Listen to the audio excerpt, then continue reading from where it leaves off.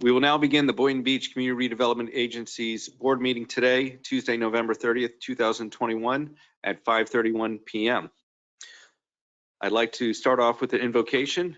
And so in honor of Hanukkah, I will say the blessings Baruch atah Adonai Eloheinu melech haolam, she'asa nisam lavotenu b'yamin ha'hem b'zman hazeh. Blessed are you, Lord our God, King of the universe, who performed miracles for our ancestors in those days and at this time. Baruch atah Adonai Eloheinu melech haolam, she'akianu v'kiyamanu v'higianu lazman hazeh. Blessed are you, Lord our God, King of the universe, who has granted us life, sustained us, enabled us to reach this occasion. I'll ask everyone to please rise for the Pledge of Allegiance. I pledge allegiance to the flag of the United States of America and to the republic for which it stands, one nation, under God, indivisible, with liberty and justice for all. May I have a roll call, please? Chairman Stephen B. Grant. Present. Vice Chair Woodrow Hay. Board Member Christina Romulus. Present. Board Member Justin Katz. Board Member Ty Penserga. Present. We have a quorum. Thank you. Moving on to agenda approval. Any additions, deletions, or corrections on the agenda? Motion to approve. Second. Seeing no further discussion, all those in favor state so by saying aye. Aye. All those opposed? Hearing none, motion passes unanimously. Moving forward to legal discussion, consideration of letter to the Palm Beach County Housing Authority regarding auction of the Cherry Hill lots. Good evening, board members. This is just brought back to you at November 9th board meeting. The board gave direction to staff to prepare a letter for each of your signature to be sent to the Palm Beach County Housing Authority, requesting that the proceeds that were from their auction of the various Cherry Hill homes would be used for affordable housing within Boynton Beach. So the letter before you is a draft attempting to capture your wishes. If anybody has any proposed amendments to the letter, we will be happy to make them and finalize this for your signature. Chair, Yes. if I may, what I would like to add to the line that starts with the BB CRA also attempted to purchase many of the lots at the recent auction. However, it was only able to secure one property. The remainder of the properties were sold at a price that will prohibit their use as affordable housing in perpetuity. I would like to add the words in perpetuity. I would disagree because the CRA could subsidize a developer to build affordable housing there, or the Palm Beach County Housing Authority could. So I would want to not erase the fact that there is still a possibility. My point in simply pointing that out is that it now means that we again would have to put funding to make those properties affordable again, because they have now been removed from that ability from the way that they were sold. So whatever way to put the language to emphasize that, or I mean, you're emphasizing my point is what I'm trying to say by the very virtue of that we would have to either put in money or some other entity would have to put in money to subsidize those properties. They are no longer affordable when they initially were or could have been had this process not been done the way it was. No, they would always have to have government subsidy to make it affordable, because the construction of it, there has to be a subsidy in order to make things less than market rate. You know, that's the aspect of affordable. It's just subsidized housing. Commissioner or Board Member Penserga, you have a comment? Yes, I understand the point being made by Board Member Romulus, and that is that in order for this to be affordable, coming from these unusually exorbitantly high prices, that we would have to double down. And Mayor, I get what you're saying. There's always going to have to be some form of subsidy, but this will only exacerbate that problem. The public tax dollars will have to be spent doubly, if not triply, to make it even come close to being affordable. And I think the point of this letter is to send the message that this process is wrong, and that amendment that's being proposed further pushes that point. And so I'd support that amendment. So it's kind of in the sense we forget that as the CRA, we bought a $260,000 piece of land that was a sixth of an acre and then tore down the house to turn it into a vacant lot. You know, if we were trying to sell it at that price point, it would be almost, there's no way it could be affordable. It's the aspect of the private market. And so we want to encourage it to be affordable and have the Palm Beach County Housing Authority to use it. So I don't think to say that there's no opportunity for it to be affordable should be in the letter. Would this language satisfy the concern if were to read, the remainder of the properties were sold at a price that will prohibit their use as affordable housing unless additional public subsidies are provided? Significant subsidies are provided. Unless significant additional public subsidies are provided. I would be fine with that. All right. Yeah, I disagree with significant. It's the aspect of what we see here with the CRA spending $7.5 million in order to make things affordable for the item that is coming up on the agenda tonight. So if there's a motion, So moved. Second. all those in favor state as stated by our attorney, state so by saying aye. Aye. All those opposed? Hearing none, motion passes unanimously. All right, informational items and disclosures by board members and CRA staff. Board member Cass, would you like to begin? One of the applicants for tonight reached out to me and I met with representatives from the affiliated group as a result. Board member Romulus? I received no phone calls or anyone from individuals presenting tonight. Board member Pincirga? None from me tonight. Vice Chair? I received no calls from the applicants. After reviewing the people as part of the applications, I did have lunch with Michael Weiner over at Sushi Simon last week. And that is it for me regarding conversations with items on the agenda, except for what I've stated at the City Commission meeting of discussion with Centennial Management. Is there anything else in regards to informational items and disclosures? All right. So our next item is public comments. And so in order to make this meeting move faster and smoother, we're going to allow public comments for any of the items that are part of old business as well, because we are going to offer comments at the end of the items of 9A and 9B, not during any of the presentations. So if anyone would like to make a comment before the two items on old business, they're more than welcome. And if anybody wants to make a comment at the end of each of those items, they are able to do so.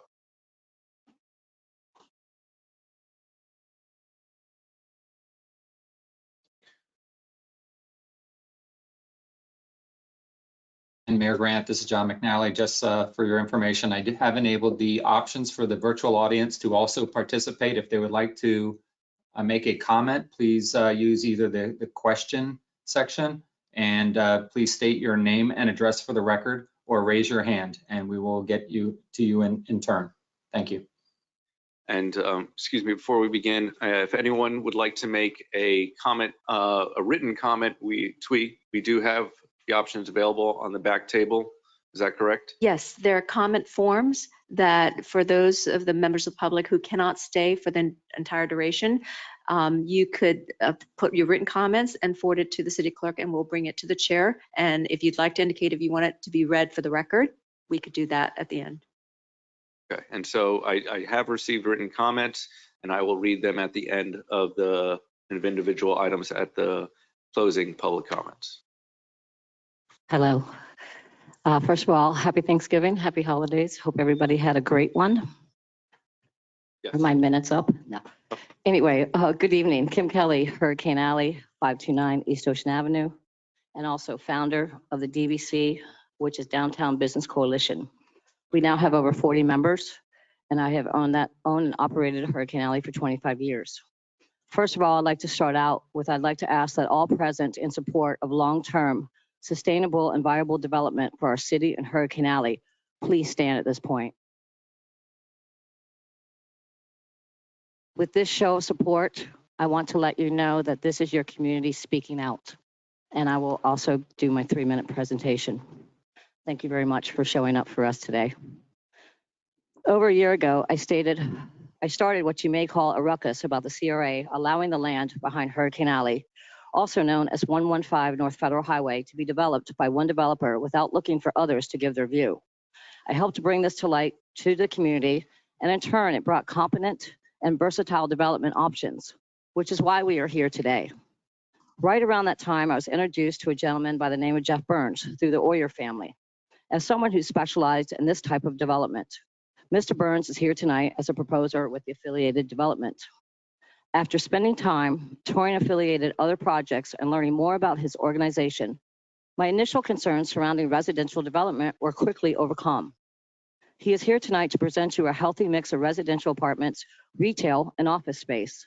He is also the group that I strongly support and have brought to many people here tonight, as you've seen, from our community and our local businesses that also support his vision.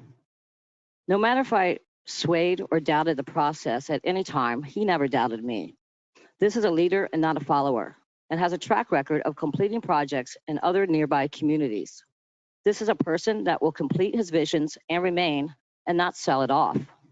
This is a person that has demonstrated that he cares about our community and our businesses, and has actually taken the time to meet with members of the community to ensure the community's interests that are represented in the proposal. Everyone that is here tonight met Mr. Burns and Mr. Nick Roja. This is a believer of Boynton Beach, and I'm a believer of affiliated development. I believe after you see his plan, you will see it checks all the boxes we asked for in our survey. It gives us over 70% public space, walkable pedestrian connectivity, workforce housing, public parking, restaurants, mom and pop stores, and open space at the key corner of Federal and Ocean. Affiliated is only proposer to have the key Ocean Food Mart property at Federal and Ocean, which is something that no other proposer has been able to accomplish. Local businesses will flourish under his proposal. It ensures the existence and future of Hurricane Alley without interruption. It also gives us the opportunity to be our own landlord, so we will always have a home in downtown Boynton Beach. Can I please continue, as this does affect my future? I'll provide an extra 30 seconds. Thank you. The housing aspect of Affiliated's proposal will provide an exceptional living option for my employees at a price point that they can afford. All presenters here have proposed some level of mixed use. I realize other developers here are offering us some type of a new home, but at what cost? Have they met with me? No, they have not. Some others, some have not. Have they offered anything in writing? No, Affiliated has. Promises are just that, just a promise. What I have with Affiliated is a real partnership, allowing me a place in the architectural design, rents that are in line with other current fiscal responsibility, a long-term lease that will keep us in downtown and move without interruption that will keep over 50 people in working jobs. Affiliated also has a track record of completing projects, not just proposing them. Leaders from Miami, Fort Lauderdale, Lake Worth, and West Palm have all vouched for the track record. I believe in their plan because it will not only save my business, but it will help elevate Boynton Beach to the next level. I appreciate your time and consideration. I hope you appreciate all the support we have brought to you tonight to show what we want. These people behind us care about their city, their businesses, and the people that come to work here every day to provide them a place to call home. Thank you.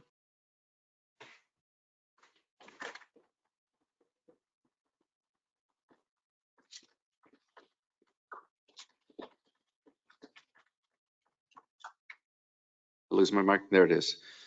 Yes, please.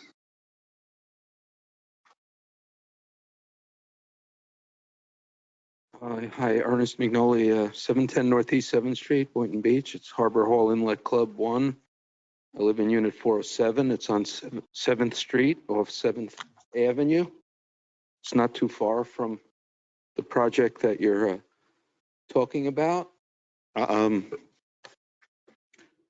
I'd like to use my time saying that I find it interesting that at the meetings, all the support of the builders, the finance people, the engineers, the people that work at these places, the people who own them, come and say, you know, look at us and look at what a great thing we're doing, which is fine, but that's in their own mind. You know, I live here now for over a year, and all kinds of people that I talk to like Ocean and Federal just the way it is. They like it, a low-key kind of place. If they want to whoop it up and have round-the-clock buildings with rooftop bars and parties, they'll go to Del Rey or they'll go somewhere else. But all of a sudden, there seems to be a clique here in Boynton made up of people that mostly come from Broward and Dade and New Jersey and New York, et cetera. And they seem to be coming in here and pretty much doing what they want to do. And they seem to get a lot of conversation, and everybody's on a first name basis here with the commissioners and the boards, et cetera. And then when you find one board member who may raise a question, the next thing you know, I mean, the rest of the commissioners make that person just acquiesce and go along with the crowd. So what you have here is 6 years of development, which looks like there's some people on this commission that are probably going to be mayor and commissioners again. So what you're going to get is a continuation of what's been going on here for 6 years, which in at least me as a new homeowner would say is overdevelopment, high density, pollution caused by high density, traffic problems, crime problems, turning a community into a 10 p.m. to 2 a.m. kind of environment with rooftop bars and clubs and partying and inviting people to come on trains and by boat, and turning Boynton Beach into something that you all refer to as the next step. It doesn't need a next step. It needs to remain a family town. You ought to be building single family homes and enhancing the school system and doing things for families. I mean, enough for developers. They're rich enough, in my opinion. And I find it interesting that I moved here from New York and New Jersey, and a lot of developers are down here. They're my neighbors. I say, well, what are you doing here? They say, you got to be kidding. We're overdeveloped up in New York and New Jersey, but down here now is a. Thank you.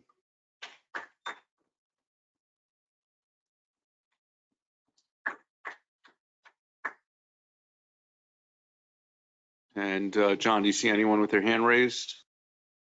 Board Chair Grant, no, I did not. There's nobody, no hand raised or questions at the current time. Okay. So I'll ask, rather than waiting for people, if you'd like to speak at public comments, please go to either side of the wall so that we know how many more people that would like to speak. But you're up. Hi, good evening. I am here in support also of the affiliated developers. I have had a business on Ocean Avenue for the last 8 years, and I've seen a lot of developments come up. And one thing that I love about this plan is instead of being just another large closed off building, it actually opens it up and makes the downtown area much more inviting and actually gives you that downtown feel without being too big or too closed off like some of the other developments that have just go around the corner. I just love the open floor, the open plan of it. And I think that it's going to really enhance the downtown of our city. And I moved to the city 8 years ago with the vision of the up and coming downtown and to create a really nice community. I own a community healing arts center, which is a cooperative business for a lot of other small businesses. And I would love to see more mom and pop and small businesses be able to thrive in this community. And with what they're offering, it appears that that is possible. I don't see it becoming a 10 a.m. to 2 a.m.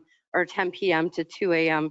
hot spot for nightlife. I just see the current business owners wanting to continue and succeed and see our downtown become a thriving business and residential mecca that's affordable and attainable for the general community.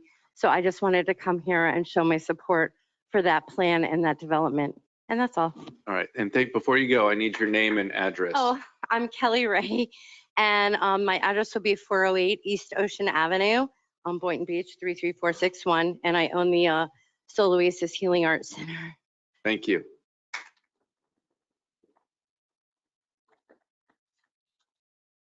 And I do not see anyone on the wall, so we will close public comments.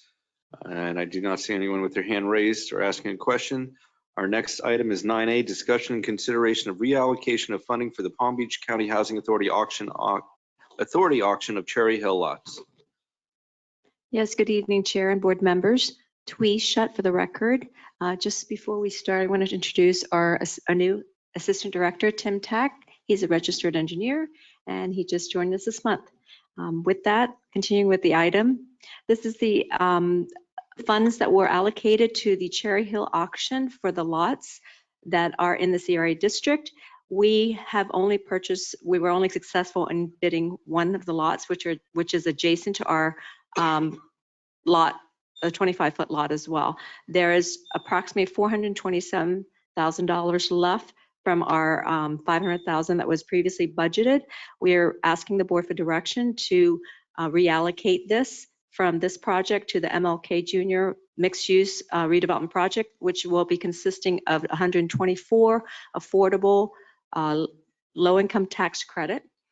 And this will be managed and developed by Centennial Management Corporation.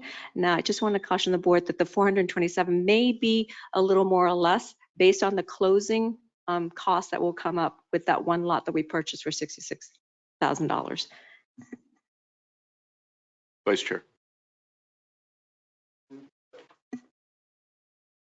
Tweet, is there a chance still that we could gain some other properties over in that area? And that's my concern, is that if we go forward with reallocating those funds, they'll be gone. So what's the chance of that happening? We won't know until the Housing Authority actually completes their closing. So all the purchasers or the successful bidder of that auction will need to declare default first before they can release those that's under contract. Do So we have a date on that when they will default? Yes, sir. December 3rd will be when they're supposed to close on all the lots. So we vote tonight. Would that supersede that date? yes, the funds will be then reallocated to Centennial. And the reason why staff supporting it, because it's a shovel-ready project and they're in for permitting right now. Whereas, if the board chooses, we could actually, once we know how many of the lots are available, we can come back to the board. If the Housing Authority will free up those lots, I'm sure we will be in contact with them to see what the results are of those purchasers, whether they went through with the project or if they choose not to go through it. Right now, we have no binding agreement with any other lot except for the one lot that we were successful in bidding. Okay, I just feel a little uncomfortable. It seemed that it would make more sense, since December 3rd is right around the corner, that we just delay contingent upon, everybody default, then we could move forward. This is November 30th, and we're only talking 3 days. So you follow? So Twee, I guess, can you explain what would happen at our next CRA meeting if there is an option to bid? Because I don't think, the question is what are we going to do with the $427,000 within these next 2 weeks? Yes. So right now we're discussing about turning it over to the Wells Landing project or just allowing it? Yes, to fund the Wells Land or the Heart of Boynton Village, whichever the name would be. So that's kind of what we're discussing right now, Vice Chair, is that the 427,000, we kind of need to move forward with that for the shovel-ready project. And it doesn't mean that we don't have funds available in our acquisition fund, which I guess I'll ask Vicki, what is currently our fund balance?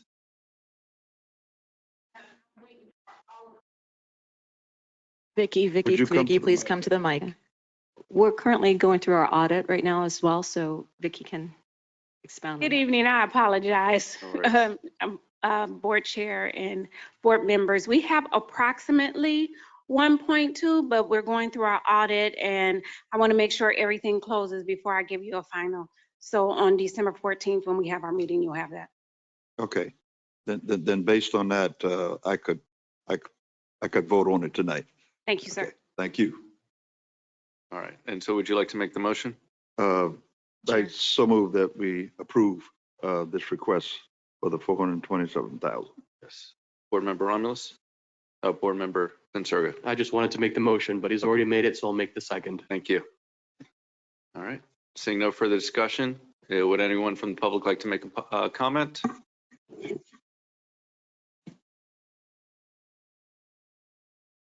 And also, anyone attending virtually, please raise your hand or ask a question. Hi, Ernest McNolly, 710 Northeast 7th Street, condo 407, Boynton Beach. Again, I'd like to comment on the procedure, the way I see it work. I think the only people in this room who understand what's going on are the engineers, the contractors, the finance people, and the commissioners, and everybody's on a first name basis. And every time you talk about these things, it doesn't seem like there's residents. There's 80,000 people that live here.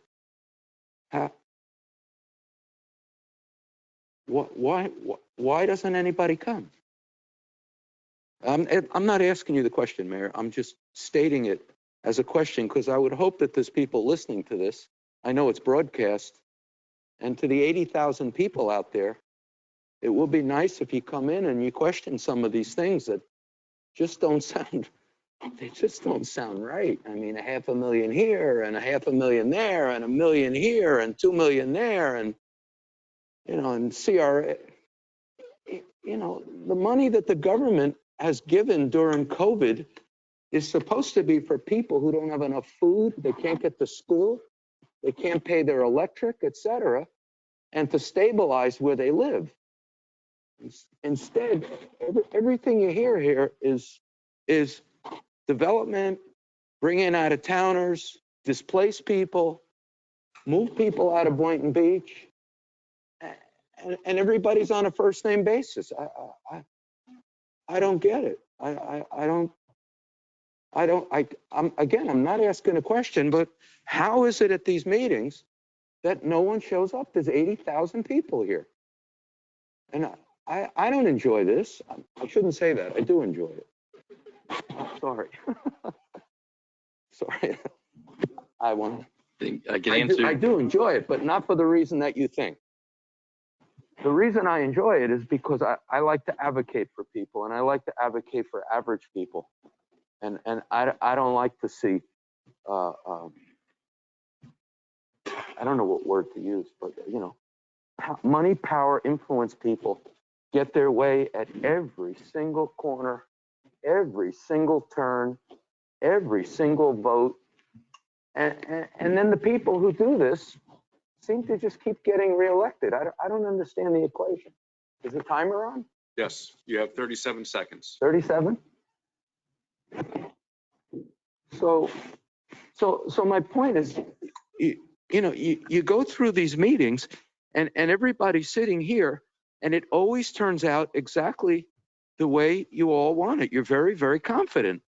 And I don't think that's good. You may think it's funny, but you're leaving, so who cares? You know, you're gone. You're going to be down in Broward probably, right? And running for senator. So you don't care, but we're left with this town. And, you know, you think it's funny. I don't.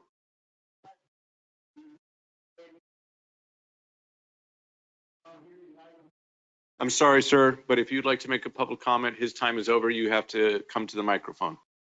Come on up. Thank you. All right, but Mr. No, let McNolly, Brian- okay. No, I yield to Brian. Go ahead. so please sit down. So yes, if there's anyone on the audience that would like to make a comment, otherwise we will move on to our last item. Hi, I'm James Arena. I live in Briny Breeze's Q209 Heron, and I agree with Mr. Fitzpatrick.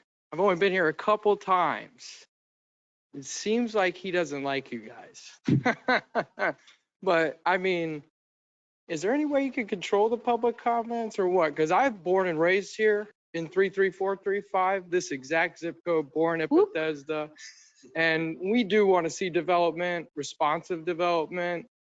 And you guys are doing the best you can. So great job. But, you know, every meeting, you know, we don't want to be here until 9:30. So can we do something or? So we have that First Amendment right to petition of the government. The fact that we have the Sunshine Law that requires public comments. We have, a lot of freedoms in this country. So the fact that the gentleman would like to make his comments, we don't want to interfere on people's freedoms. The fact is that pursuant to your comments, it's kind of like he wants other people to join him or be against him. And so he's trying to create himself out as a advocate for the average person, even though there's no other average people that are stating what he is stating. The fact is that correct, us 5 here are the ones that making the decisions because we were elected. That is what happens in a democracy, a self-determination form of government, where people choose their level of choose the people who have the authority to make the decisions. We have multiple things where people are able to appeal our decisions as part of the Florida statutes. But I'm excited to see everyone here, and this is the last opportunity, and we are going to now move forward with the vote. Mayor, Yeah. Chair. Granted, I would say that we all are average people up here as well. I don't consider myself above anyone else. I'm average as well, sir. So Okay. just want to add that in there. All right.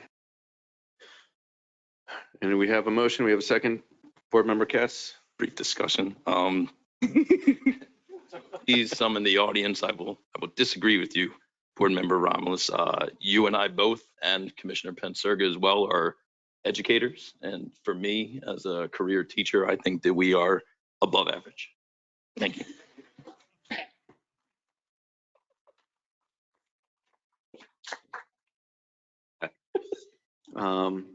But there's no further discussion on the item that was in front of us.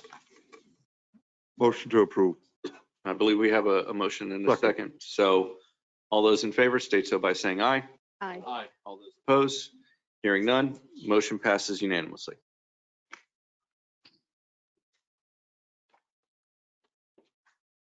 And our last item is discussion and consideration of the responses to the RFP/RFQ for the 15 North Federal Highway infill mixed-use redevelopment project development proposals. As we move forward with this, we have meeting procedures, and I'd like our attorney just to give us a basic overview of the responsibilities, obligations, and requirements that we have as a board. Yes, sir. First of all, just to summarize what is before you tonight, you issued an RFP, and I'll leave the dates to pull up as I have the procedures, not the dates. You issued an RFP for the disposition of property to facilitate a multi-use development pursuant to a request for proposals and request for qualifications, to which we have received 5 responses. Staff has analyzed those responses and has provided their analysis to you, including a consultant who has provided an analysis of certain financial data that was provided as part of the responses. Tonight, the applicants or the respondents are before you to make their presentations and for the board to deliberate over those presentations and ask questions of the proposers. We have set forth, staff has prepared for you a proposed procedure for this evening so that things will run efficiently and fairly.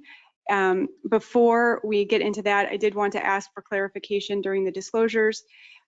There was mention of speaking to some of the respondents. There is a cone of silence in the RFP. It is a waivable requirement. I just want to be clear for the board members who disclose conversations, whether or not those conversations were about the RFP. If so, it will be up to the board whether or not you would like to waive that requirement in the RFP. So that is A little confused. So you're saying if one of us had a conversation about the RFP/RFQ before tonight's meeting? with one of the proposers. There was a cone of silence. There was a prohibition against speaking to staff or the CRA board members in the RFP. So that is a waivable requirement, as are all of the requirements in here. But it is something that you would need to disclose and waive if that was the will of the majority of the board. Yes, Board Member Katz. And I would certainly request that. It was my understanding that at the presentations at the CRAB board, that by virtue of publicly disclosing all the information, that it was public. The language of the RFP says within 72 hours of the board determining who awarding the RFP, that's when the cone of silence ends. So again, it's your board to waive. It just is a requirement that would need to be waived in light of any discussions that may have been had with any of the proposers. My conversation with Mr. Weiner did not include anything regarding the RFP, RFQ. However, Board Member Katz says he did have a discussion. So it wasn't about the RFP, RFQ, but it was in general about development. So I don't want to, I would rather be overly precautious and request a waive. Okay. And so I'll ask you to make that motion then. So moved. Do I have a second? Second. All right. All those in favor state so by saying aye. Aye. All those opposed? Hearing none, motion passes unanimously. And I would, request of that developer to say what they spoke to you about as part of their presentation. So thank you for that. Now moving on to the procedures that are proposed by staff. We are proposing that each of the proposers be allowed 20 minutes for their initial presentation. And I believe the executive director has given that instruction to each of the developers. They will, and then they each be given an additional 20 minutes to answer board questions and have conversations with the board. I would request that the board allows each presenter a total of 40 minutes. So that way it is up to them. So if they want to do a 15-minute presentation, 20 minutes to talk, they have another 5 minutes to let us know more about their project, so that each applicant has a maximum of 40 minutes. They have the ability, if they wanted to present for the full 40, but we would suggest against that. So, and as we go through this and you're making suggestions, I just need a consensus of the board. We don't need to take a vote on each one, just a consensus on agreement or disagreement with any changes to what staff has proposed. Is everyone okay with a maximum of 40 minutes per presenter?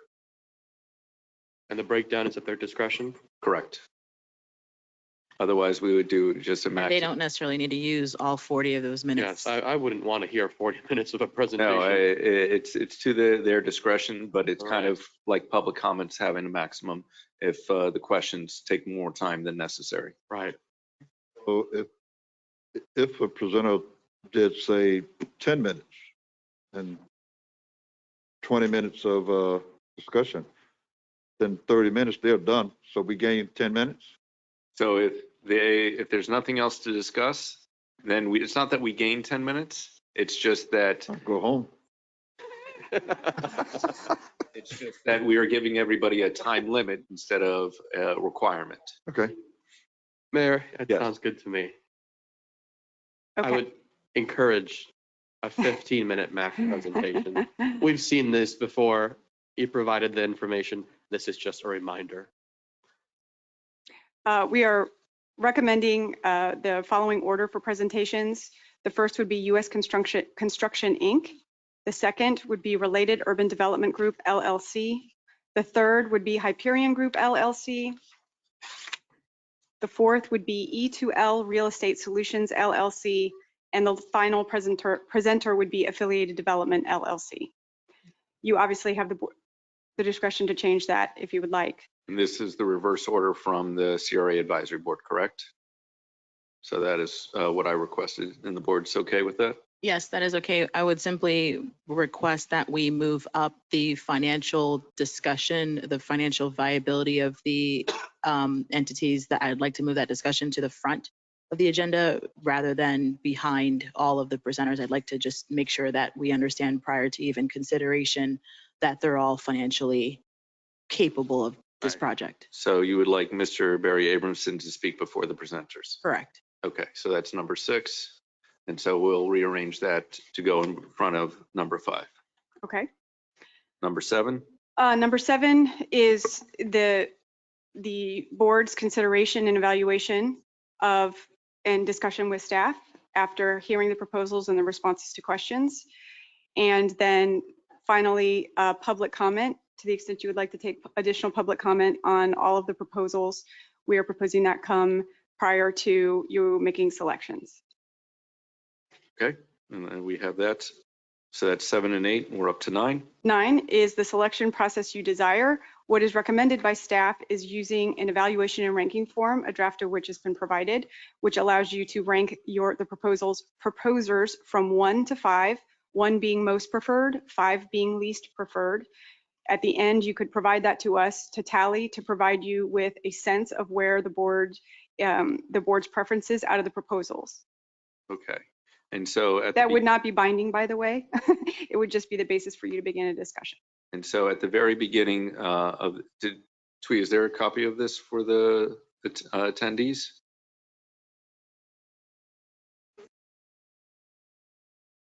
Yes, the only thing that was different is the attorney's discussion and overview, but they were provided with number, Okay, I so believe, I'm gonna- 7 through 10. So I'm going to read for the record the RFQ submission evaluation. Capability of the proposer and development team, likelihood of feasibility, financial return effect to Boynton Beach CRA, fulfillment of the CRA's requirement and objectives for the project as stated in paragraph 1 of the RFQ, and proposed plan or program to use local contractors, subcontractors, and laborers in the project. The plan or program shall include pre-apprenticeship or apprenticeship training and monitoring mechanisms. So if anyone of the board uses a tally of these different evaluation items as a criteria, I would want to say that you keep that paperwork as part of the public record so that people understand where you made major determination, if you so choose, for your rankings. And to be clear, the RFP has broad categories of requirements, and there is a full page of disclosures that allow this board to make the decision it deems appropriate after hearing all of the information that's been provided to you to choose what's in the best interest of the CRA. So while there were criteria, there were recommendations, if there was a compelling reason to waive any particular criteria, that is within your rights, and you have the ability to select this based on the best interest of the CRA to complete the project as set forth in the RFP. Do we have to have a motion to waive, or it's just our decision? It's your decision. So we don't, so it's our decision to rank them based upon our decision. It's your prerogative, each individual board member, to bring to the table an evaluation of each of the proposals for how they overall meet the requirements of the submission and benefit the CRA. And that does not need to be broken down into a numeric calculation, other than we're giving you the option of ranking the overall proposals from 1 to 5 to start a basis of discussion to narrow down if you would like to do that. You're not required to do that. So is that understood with everybody? And then I also want to double check that if notes are taken, that it be part of the public record. So if you're making calculations, please do not take them with them. Please give them to the clerk so that they can be included. Yes, documents created while in public service are public records. And so that is. And the final point I will make in terms of tonight is the RFP did say that you could you could make a determination of who to award, which of the proposers to select tonight, or you could defer that to the December meeting. That is also was part of the RFP. I would recommend tonight, if at all possible, just to keep all of the deliberations within this meeting, but it's at your discretion given the language of the RFP. And so if there's a tie for number 1, then it's a possibility to move forward for. Correct. And my recommendation would be at that time, if you did want to complete discussions at the December meeting, that we would not have any further discussions with any of the proposers until that meeting to finalize the vote on that. All right. And that is number 10.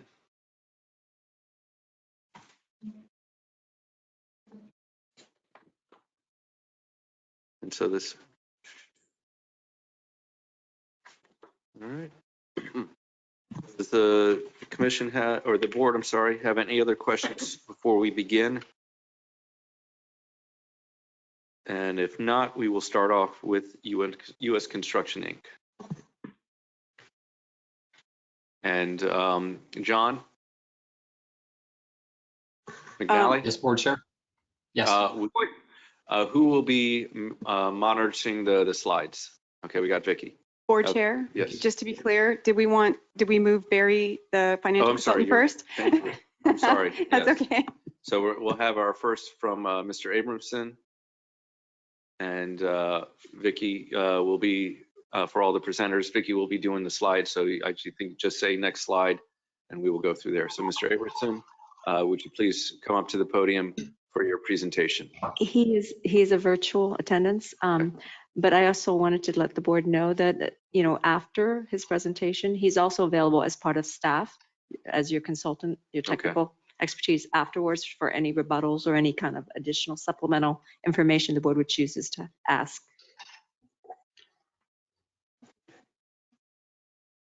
Hello.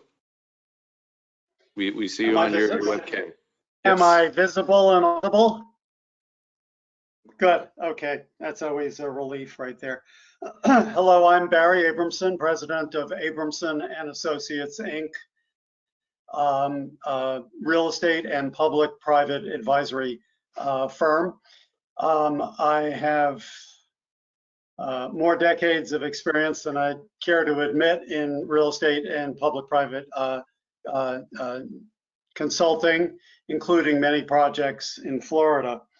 I'm pleased to be with you this evening to help you try to make some sense of these 5, actually 6 proposed alternatives that you have before you.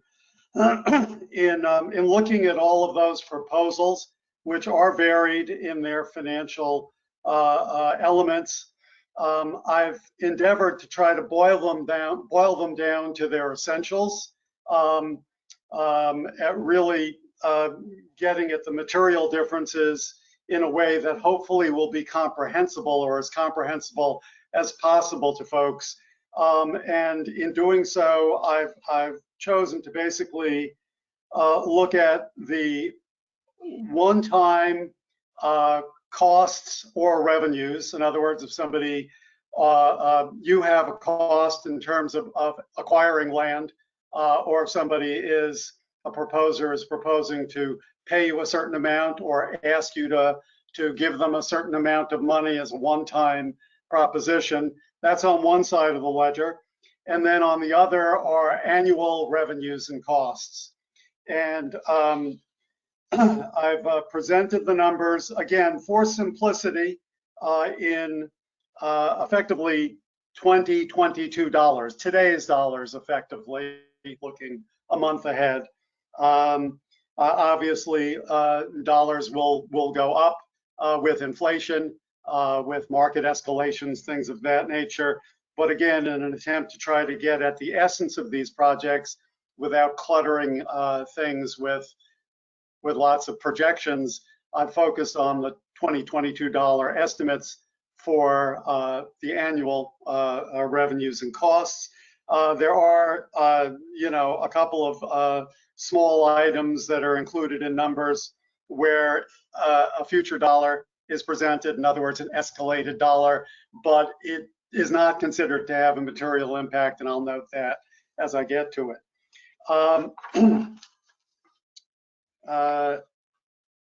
I presented the annual numbers really for 2 points in time.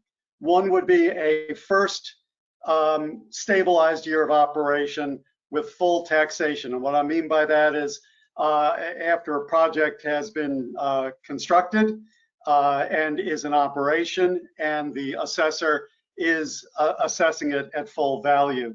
And that's likely to be... Excuse me, do you have slides to go with your presentation?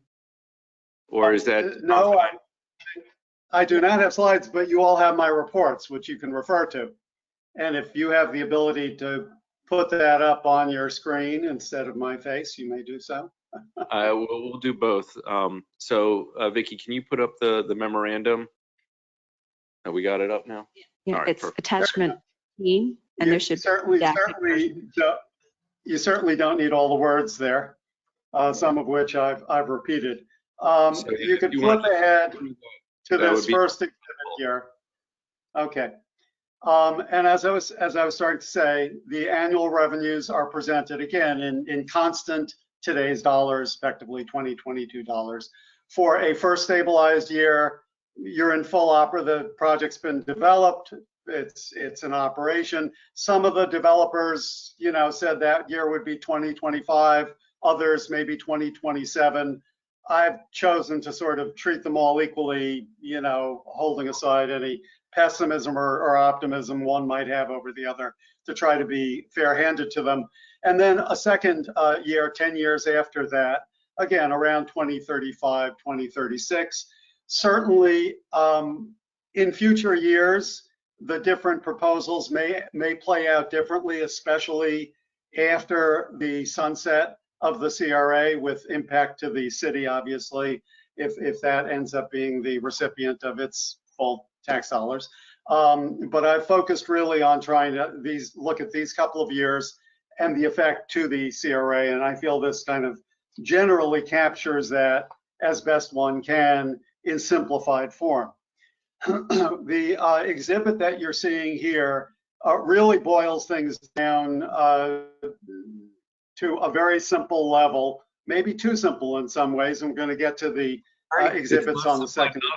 Can you explain to me one more time what each of the titles of the column mean? One-time net initial cost? Yes. So the one-time net initial cost would be, on the one hand, the CRA has a cost in having acquired land for a project. That would go into this. Some of the proposers are saying, well, we'll pay you for that land, maybe not the same amount, but some amount for it. That would go against your cost. Some of the proposers are saying, well, we would like you to pay for the garage or part of the garage as a capital cost. That would go into the net cost, things of that nature.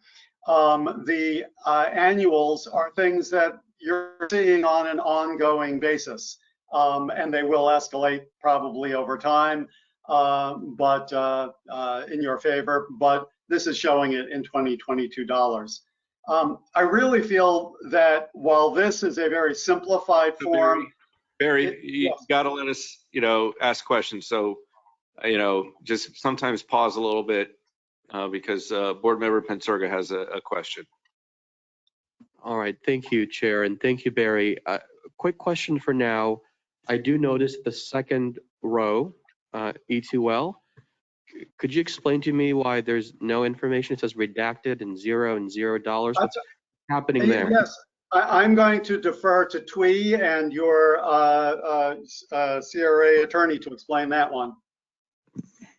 That information was articulated in the response as confidential trade secrets. The question of whether or not they're confidential trade secrets is a question that ultimately would have to be tried by a judge. It could qualify, it could not, but in an abundance of caution, because it was marked appropriately to meet the exemption from the public records law, we have redacted that information. If during the proposal, E2L wants to discuss that with you further, they can. If we are asked for that information by a member of the public and E2L does not want us to submit it, then we would have to interplead it to the court to make that ultimate decision, which they have a special process to do that. Because obviously we are a public agency who has to abide by the public records law, but we also have to abide by the exemptions and protect confidential information if it's provided to us. As I am not a judge, I am simply your legal counsel. I cannot make that final determination for you. So in abundance of caution, that information has been blacked out. And when E2L comes up, you can ask them. If they're not comfortable, then that will be up to them. Thank you for that explanation. For the Okay. sake of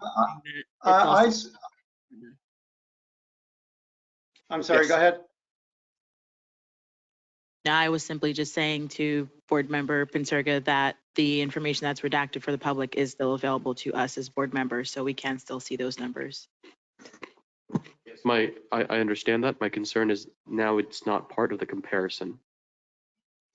That might have been useful information, but this is the beginning of the presentation. Let's keep going. Yeah. Thank you, Barry. There's more to go. Okay. It is I suggest part of the comparison. Barry, hold on. Yeah, I'm sorry. It is part of the comparison in Barry's analysis. Okay. It is not able to be viewed by the public because of the confidentiality. All Yeah, right. so you have all the full disclosure. Barry had all the disclosure or all the information for him to generate the report. Sounds good. Okay. I'm going to preface a review of these with a little bit more information in terms of how the evaluation has been done. Forgive me if it's, seems a little techie, but it may help you understand what I'm presenting and answer questions before they're asked. So obviously a large part of this analysis, gets into the estimation of tax increment. And in doing that, I consulted with the Palm Beach County Property Appraiser's Office. There's good news in terms of, at least for the public side, that they are anticipating certainly an uptick in property valuations when they go and assess properties in January, given that the market has been extremely strong and robust beyond their anticipations at the beginning of this year, 2021. And so I've developed estimates in part for residential, commercial, and for, in one case, hotel uses, not using the proposer's estimates of real estate taxes or tax increment, which varied in terms of their assumptions, but I applied a consistent set of assumptions for units of residential by market rate versus affordable, different levels of affordable, for retail square footage, and for hotel across proposals, to be fair to the alternative proposers. Where proposals in three proposals call for the CRA to be directly impacted by parking revenues and operating expenses. In one case, in two cases, the entire garage in the affiliated and E2L proposals. Affiliated wants to sell you the garage. E2L proposes a fairly complex structure, which you may be familiar with from your town square project, where there'd be some kind of nonprofit that's set up. There'd be bond financing, but ultimately you'd be impacted because I'm sure, at least the city's financial advisor is sure ultimately you'd be guaranteeing that financing. And in another case, in the Hyperion proposal, they want to have you fund the 150 public spaces and get the revenues and be responsible for expenses from that. In each of those cases, I've made an assumption, may be considered conservative, but as your consultant, I think it is reasonable to err on the side of being conservative, that these are basically operating break-even propositions. Revenues and expenses probably, on par with each other, so that there is little money left to offset debt. I am not a parking consultant, and so Barry, are you discussing what's right in front of us now? Because I don't see anything regarding parking. Yeah, we're going to get to that. I'm doing a preface, so please, focus on what I'm saying, not on the numbers. We're going to get to the next sheet, which will be much more useful than what you have in front of you.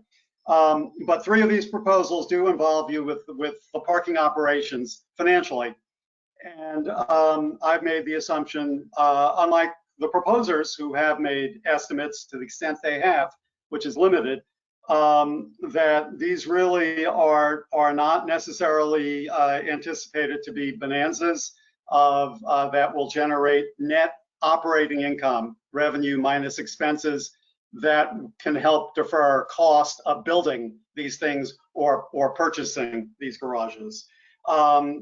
And that is partly based on more conservative operating expense assumptions than I think the proposers are making, based on my experience in other projects in Florida with public parking garages, where we had real parking consultants, specialists in this, estimating operating expenses. And it's also based on my understanding of the Boynton Beach market as one, unlike Delray Beach, West Palm Beach, where there is not currently a robust market for people paying for parking. People aren't that used to paying for parking, and some of these assumptions are assuming that. So I just wanted to note that. Again, it's a conservative element in the analysis, and I would imagine those proposers who have proposed that you be involved with parking operations financially would probably be less than happy with that being a conservative assumption. If you go forward with one of those proposals, you should definitely hire your own parking consultant, come up with your best estimates.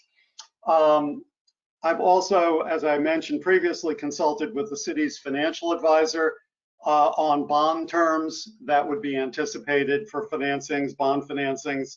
Again, he leaned a little bit towards being more conservative than the proposers might assume would be the case, looking at today's bond market, being more conservative in terms of rate and also in terms of taxable versus tax exempt for flexibility.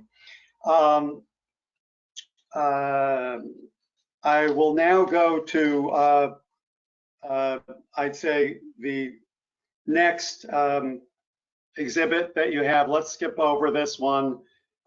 Is that legible to you? No. So Vicki, if you could just try to highlight one section at a time.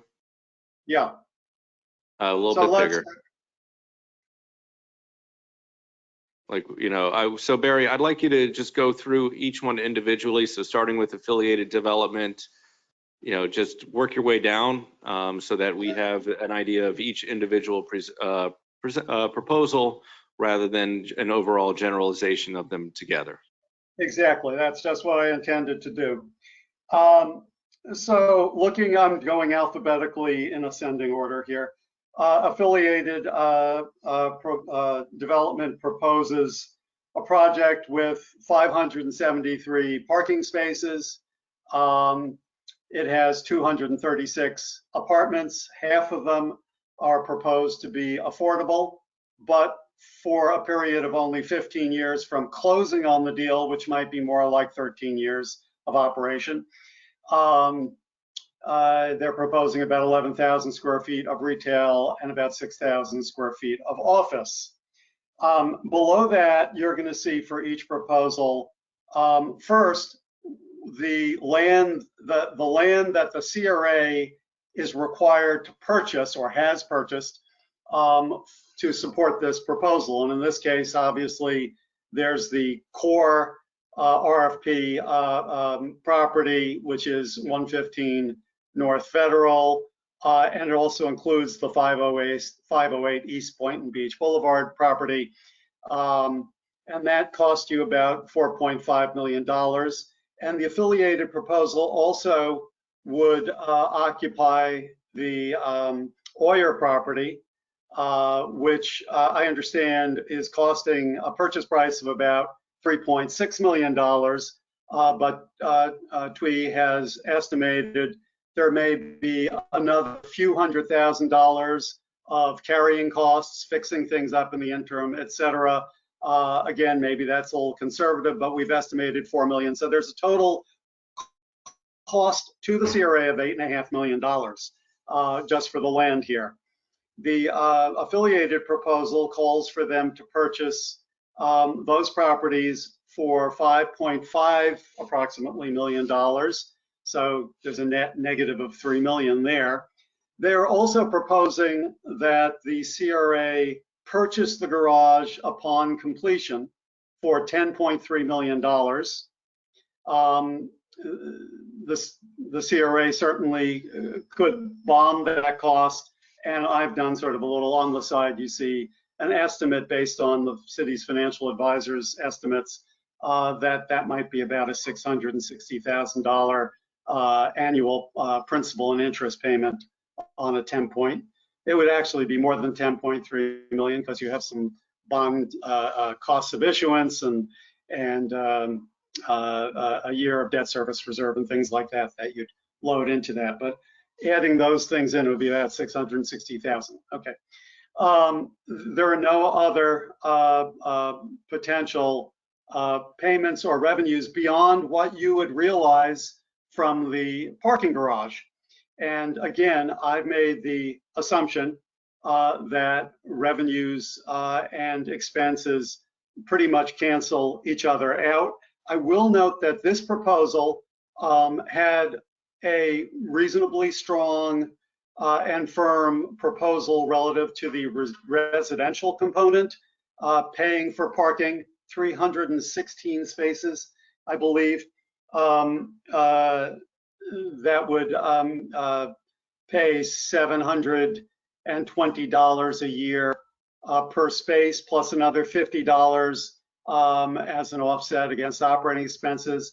But there is no estimate provided for what commercial tenants would ultimately lease spaces for, or what the developer would lease spaces on their behalf for, and certainly no estimates for the revenues that would come from the 150 public spaces. Even if my experience, again, with some other public parking garage projects where there were estimates made by a very reputable parking consultant, put operating expenses in the range that was about where the, on a per space basis, where the revenues for the residential are coming out at. And I'd say that would be optimistic to get that same level of revenues for the commercial and for the public parking. But again, caveat, I am not a parking consultant. That is a very specialized area. So effectively, you've bought a garage, maybe its revenues are covering operating expenses. Maybe you're doing better over time. Maybe there is some money falling out, but certainly nowhere near enough to cover that debt service. Going Barry, forward, Barry, I have a question. Isn't there also economic value to the city in general for having parking garages? I would certainly say there is a I'm not sure if you use the preface there, non-economic value. Okay, No. I would emphasize there is a non-economic value to the CRA and ultimately the city owning and controlling the parking.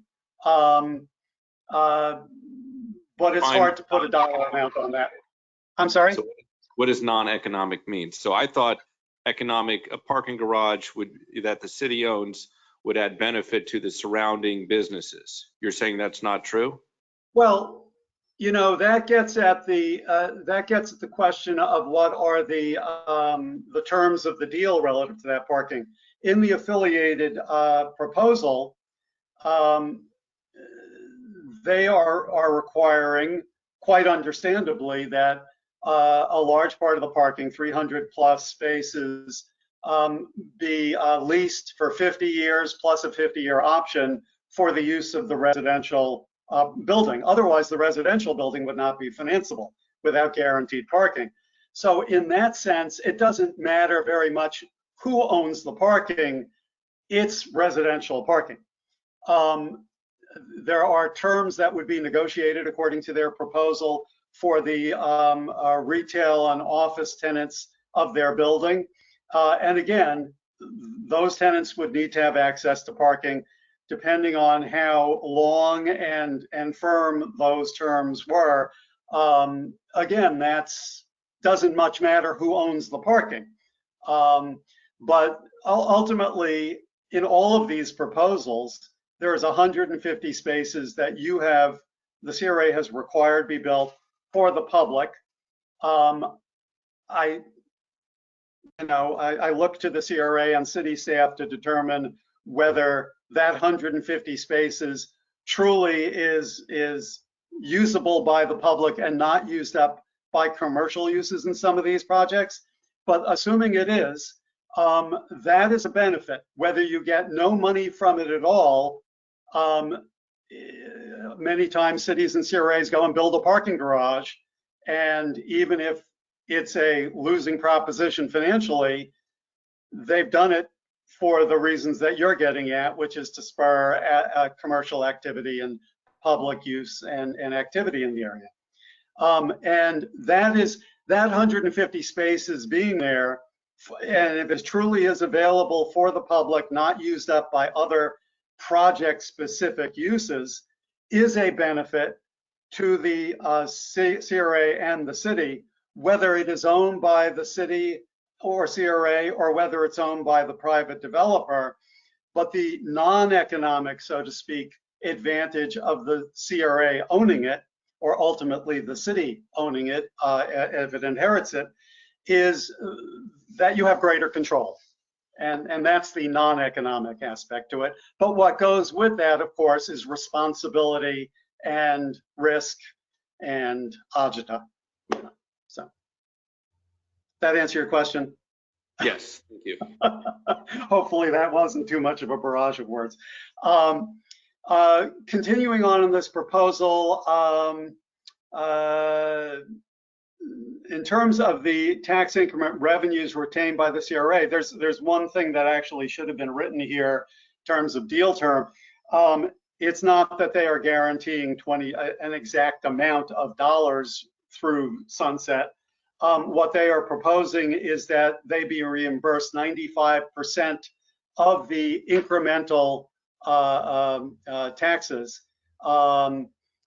through the sunset period, and that calculates based on my estimates to approximately $22,000 being retained by the CRA after you give them the 95%.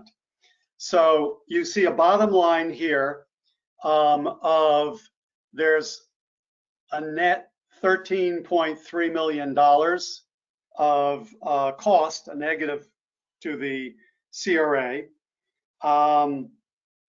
And you're getting in today's dollars effectively $22,000 a year. That will grow over the next 10, 20 years, but not that much.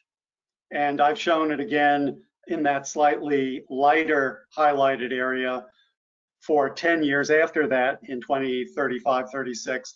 Again, it's in 2022 dollars. I could have presented it in inflated dollars at, you know, it's going up somewhat at 2% a year or something like that. But in terms of material terms, you've got the idea there, okay? And beneath that, I have a few comments and concerns. So other benefits, as I said, CRA ownership of garage and potential for long-term net revenues. And certainly after, you know, after a long enough period, and perhaps as there's more activity in this area, and if your market becomes more accepting of paying for parking, going to Hurricane Alley and actually spending a few dollars to park instead of assuming you're just going to park for free. That may not be the case now, which is why I've been more pessimistic than some of these proposers may have been about revenues from public parking. But over time, that may well pan out, and you'd see more utilization of paid parking. So you do have some upside in those revenues, but again, nothing you can hang your hat on right now. I've detailed in this next line the specific levels of affordability that are being proposed. You know, effectively 60 to 120% of AMI is general categorization, but only 4% of those are in the 60 to 80% level, and the rest is split about evenly between 80 to 100% of AMI and 100 to 124%. And if you go down a little further, a concern is the economics of the ownership of the garage. And I think this proposal financially can be summed up pretty simply as basically, you know, you're giving up 95% of the tax incremental revenues in return for an income restriction on those 118 units, which both last approximately the same amount of time, you know, to approximately the sunset of the CRA, when the tax deal goes away, and a little bit in advance of that, when they propose the income restriction would go away. And the other big item here, of course, is paying them $10.3 million for a parking garage, which you know, there'll probably be a little bit of money that comes out at the bottom line. Even if you're more optimistic on the operating expenses than I'd be, sort of cutting them in half, maybe that yields a couple $100,000 in today's dollars, or 250,000 of revenues, of net revenues, against a $13.3 million negative. And if you wanted to bond that $10.3 million garage, you'd have a $660,000 principal and interest payment. And again, anywhere from zero maybe to $250,000 against that 660,000. And you still have the negative 3 million. Can you take a second? Yes, Board Member Romulus. Barry, if you could just try to make the comments on each a little bit more concise, simply because we have a lot of them to go through, and I think it will get easier. Yeah. Okay. All right. Let's move on to the next one. You may not, if you close up on E2L, that means you may or may not have the headings, but that's okay, because I'll walk you through what they mean. So E2L is proposing 839 parking spaces, 257 units, and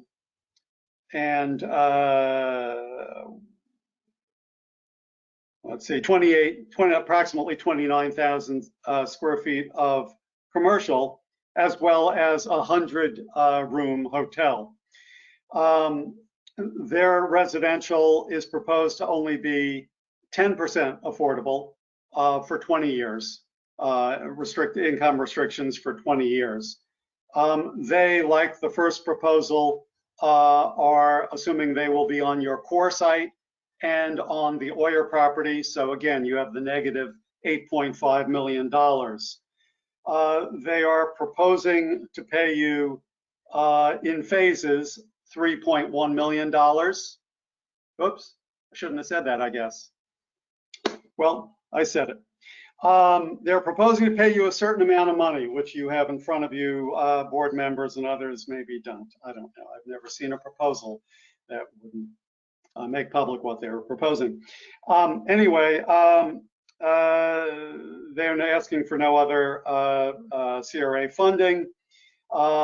And what they are proposing is that they are going to build their garage building, which would also include a YMCA and some retail space, with a nonprofit entity that would be created for generally the public benefit. And that nonprofit entity would have a bond financing that would pay for that garage, which is estimated at somewhere over $30 million, including the YMCA.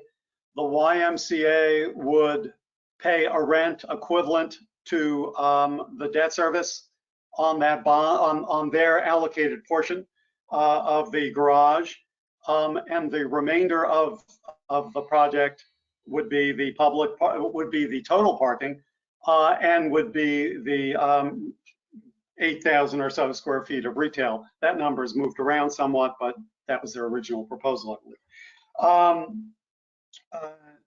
E2L is, in their estimates, was showing that there'd be, a very positive cash flow coming from all of that to the CRA after you looked at the tax incremental revenue. I looked at that in a lot of different ways, and I could not get there, frankly, in terms of assuming that this project would do more than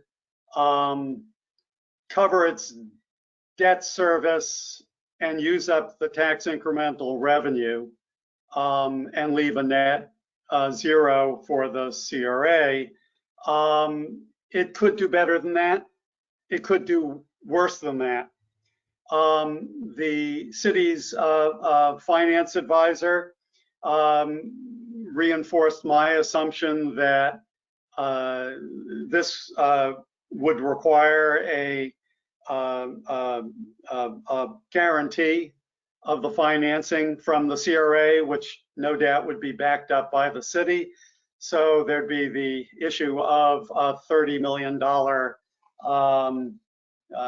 debt guarantee and whatever implications there are for the city's bond capacity, and I'm not sure how that relates to the CRA. The city would own the garage after the bond term, and there would be the potential for long-term positive net revenues, perhaps. There's some detail on the 26 units as a benefit, but again, that's only 10%. They're at 80 to 140% for 20 years. Another benefit of this project would be that there would be a YMCA in the project, which perhaps is seen as a significant issue. Additional comments here are the economics of the garage financing needing the guarantee. And I'd say in this, I have a comment about the development entity here, that basically we have a master developer approach, and the master developer, E2L, is not the developer of the private projects that are being proposed. There is an apparently very capable residential developer who's there as a sub-developer, so to speak. There's no developer on board for the hotel. There's a complex financial structure. The CRA would be negotiating with the master developer. And then there'd be sort of this double layer there with the private entity developers. So that's, to my mind, not an optimal structure if you could just deal with one party who's doing the project. Let's move on to Hyperion. So Barry, I want to limit you to 5 minutes for the next three. We got a long night ahead. All right. So I'm going to start. All right, Hyperion. We've just focused on the West Block here, not their ownership of the East Block. They can go ahead, as they said in their at the last meeting, CRA meeting, and they would go ahead and develop that East Block no matter what, or wouldn't, we'd see. Again, this proposal is using the, I'll skip the summary of the program. They're using the CRA's property on the Oyer property, 8.5 million cost. They're not proposing to make any purchase price of it. They're asking for another $3.9 million to be a reimbursement for the cost of their providing the 150 spaces. The CRA would benefit from the parking revenues from those spaces. But again, given the questionable market for public parking, I have not assumed that there'd be a net operating income after operating expenses from that public parking.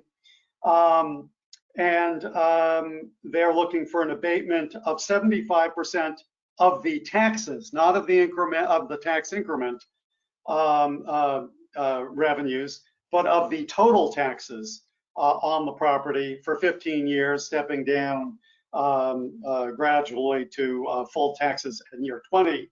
Given that the full taxes, 75% of the full taxes is an amount that's greater than the tax incremental revenue, there is a net negative of approximately $300 in today's dollars. So that's a negative 12 million against a $300,000 negative. So financially, it doesn't look like the best of deals. If you like, I'll just skip over the talking parts of this because you want me to be quick. So let's move to the next one. We could always go back. Related is proposing two alternatives. One is characterized as market rate / workforce, and the other is affordable. Unfortunately, some of the terms here are the same.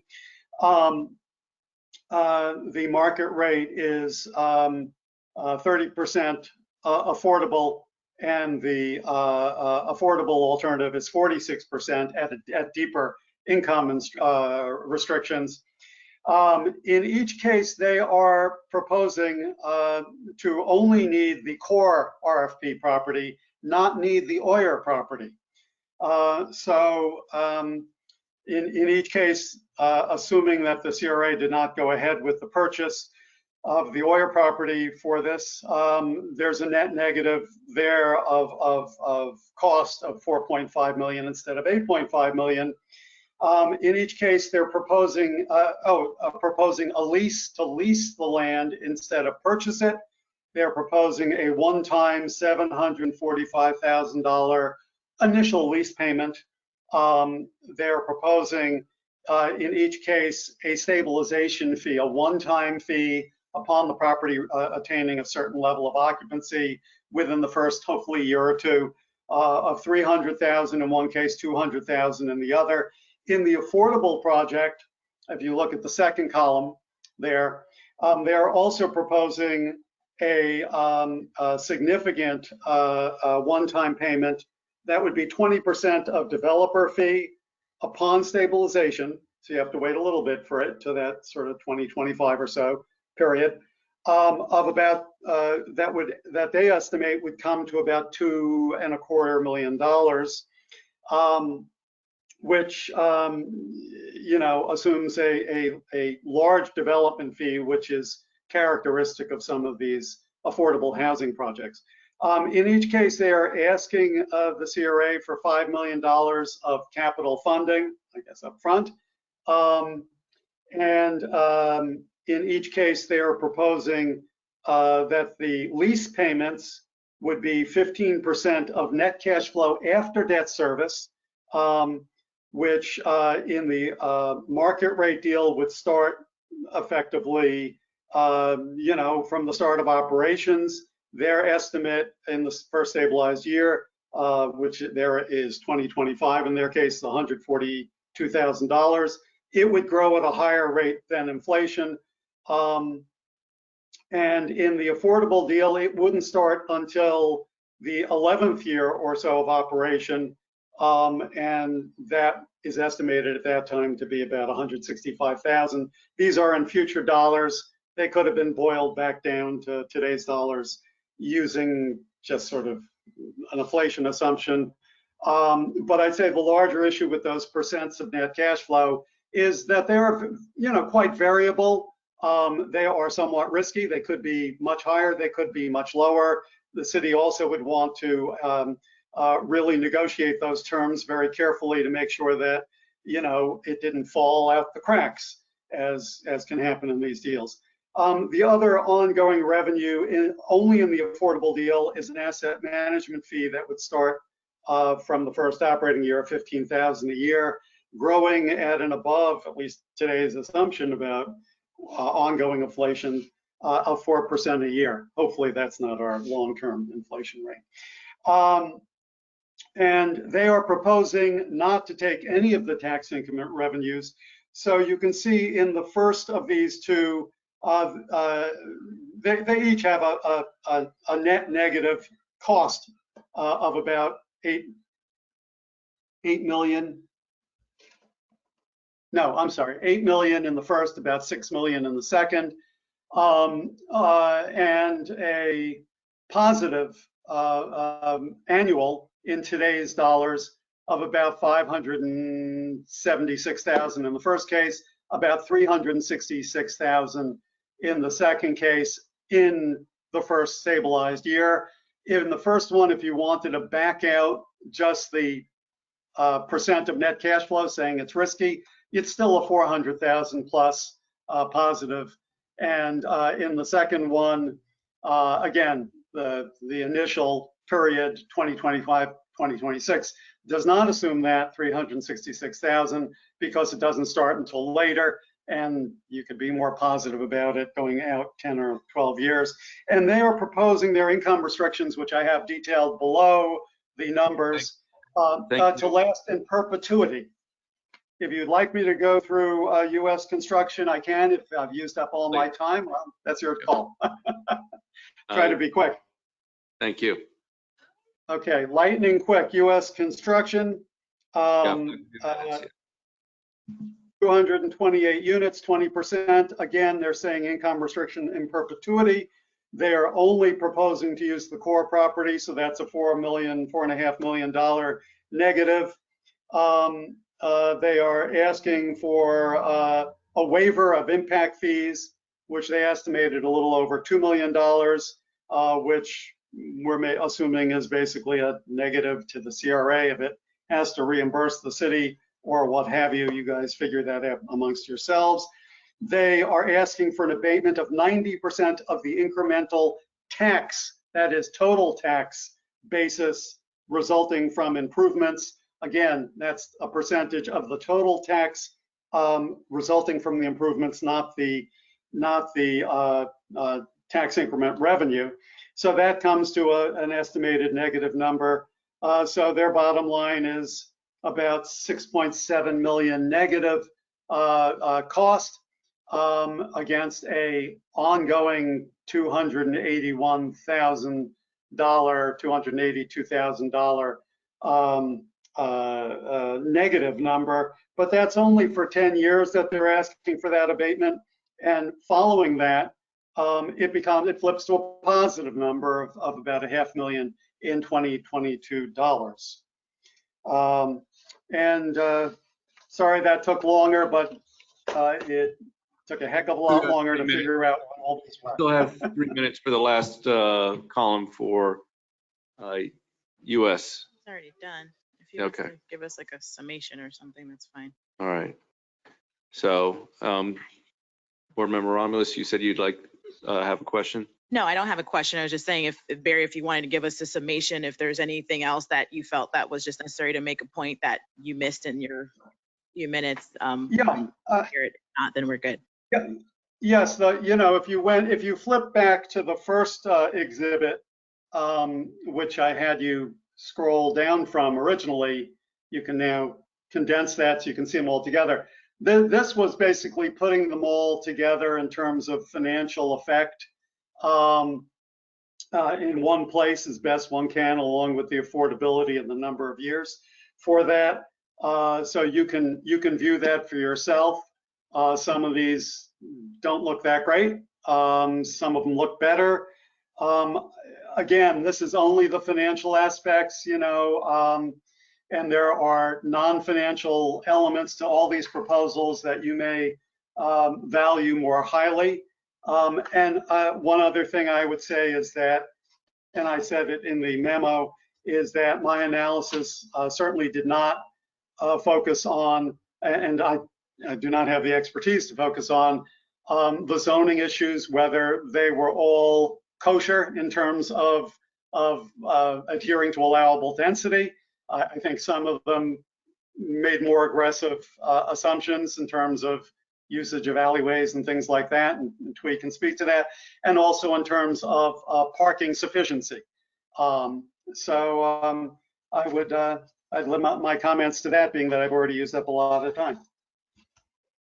Thank you. Thank you. All right. So before I guess we'll have the presenters present, does the board have any comments? Okay, I do have some. So, I have, my spreadsheet.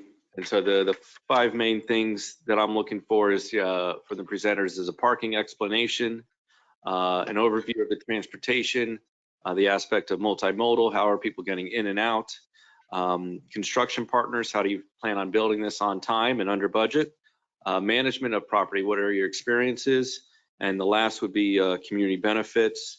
And so I have the 3 different columns of economic, commercial, residential, and cultural that I'll be grading for my 1 through 5. Sounds good. Sounds good.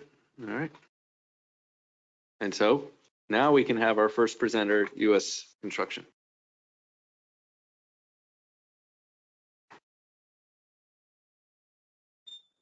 And so when you begin, your 40 minutes will begin. And do we have his presentation up and loaded, Vicky? Good evening, everyone. My name is Dustin Salzano, Chief Financial Officer of U.S. Construction. Our address is 1053 East Atlantic Avenue, Delray Beach, Florida. Thank you very much for this opportunity to present our project, the Promenade at Boynton Beach. What you're going to see in our proposal is a plan that not only creates a downtown destination for living, shopping, and dining, but our proposal also is going to show that we really listened very carefully to all of the objectives of the CRA. And so we've architected a plan that creates connectivity between key downtown intersections. But we've done so from a very thoughtful and practical land planning perspective. And our primary driving force in all of our design decisions was to create a walkable downtown and to promote pedestrian activity. So as we go through our presentations tonight, and as you hear from the other presenters, I would like to ask the CRA board to please keep a few important facts under consideration before making your ultimate selection decision. The first is that our plan involves only the CRA-owned parcels. We're not purchasing any additional of the adjacent lots, and so we're not subject to the renegotiating of any leases or the relocation of any existing businesses. On top of that, the plan that we have provided and are presenting tonight is by right. There are no variances. And so by removing these types of hurdles, we believe that we are presenting the plan that has least, it has the path to least resistance, and it's a plan that could be implemented on the most immediate basis. The next point is related to the parking. So the plan that we're proposing tonight and then when you couple that with the 150 spaces that the CRA has requested to remain open and available to the public, our plan requires 601 total spaces. And clearly the price tag associated with providing that level of parking is quite substantial. However, in our plan, we have not asked for a reduction of any of that parking, nor have we asked for any significant financial contribution from the CRA in order to provide that parking. And I think that's a pretty significant point of distinction between us and some of the other proposers that you're going to hear from tonight. Also related to parking, again, this was definitely one of the biggest challenges as part of this RFP. And I'm just so proud of the way that our team was able to come up with a solution for parking that not only integrates it well into the plan, but really celebrates it as part of our plan. And so this rendering here that you're looking on our cover page here, this is actually our parking garage. I think it's a very handsome structure. I think it's a great example of our coastal contemporary design, and it integrates very well with the residential building, which is on the north end of the site. It actually connects through a bridge that begins on the second floor. But for us, aside from just making sure that it was aesthetically pleasing, integrating it as part of the site and not isolating it was really important for us, because if the goal was to promote pedestrian activity, we didn't want it to be a standalone structure that's only purpose was to be a parking garage. And so the way that we achieve that is by fully activating the full ground floor of our parking garage. And you can actually see it in this rendering, this nice looking restaurant that's opposite of our newly revitalized Dewey Park. But that entire ground floor all around that structure is activated with retail and office space. So Dustin, that is in front of the restaurant is the alleyway, correct? That is the alleyway that is behind 4th Street. Correct. Okay. The last point I'd like to make is that we've really approached this from a traditional development standpoint, and really what we've tried to make a goal of is trying to keep this simple, keep this project simple as best as we can. And so When you review the deal structure that we proposed, it's not overly complex. When you look at the financial contribution that we're asking for from the CRA, we believe it's very reasonable considering the size and scale of our project. And so, again, our goal was to just eliminate as many hurdles as possible to create the most direct path in order to get our project off the ground.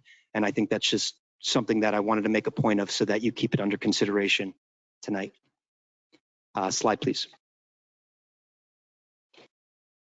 So quick summary of our project. We are proposing 228 total residential units.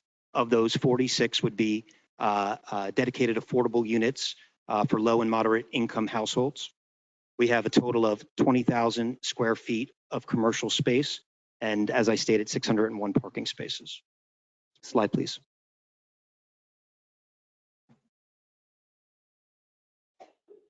A little bit about U.S. Construction. So we're a comprehensive real estate development firm. We're also a construction management firm, as well as an asset management firm, and we specialize in ground up new construction development for multifamily and mixed use properties. Over the last 15 years, our firm has been responsible for over $1 billion of development activity. That's comprised of over 1,500 total units. In the last 4 years, we have been responsible for $300 million of development activity in South Florida, and the vast majority of that has been in Palm Beach County. On the right-hand side of this slide, you see two of our most recent projects in Delray Beach, Ocean Delray and 1625 Ocean. Those projects combined represent over 200,000 square feet of new construction development. They had a combined investment of nearly $160 million. And our firm has been really well regarded for these projects, just in the way that they transform the waterfront of Delray Beach in a way that hadn't been done in over 40 years. Slide, please. This is the key personnel from U.S. Construction that's going to be leading the charge for Promenade. Myself and John Farina, our CEO, we are the two principals of U.S. Construction. We take a very hands-on approach to all of our projects. We're going to be intimately involved in every one of the details for this project. John will be leading from a design and project management standpoint, and I will be overseeing things from a financial and operational standpoint. Abraham Katz will be the dedicated senior project manager for this project. He will be overseeing the day-to-day construction operations in the field. And Brian Petrin, our director of construction, he oversees our internal project management team and our buyout groups and estimating departments. And so him and his staff will be direct support for Abraham and the development operations in the field. Slide, please.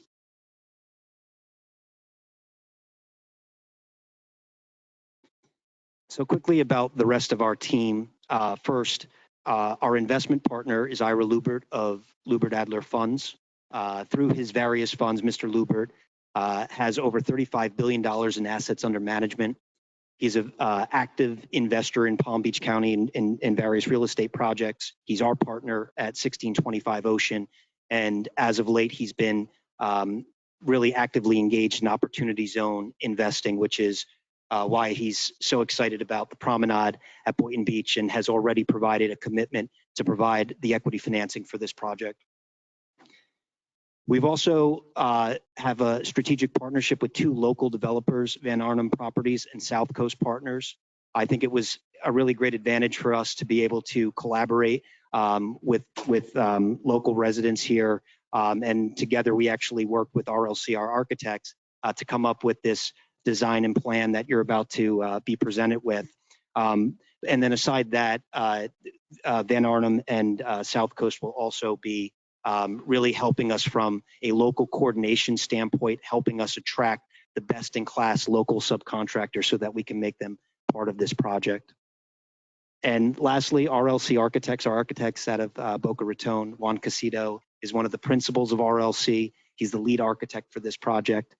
He's ultimately also going to be intimately involved in the details. And at this point, I'd actually like to call him up to the podium, and he will now walk us through the design presentation.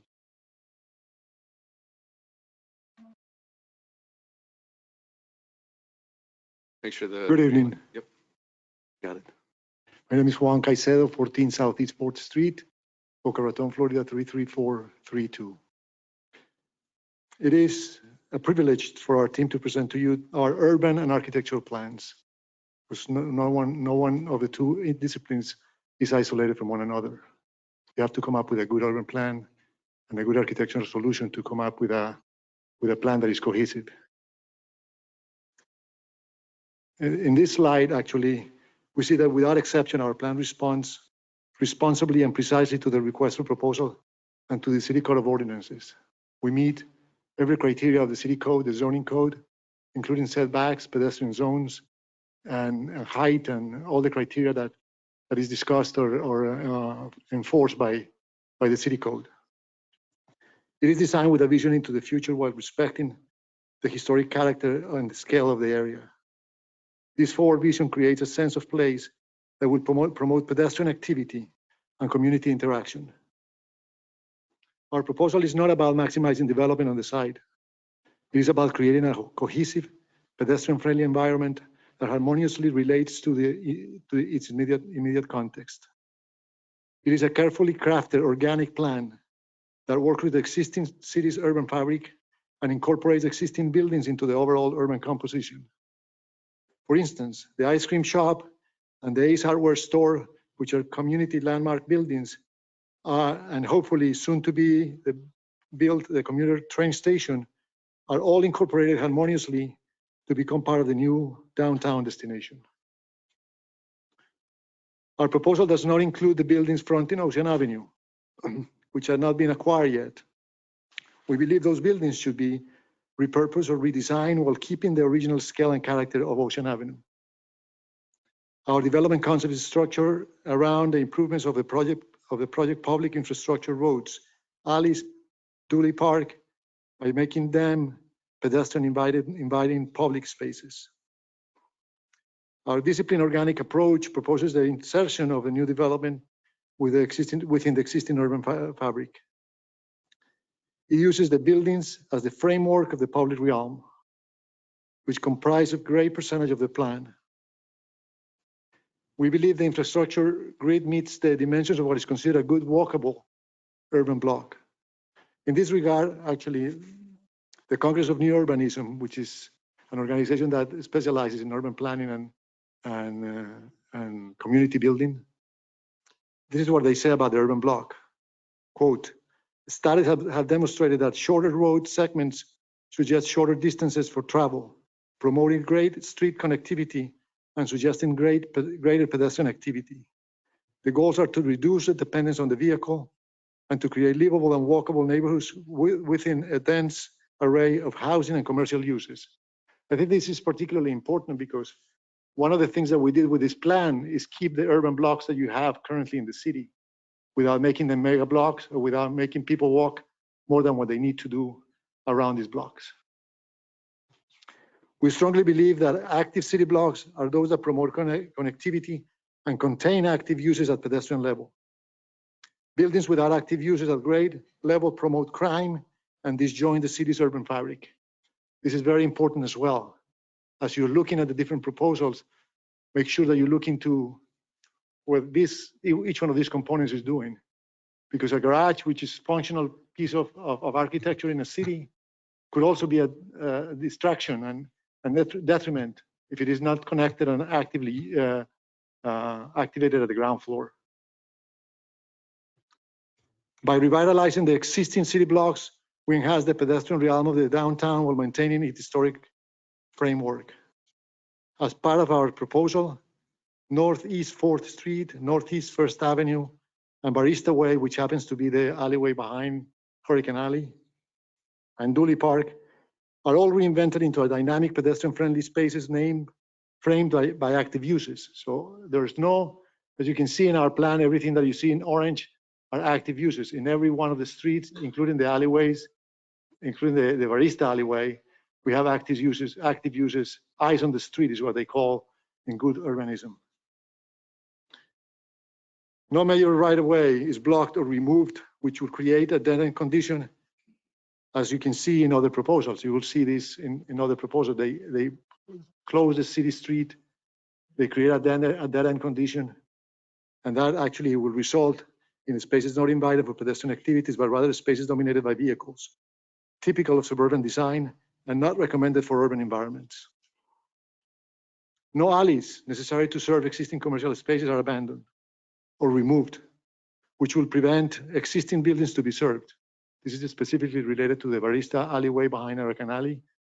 We strongly believe that that alley needs to be maintained as an alleyway during certain periods of the day to be able to serve those buildings. And specifically, that alleyway will be retained and improved to make it a multi-purpose type of space. So during off hours, the alley will continue to function as a service road, and during evenings and nights, it will become a community gathering space where some of the restaurants and retail spaces could expand their outdoor venues. Pedestrian zones, which are required by the city code, and actually is an important component of the design, because the developers that are presenting to you tonight will have to go through your city code and through your staff to make sure that you meet all of these criteria.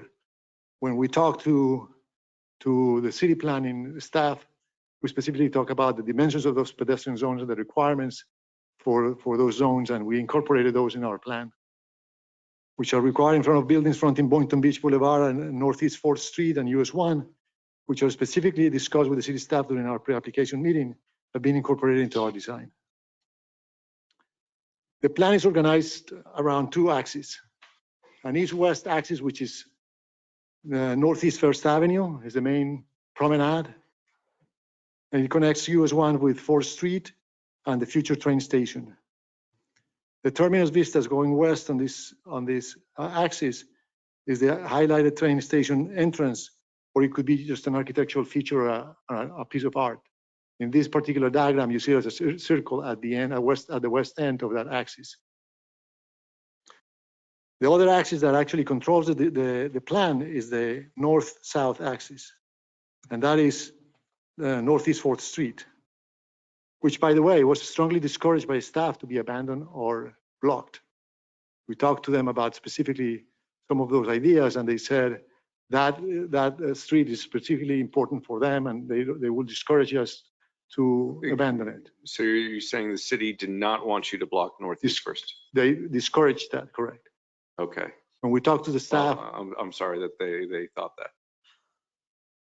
Yeah, well, that's what they think is an important connector point. The issue becomes is that you can't have people and cars on the same road at the same time. So.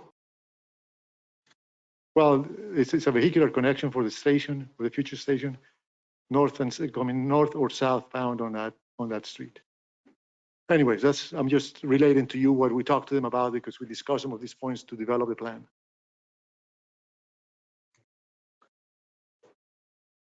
This specific street is anchored at the south end with Dooley Park, and at the north end with facing Boynton Beach Boulevard with commercial space coupled with the pedestrian zones that I spoke to you about before.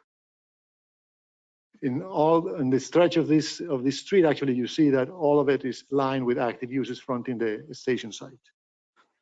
Next slide, please. Our proposal is designed in contemporary coastal style design that speaks to the future while keeping a sensitive view of the present. This architectural style is well crafted, well proportioned, and artistically composed. The building development contains two main components. South of the promenade is a 6-level mixed-use building lined with residential and commercial uses on the east side, which, by the way, we don't have the image in this presentation, but in your RFP, in your books, you will find that image on page 24. You see that garage is completely lined with residential and commercial uses on the east side. On the west side, by the restaurant facing the proposed newly renovated Dooley Park and its sculpture garden. On the north and south sides of the same structure, we have lined it with active uses, and you saw those in the previous plan in the color orange that we had. The upper levels of the structure house all the parking, including the 150 public parking spaces required by the CRA. The garage is screened with materials and finishes which relate to the overall development. So doesn't feel like a disjointed piece. It actually is connected to the overall architectural composition of the blocks.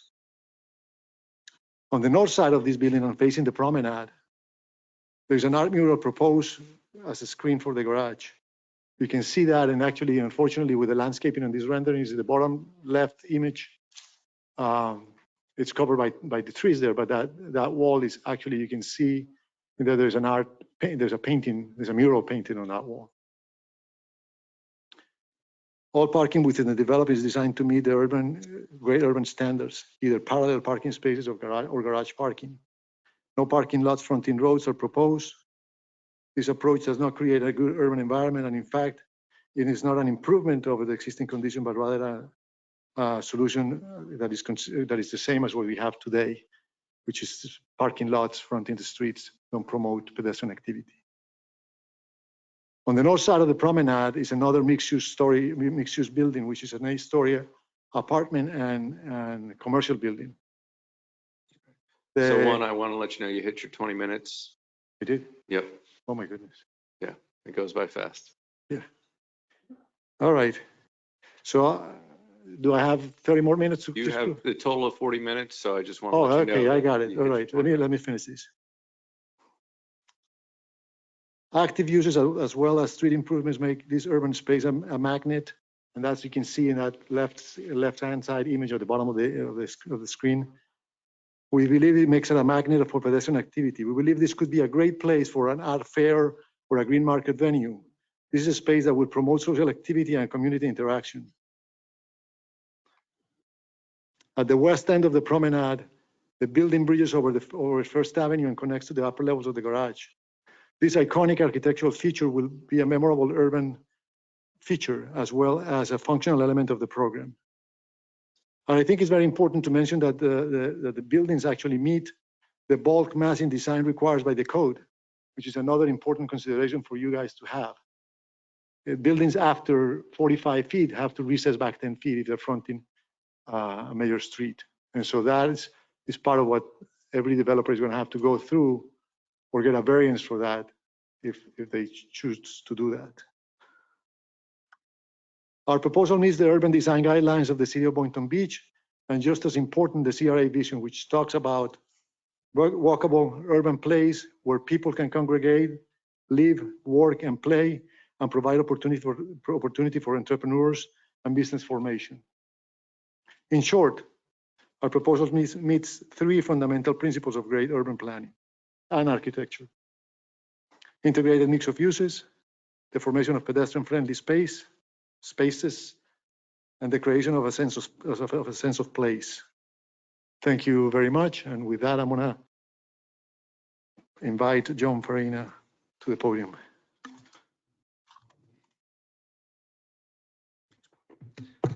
Hello, I'll be brief. Good evening. My name is John Farina, President and CEO of U.S. Construction, 1053 East Atlantic Avenue, Delray Beach, Florida. Thank you for inviting us this evening to discuss 115 North Federal Highway. We're very excited to be presenting to you.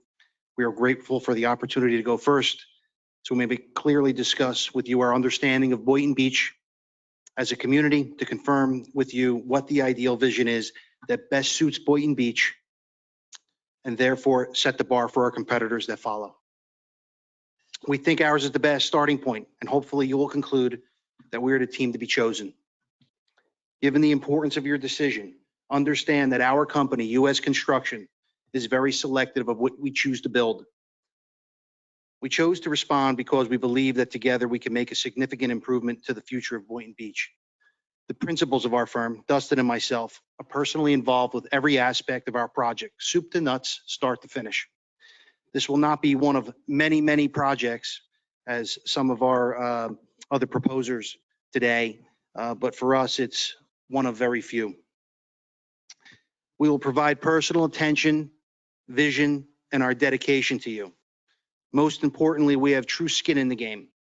From our own equity contributions on this project, as do you. Dustin and I are making a personal investment in Boynton Beach. Choose us to craft the landmark destination for Boynton Beach. Our design meets the very intent of the RFP with no ambiguity in what we're asking for and what our intentions are. We have a beautiful, practical, and efficient plan to be executed. We can get off the ground immediately after site plan approval. Let me summarize again for you the key points that differentiates our design and proposal. It promotes a connectivity and contains active uses at the pedestrian level. It meets the spirit and the vision of the RFP and the CRA. It fits within the urban fabric of the city while maintaining a walkable city grid. We meet all city ordinances and codes, and we need no variances. We hide our garage and cars behind it with active retail and an interactive pedestrian experience.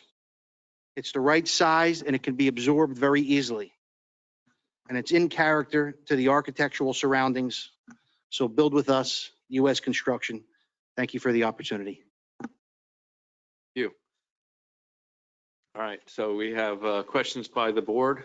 Would anyone like to go first? Okay, Board Member Katz, and I'm just going to work our way left. First, thank you for coming. Big question on my part.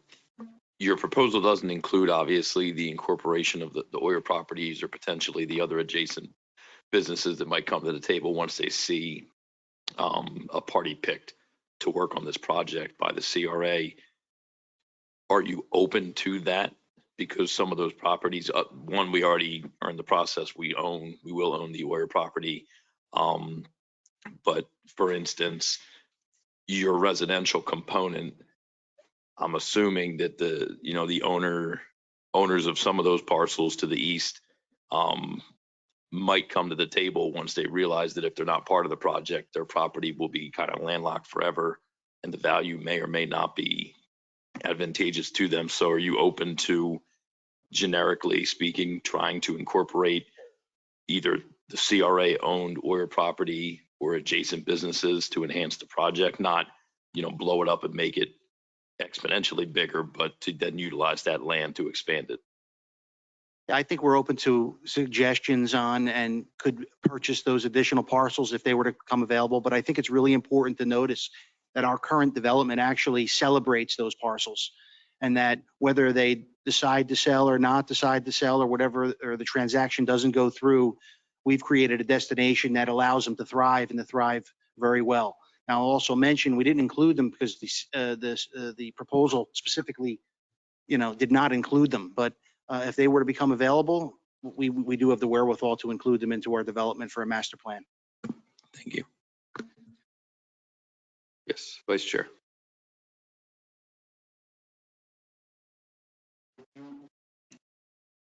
Would you review with me again what you would do with the use of the alleyway? And secondly, tell me how you would handle your local hire plan. What is your local hiring plan for utilizing Boynton's? Why don't you speak first about the alleyway, and then Dustin can take over from there. Yes, sir. In regards to the alleyway, our proposal is to actually improve the alleyway with pavers and landscaping, and allow it to function as an alleyway, as a service road during the day, during off hours. And in the evenings and nights, it could be actually closing for pedestrian activity. So it's actually fairly common to have this type of public spaces that happen to be servicing buildings during the day, and at night with the use of bollards or control devices for vehicles, it could be used as a public gathering space. That's our proposal. Okay, and along those same lines, Board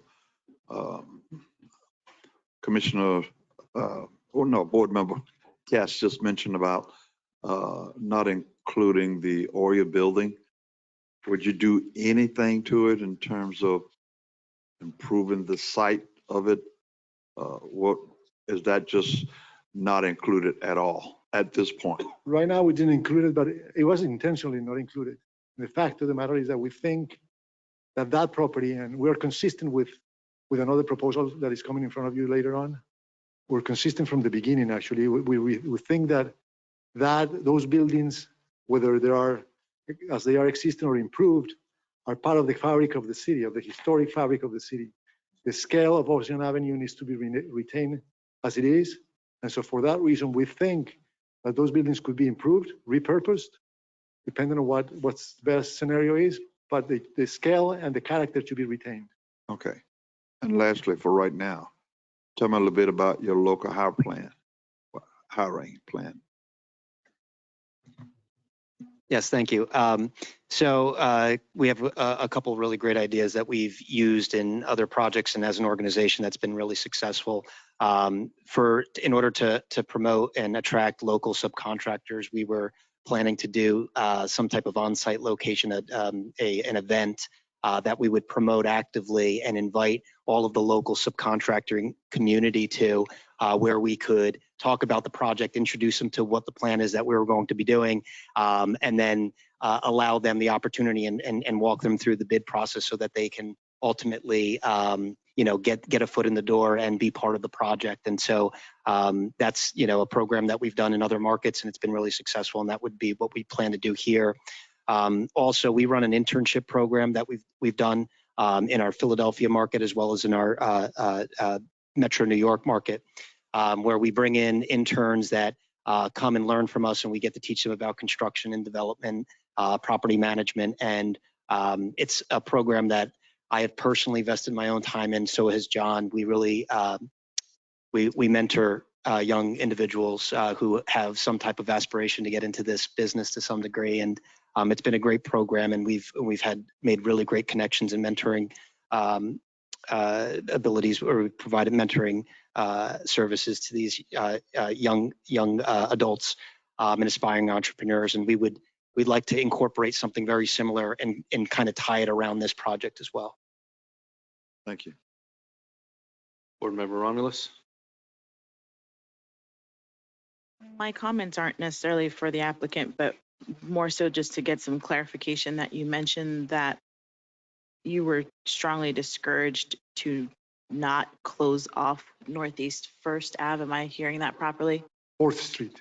Northeast 4th Street. Yeah, which is the one that runs kind of parallel to the railroad tracks.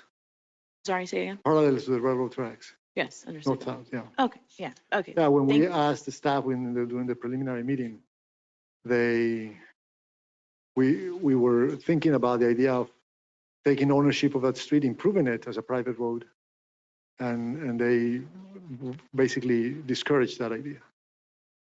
Were there any reasons as to why? No, not really. We actually proposed the idea, just like we're doing with First Avenue, to improve 4th Street into a private road, be able to have more flexibility in terms of the design of that street, and they suggested that wasn't a good idea. Okay, I understand that that was a suggestion, but in terms of what you were thinking, would that still be a through street with what you were proposing? Oh, yes. It would still be a through street? Absolutely. But it would not be available for public use anymore? No, without proposal, it would be always used for public use. It will be treated as an easement. But because it is a private street, in terms of the development and the how you cut the section through it, how you improve the street, you have more flexibility if the street is a private street versus a public street. I understand. I'm just thinking before I say what I say out loud. One of the things that I want to make sure that I clearly state to and this is our development staff that informed you of this. This is the planning staff. This is the planning staff. So I'll make it very clear that it needs to be said that there seems to a lot of times this happens where our planning staff is, yes, they're doing their job, but also sometimes I feel like it's impeding the innovation or the development of things from occurring because we're so bound by the book. So this does not apply to you, Juan. This is just simply a statement that I'm saying that this has happened multiple times, and I would ask that staff be mindful to, even if they were to make their recommendations to allow for individuals in the development world, that when they are proposing things to let them, and if it works, it doesn't work, but at least allowing for innovation to occur and not hindering it or stifling it simply because we have our own thoughts or ideas of how things should work. Being that you've answered the question that it would still be a public street, it would still allow for a through traffic to occur. And being that we've also had the conversation of multimodal transportation, allowing for roads to be more accessible for our residents and people who are not using cars, and to improve bike lanes and bigger sidewalks and things like that, I would think that it would actually be to the benefit where if a developer wants to improve one of our roads, why not give them that availability? So I just wanted to say that out loud because it kind of, that raised some concerns in me when I heard that that was something that you were strongly advised not to do, especially if there was some potential benefit to us as a city for that. Those are my only comments. We're still willing to improve the street. Sure, thank you. Thank you both. Thank you all for presenting. Appreciate it.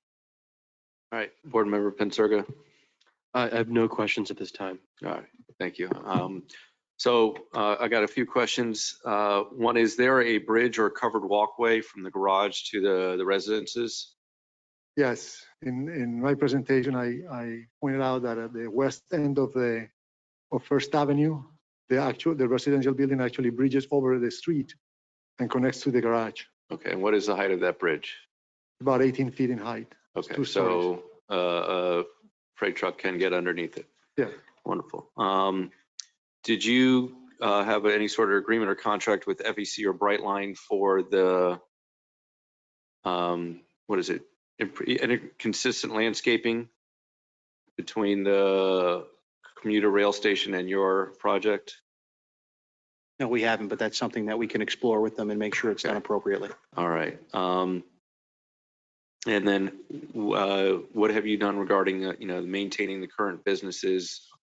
Kind of what is the community benefit of the existing community? Yeah, what we haven't, reached out directly at this point, but again, like I said, our plan celebrates the existing footprint and what they have there, and we would absolutely meet with them if selected to make sure that we can improve the alley in a way that it benefits all businesses there and improve their business in general so that they're more profitable and to work together and bringing people to the area. I think that's really important. Okay. And is there dedicated office space on like a second floor, or is it only commercial on first floor? There is office space, retail space, and restaurant space at the ground floor of all these buildings. Okay. I think it's important to note we have a lot of additional spaces lining the parking garage so that there is a lot of spaces for the community to enjoy and not blank walls with no activation. And so what are your sidewalk widths for the alley in First Avenue? So the alleyway actually doesn't have a sidewalk per se because it actually stays as an alleyway for services and vehicles. And like I said before, as a active kind of public plaza in the evenings. The First Avenue actually has a 6-foot sidewalk plus landscaping, parallel parking spaces on either side of the street. And then the active uses on both sides, which is the orange that you see in the site plan. Okay. The issue with the pedestrian friendly that I have is that it's kind of like promenades where they close the street and no cars are allowed. That's pedestrian friendly. If you allow cars there, it loses a little bit of friendliness. I see that the entrance and exits to the garage are both on First Avenue and the alleyway, and these are the city streets. So you're more than welcome to pay the fees to close it to the city. And I think that's something that is, advantageous. However, it kind of limits a lot of the friendliness and, the aspect of electric bikes, electric scooters. There's a couple different bus routes that are US 1 and Boynton Beach Boulevard. They're incorporated, but not necessarily that aspect of getting from one place to another. I'm sure you're going to have the crosswalks, but it's kind of like, that protection of the people that need the most protection of the walkers and bikers that is not readily apparent because, as you mentioned, the cars are still able to go on those roads. And then, the last would be the cultural aspect. There is an art tax. What would you say about that? What is your plan for the art tax? We have actually incorporated, like I said, into the garage, north facade, a mural, which is a painting. In addition to that, in the site plan, you see that Dooley Park would actually have been redesigned and reconditioned, including artwork. So art is a key component of our plans as well throughout the development. But I'd like to go back to your comment about the promenade and the pedestrian activity. Because if you see the way we plan this garage, the access into the garage is aligned with the entrance to the ice cream shop, as it is right now. So from that point on, the promenade could be closed, like I said in my presentation, for public use, for pedestrian use only. And during the day, it actually could remain as a through street, because I think it's important for this interconnectivity to have vehicles and pedestrians all acting together. For that reason, the street is designed with parallel parking spaces on both sides and landscaping to protect the pedestrian and yet keep the traffic going through. Thank you. All right. Yeah, that was it. Thank you again for being our first presenter. Thank you for having us. Thank you. And we'll move on to our next presenter. And after this presenter, we will take a break for everyone and then come back for our final three. I heard that, yes. All right.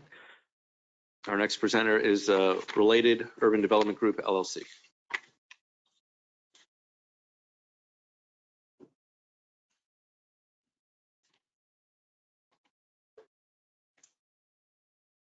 Good evening, Board. Tony Del Pozo, Related Urban, 2850 Tigertail Avenue, Miami. Good evening, Jordan Davis, Development Associate at Related Urban, 2850 Tigertail Avenue in Miami. We're joined by Cesar Nieto, Principal of CM Design and Development, who is our project architect. Thank you very much for having us tonight. I would like to start out by saying at the last CRA advisory board, what we were consistently hearing from the members of the board was, do any of the proposed developments serve everyone in Boynton Beach? Can everyone in Boynton afford to live in any of these projects? And will any of the proposers maintain the character of small town Boynton Beach in these developments? And what we've provided in our proposal and our flexibility is a solution that does just that. We provide the deepest levels of affordability amongst any of the proposers to truly serve all constituents in Boynton Beach and make sure that they can afford to remain comfortably in their neighborhood over the long term.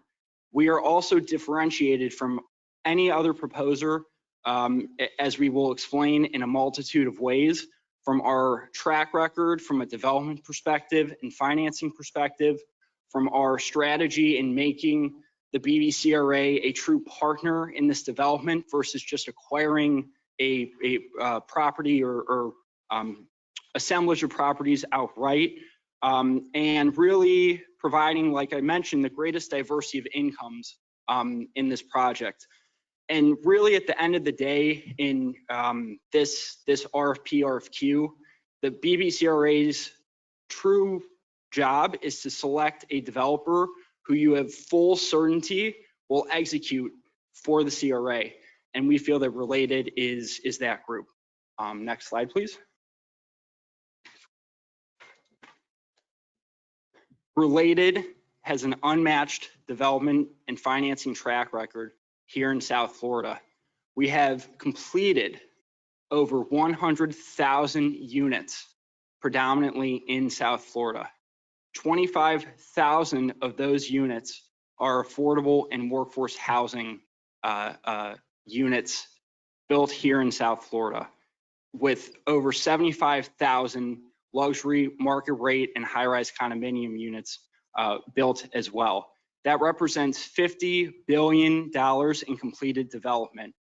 None of our other competitors can match that capability to deliver and track record of delivering here in Florida as compared to related urban. And you can see even some of our work across the street with Marina Village, just steps within the projects away from the project site, which was Boynton's first large-scale mixed-use master plan community. That was a related development. I would also like to mention that not only do you get in our team the scale and track record of overall related group, related urban, our team specializes in community development and public-private partnerships. That is all we do, and that's what we specialize. We've done it projects in partnership with the city of West Palm Beach, Miami-Dade County, Orange County, the city of Tampa, and just in the last 5 to 6 years, we've completed 1.8 billion in public-private development, which again, we don't feel that our competitors can say that they've matched. So this is what we do day in and day out. It's also worth mentioning that we specialize in mixed income development, where we have affordable workforce and market rate units all within the same Class A development. We not only have completed one-off projects, but we're actually entrusted to complete some of the largest mixed income master plans in Florida. The $500 million Liberty Square master plan in Miami, the $650 million River Park master plan in Miami, the $450 million West River master plan in Tampa. So again, this is what we do day in, day out, and we've consistently delivered for our public partners and creating long-term partners and true public-private partnerships for the long term. With that, I will hand it over to Tony to tell you about our financial capabilities. Next slide, please. So Jordan touched upon the fact that we've developed over 100,000 units, raised over $50 billion of capital, and done that amount in development. Revitalizing urban communities has been a passion of George Perez, our founder, and it's his legacy. Most of you probably have heard of him. He's one of the most renowned developers in South Florida. The chart below it is just a sampling of some of the financial institutions that we do business with. We also do business with Rupert Adler, who was mentioned with the first proposer. Nearly every major financial institution doing business in South Florida, we have in some way done business with and continue to do business with. And what that means is we get the very best financing terms, and we're able to bring that to our public partners with the Boynton Beach CRA. The organization is a family-owned company, related group, as I mentioned, founded by George Perez. It's a family-owned business. So we have $200 million plus in corporate liquidity, with over $400 million of corporate net worth. And what that means is we don't need to go to any boards. We don't need any consent of any outside investors or any complicated approval processes. If we want to move forward with a project, we go forward and we have our own money to do it.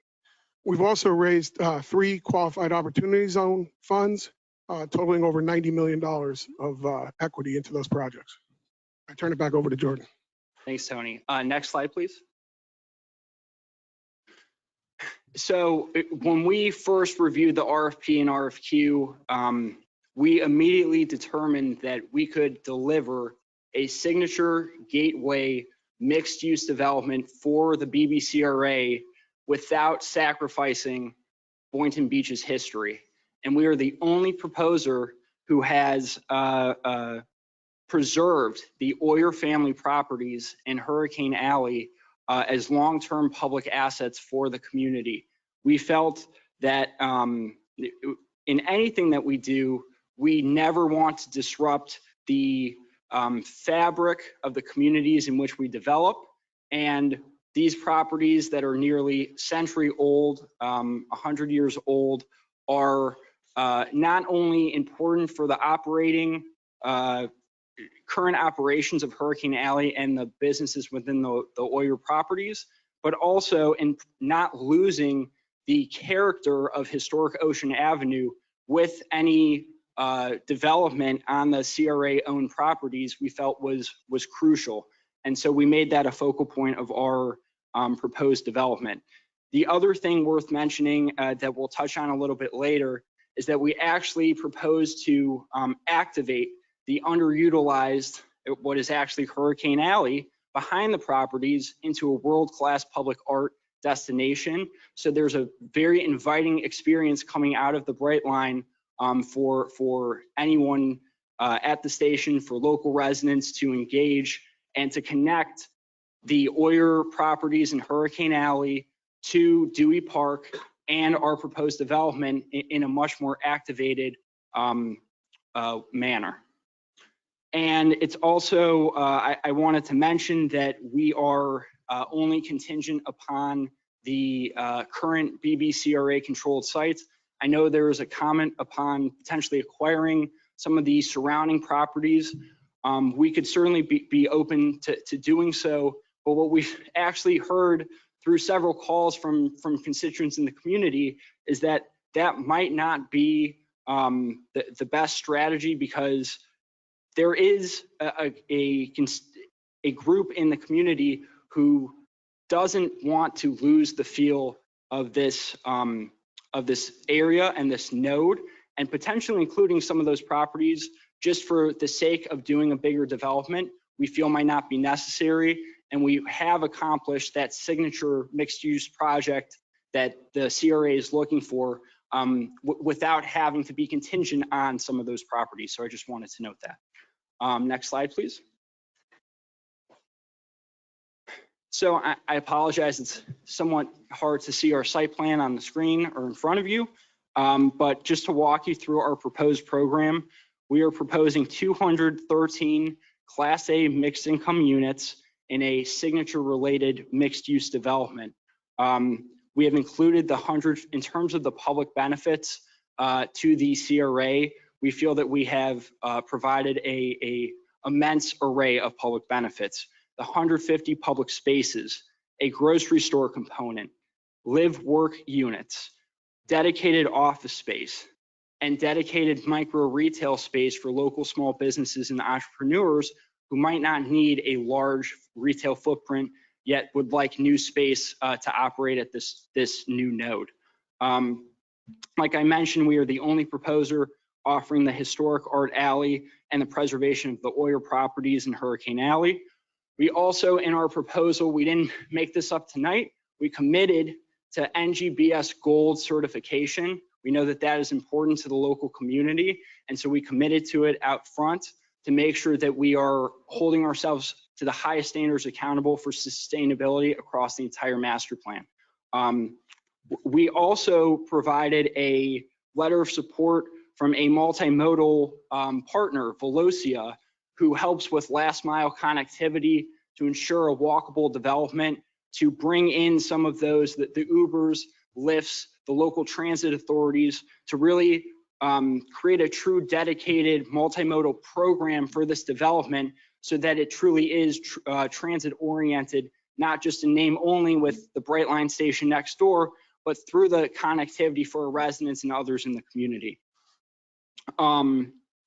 And I also want to mention that, and Tony will get into this a little bit more later, we provided 2 affordability scenarios for the CRA. One of those scenarios is a true affordable development that includes units at 50% of AMI. That's rents between $600 to $700. That's serving anyone from servers to seniors. That was a comment that came up at the advisory board meeting. Can servers and seniors afford to live at any of the other projects? We feel that they cannot, but through our affordable scenario, they can. We've also included workforce units and market rate units in that scenario for true mixed income development. The other thing I will note is that that scenario provides upward economic mobility for those affordable families so that they can continue to live in this development, as they progress economically and are not displaced as their incomes rise over time, should they find themselves in better economic circumstances. We also provided a workforce and market rate scenario to the BBCRA, which includes dedicated workforce as well as unrestricted market units. And it's worth mentioning that in both scenarios, we are targeting the city of Boynton Beach requested AMI levels, as well as Palm Beach County workforce AMIs to get that workforce housing density bonus. So in both scenarios, we have checked the boxes in terms of providing broad scale affordability for the CRA. Next slide, please.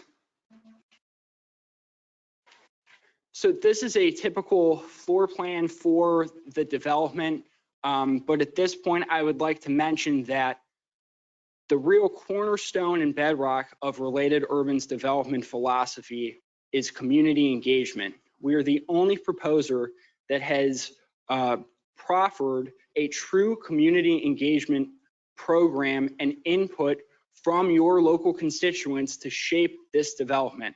What we have provided tonight is a conceptual plan.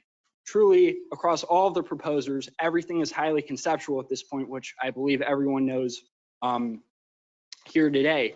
But what we're offering is a true public engagement process where we can meet with all stakeholders in the community to hear their concerns, to address them, to mitigate them, and to make sure that we are truly providing the development that the community wants and that serves this community. We have provided what we feel is a great program at this point, but this is just a very preliminary blueprint and needs to be shaped by the community. And in fact, we will not move forward with a development plan that is not fully endorsed by the community. We do that in all of our projects, and that comes from our commitment to public-private development and to making sure that we're flexible in really delivering what the community is looking for. We are just the conduit. Related delivers time and time again over our projects, but we will deliver the community's vision, and I just wanted to note that. Next slide, please. So in terms of the activating Hurricane Alley, we saw that the alley is currently underutilized in its current form. And really what you get when you choose Related is arts-anchored redevelopment in everything that we do. George Perez, our chairman and founder, as many might know, endowed the Perez Art Museum in Miami, and he has made it his mission to deliver world-class museum quality public art in every development that we do, no matter the income level served, from affordable to workforce to market rate to mixed income with everything in between. So that we have delivered that within our proposal, activating Hurricane Alley into a true public art destination, a linear park, urban trail, and really making this inviting experience that the community can take advantage of. Next slide, please. So as you can see on the right with our Brickell Heights mixed use development, we really specialize as a company in mixed use. And you know, that's what you're getting from the Related Urban team is not only the public-private partnership expertise, but mixed use expertise. We have completed over 10,000 mixed use units here in South Florida, including some of the largest scale mixed use master plans in Florida. City Place West Palm Beach that you might be familiar with, City Place Doral, Brickell, several developments in Brickell City Center. We've completed several $1 billion in transit-oriented development. We don't feel any of our competitors here tonight can say that. They have delivered those developments, iconic developments in South Florida, like Related has delivered time and time again. And as you can see from Brickell Heights, we bring large-scale public art installations into everything that we do. We're skinning the garage there with a internationally renowned artist mural that's really become kind of the gateway into Brickell City Center that everyone knows. It's on Brickell Heights. It continues into SLS Lux, and it's what people come to Brickell City Center to experience.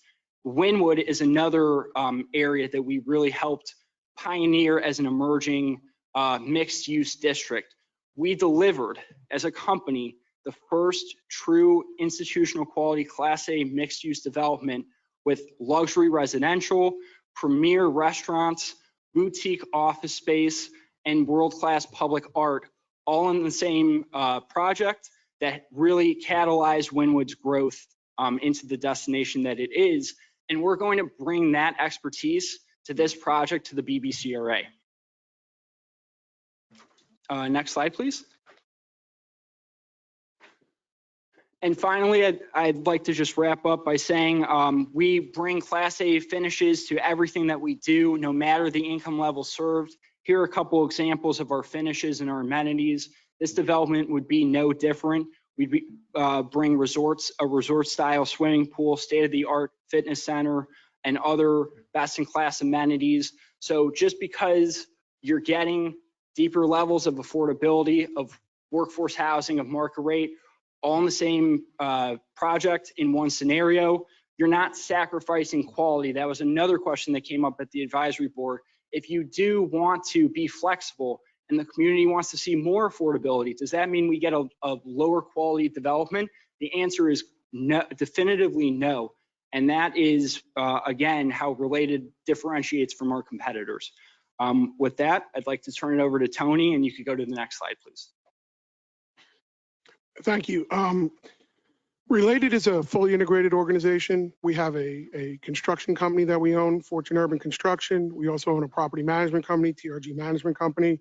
By owning our own construction company, we control the process of subcontractor selection. We've committed, as I think Jordan alluded to earlier, to 20 to 25% local hires. We could do that because we are the GC. We are the ones that are going to put that together. We also have an apprenticeship program that's certified by the state of Florida, and we're planning on incorporating that apprenticeship program into this development. And that provides training and skilled labor positions for the local community. By having our own construction company, we're able to reduce the time it takes to close this project. We're able to keep costs down, and we're also, through our property management division, able to keep our operating costs down and as efficient as possible. Go on to the next slide, please.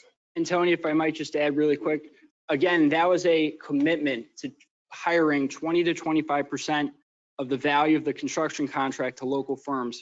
It's not a best effort. It is a firm commitment that we made within the proposal.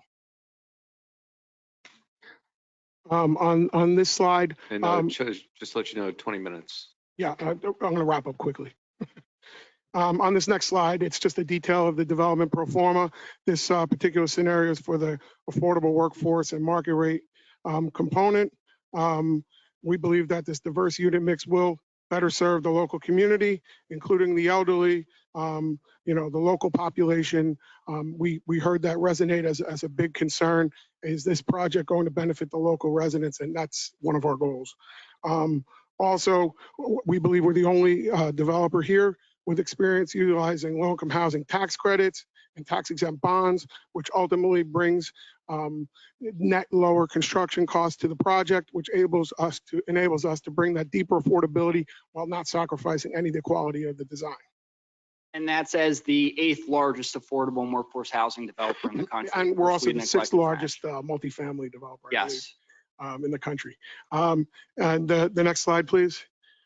This is just an outline of the timeline. The one thing I would say is that by having our own construction company, we're able to greatly reduce the pre-development buyout process and get a shovel in the ground more quickly. We have our architect, Caesar, here with us, who will be part of the question and answer session.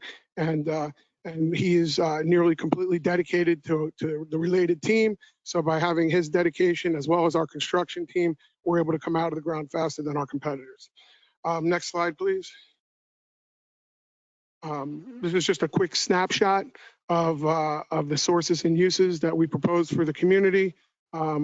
Worth noting here is the Qualified Opportunity Zone investment. So we are committed to providing whatever is necessary in Qualified Opportunity Zone funds. We don't need to go out and raise outside capital. We have the funds ourselves to go ahead and get that done. Next slide, please.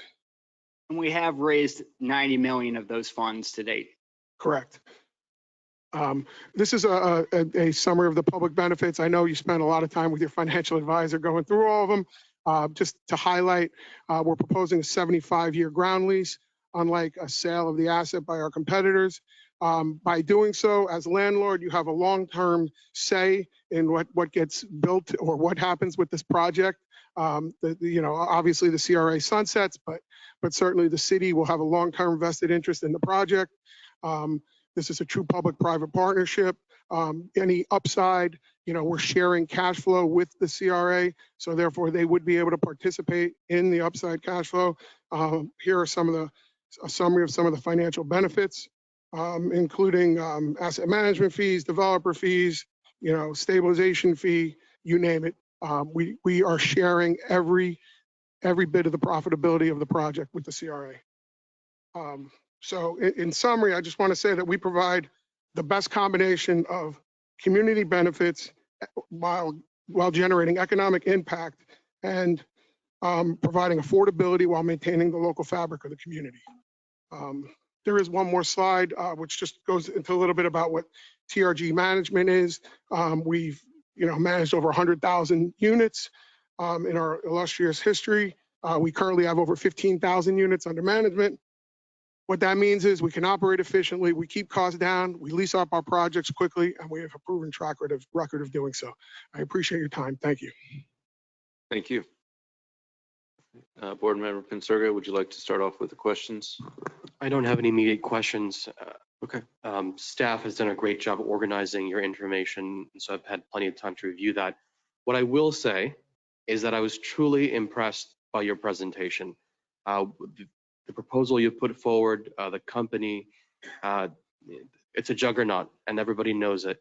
And we need partners like that. So what I will say is that regardless of the outcome tonight, I do hope that you will stick with Boynton Beach because we need strong, credible partners who have a long history of completing projects that can bring affordability, not just talk about it, but actually make it happen and make sure that they have equal furnishings, right? And finishes to make sure that everybody receives the same level of dignity. These are all things we want, and you guys are delivering it. And what I look for in a developer, number one, history. Number two, financial capability. Everything else is tertiary because these pictures can change. You guys are a juggernaut. I hope you stick with Boynton Beach. I see that you've done Marina Village. I hope it's not the last. Thank you. To both We of look you. forward to continued relations. Board Member Romulus? Yes. My questions are in regards to the workforce properties. If you could just elaborate a little bit more in terms of what your numbers of 30% perpetuity and 46% perpetuity and the different proposals that you've provided to us, what that means. When we say perpetuity, that means that we're going to put restrictive agreements on the property that will ensure that those properties will remain affordable for the life of their existence. I understand what the word And perpetuity so means. when you get into the specifics of it, and I have some notes here, in our affordable scenario, we have 20% of the units at 40% county AMI levels, which none of our proposers even come close to providing. We have 20% of our units at 80% of county AMI levels, and then we also have 11 units at 100% of county AMI levels. All of those fit within the Boynton Beach city limits to meet their moderate and their middle income levels. So in the affordable scenario, it's 46%. In the workforce scenario, it's a little less affordability because it's a more workforce / market rate oriented development. And it's worth noting the reason why we provided two scenarios was because in the proposal, it was not requested that we make it purely, to have a purely affordable component to it. But because that's something that we have in our toolbox, something that we could bring to the city, we thought that it made sense to offer that alternative if that's what the city's looking for. And based on the feedback that we've heard to date and based on the news and everything that we've seen, it certainly seems that it would add to this project to be able to provide a deeper level of affordability to make sure that all of the residents of Boynton Beach have the opportunity to live here. Sir, you don't have to convince me about your ability to make affordable housing. I know you can do it. My question, to reiterate, was what does 30%? So are you saying that 63 units are being built and that's 30% of the total 337? Like, I'm asking what. Of the total 213 units, right? Okay, so is Yeah. that, so 30% of their total units? Right, right. And is that, what will that be in calculation, yeah, perpetuity. was done by, yeah. And so the other proposal is 46% of the total units will be. That is correct, yes. Affordable in perpetuity.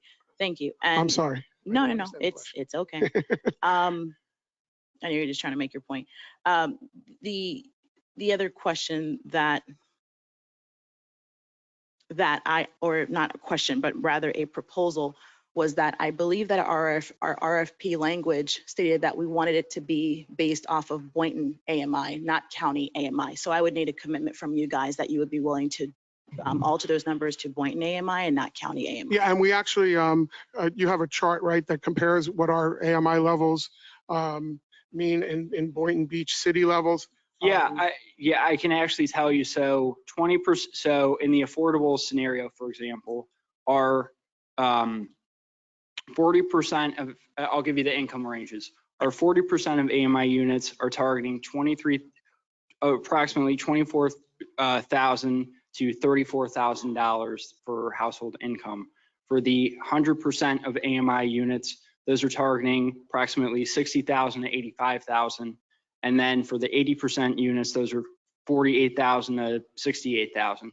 So within that, we are targeting and meeting the city of Boynton AMI levels that were requested in the RFP. And let me summarize it a little differently. One that, second. That 20% of our units meet the city. Wait, pause. Sorry. Can staff confirm that? Yes, so the moderate income for the Boynton Beach AMI level is between 52,146 to 78,218. And the middle income, which is 120 to 140, is 78,218 to 91,255. So yes, some of those numbers that he has will cover the Boynton Beach AMI level. It's just in the Palm Beach level, it may, as Jordan had referenced, it'll be a 40% versus 80%. So his numbers will work with our requirements in the RFP. Thank you. That's what I wanted to hear. I'm good. Thank you. Thank you. Vice Chair. I do like the idea of, you're looking at Hurricane Alley, you're preserving that. I do like the idea of your vast funding sources. That's one of my pet peeves. We get many that come up and say they can do this, and at the end of the day, they fall on their face. I would like to ask you about, and you could handle 150 spaces, I thought I heard you say, is a grocery store. Can you give me what the square footage of that would be, of that store? 7,600 square feet. 7,600? Yep. Thank you. Okay. Very good. That's all I have right now. I may come back, but I'll let that suffice. Thank you. Good job. Thank you. Board Member Katz. I guess so. Two questions. The first one being in reference to the Oyer property. So just for me personally, for the proposals that are choosing not to incorporate it at all, that poses a problem for me because, at least in my logic in acquiring that property, it was to incorporate it in the project. Now, if it's not part of a larger structure, I can understand. I'm open-minded to that, but the wholesale exclusion of it means that we just purchased an old $3.5 million building that we either need to find another partner to sell it to and rehabilitate it, or we have to upgrade it and rehabilitate it. To me, that's an issue because I personally voted to purchase it to incorporate it in some fashion. Again, similar to the question I asked the first presenters, what is your position regarding adjacent properties, even if it's not to incorporate it into a larger structure, but so that the CRA did not just buy an old building, that now we need to find another party to flip it to or give it to, or you know what I'm saying? We weren't exactly sure where in the purchasing process you were. Our goal was to try to, not have the CRA commit those dollars. Our goal is to, bring the maximum benefit to the CRA. We are absolutely open to incorporating, those sites into our development.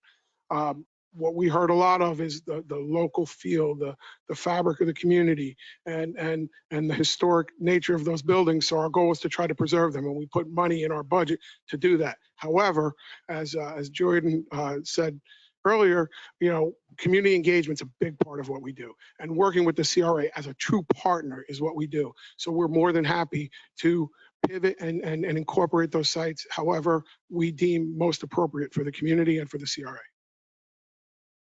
Thank you very much. And I guess my second question is just my personal preference. I know that there's different views about the incorporation of a grocery store. I've never personally been too partial to it in this location, because while Northeast Boynton is a food desert and the heart of Boynton is classified as a food desert, this location is our main street adjacent to luxury condominiums and a mile drive down to a Publix on Woolbright and Federal. So, again, this is my personal view. It might not be that of the majority of the board, but what is your open-mindedness to that space being used for additional retail versus a single grocery entity?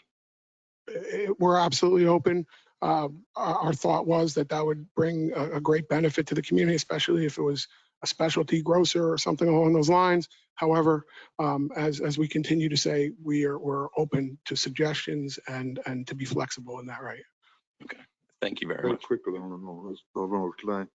did you say that you had a part in City Place development? Yes. West Palm? Yes, we were partners in And City would Place. this grocery store be on that level as the one that's up there now?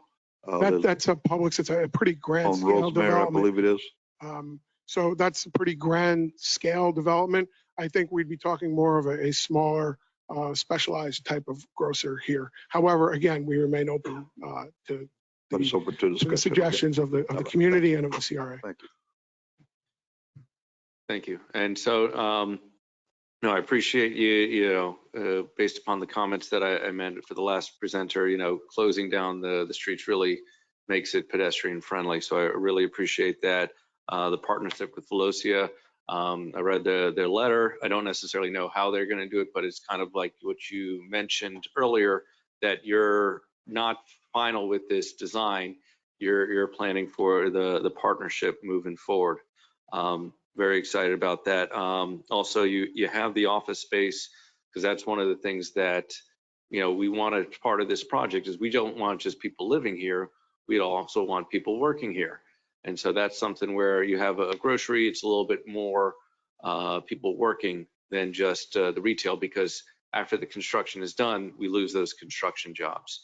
So I'm very excited about that. One of the big issue with yours is that they say there's only 337 parking spaces plus the 150. So, so we went back and looked at it more closely, and we do believe that we could fit some additional parking in the structure that we provided in our proposal. Okay. Caesar can speak to that. In the efforts to kind of assess how we present the information to you on something that we put together kind of rather quickly and want to be very general as to what we promise and then deliver. Mm-hmm. And we rather kind of under promise and over deliver. On this particular plan, we actually have the capability of fitting 477 spaces. Okay.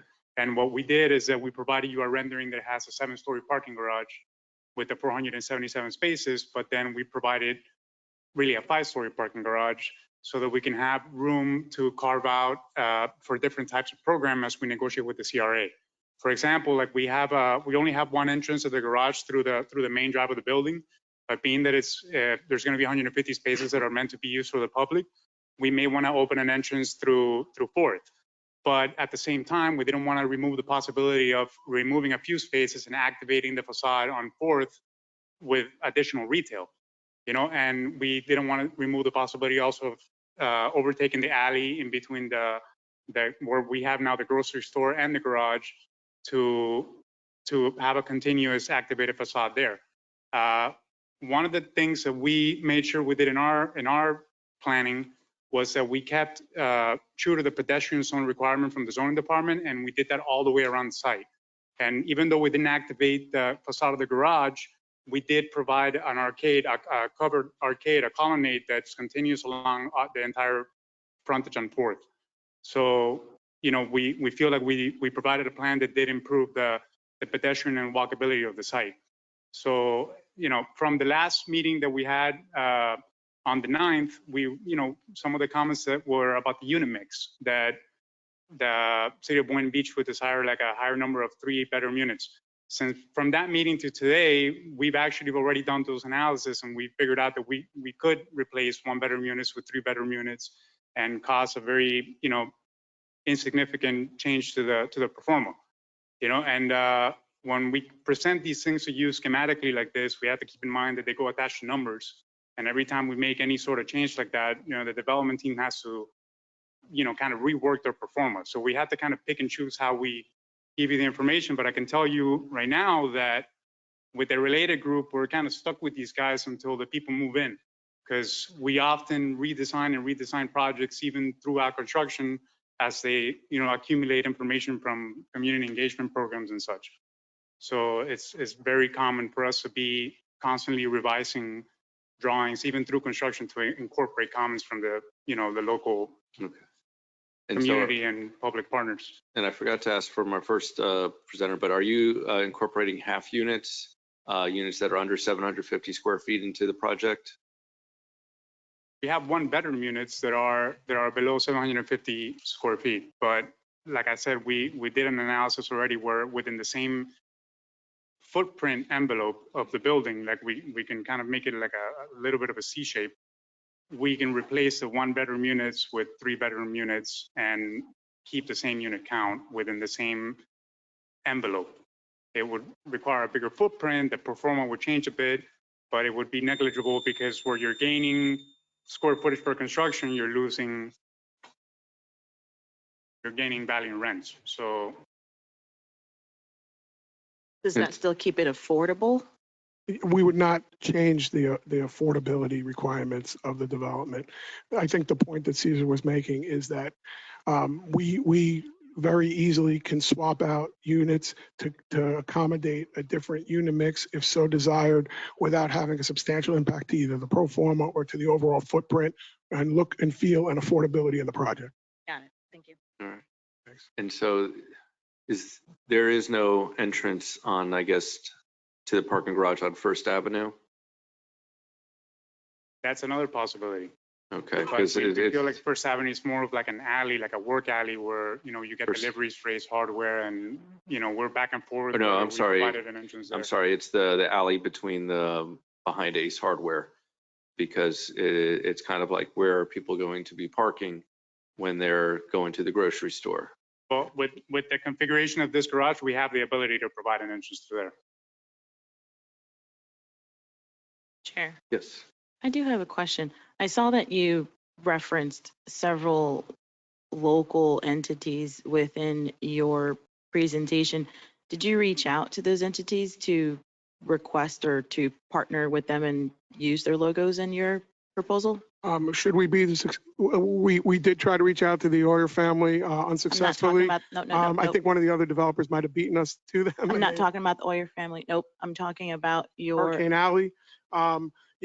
We are certainly, available to meet with them, and should we be selected, we'll, incorporate their thoughts into our development. I'm not talking about the Euler properties. I'm talking about just some of these local businesses that you referenced, like Benvenuto and South Tech and Due South. I'm just asking, are you just using their logos, or did you actually reach out and intend to partner? What was the purpose of those? You're talking about in the actual proposal? So we were just showing the range of different jobs that we were serving. We were just using a variety of logos as showing the potential employees that we would be serving. So to answer your question, Thank you. That's the intent. I got it. Yeah, Due South doesn't look like it's going to be there for much longer. So. Right. Thank you. Thank you. All right. So now is our time for the 15-minute break. So we will reconvene at 8:45 and have the remaining three presenters. I'm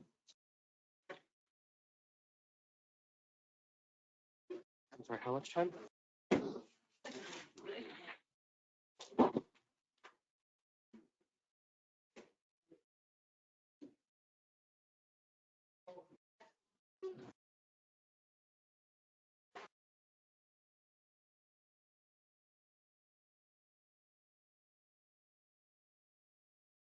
So John, we have it paused. They pulled it today. Board Chair Grant, we are recording. Thank you very much and welcome back. Our next presenter is Hyperion Group LLC. Good evening, everyone. Rob Vexler, Principal and CEO of Hyperion Group. Thank you for giving us the opportunity to present. Hyperion was founded in 2002. We're a South Florida-based development firm. Our core competence is impactful, transformative, mixed-use development. We have a team, Hyperion is comprised of a team of highly skilled, highly experienced professionals who have gotten their experience at some of the premier development firms in the world and have worked on projects and which are as prominent as any that we've have been talking about. I want to start off saying, in general, there are great developers here today that are presenting. There are very credible proposals that are being presented by really all the groups. I don't envy, in some ways, you all having to make these difficult decisions. Our proposition has always been a little different than everybody else's because we come with a unique aspect, which is that we are going to be very shortly the owner of the property across the street at 114. What was the Camelier property we will be closing on in a matter of weeks.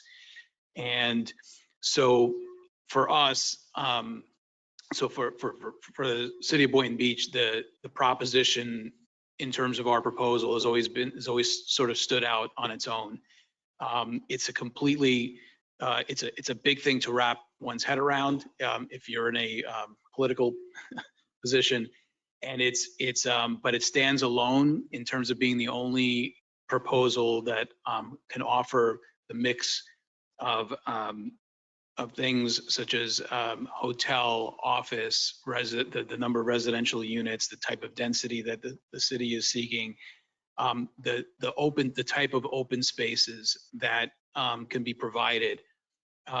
We are a proposition that allows for a collaborative process with the city to be able to work on both sides of the street together, to be able to have 1 + 1 = 3, and to be able to bring that value and that benefit to the city of Boynton Beach. And we, our plan, if we can move ahead to slide 5. Our plan includes, sorry, next slide. Our plan includes over, for both sides of the street, includes over 600 residences. It's a little bit odd in our case because we presented both sides together as one integrated master plan, a holistic view of the whole area. And for example, Mr.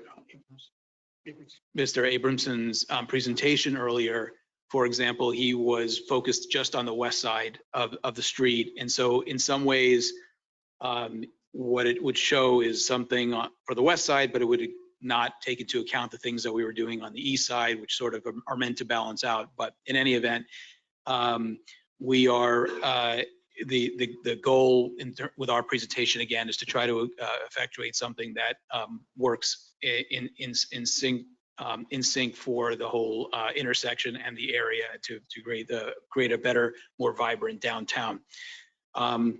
600 residences, 75,000 square feet of retail, including a 25,000 square foot space for a grocer at the base of the garage on the west side. A hotel room in the range of 150 rooms, 26,000 square feet of office, and again, multiple areas of open space, all thoughtfully programmed in a way to create flow from one part of the area to the other, connecting all the way from Dewey Park, extending Dewey Park all the way potentially to the corner if that corner site became available. But certainly taking the Oyer site and creating a big public area space in that location. I think again, in terms of the things that we're able to do because we bringing both sides of the street, we just have more flexibility to be able to do something really dynamic and create spaces for civic engagement in the city.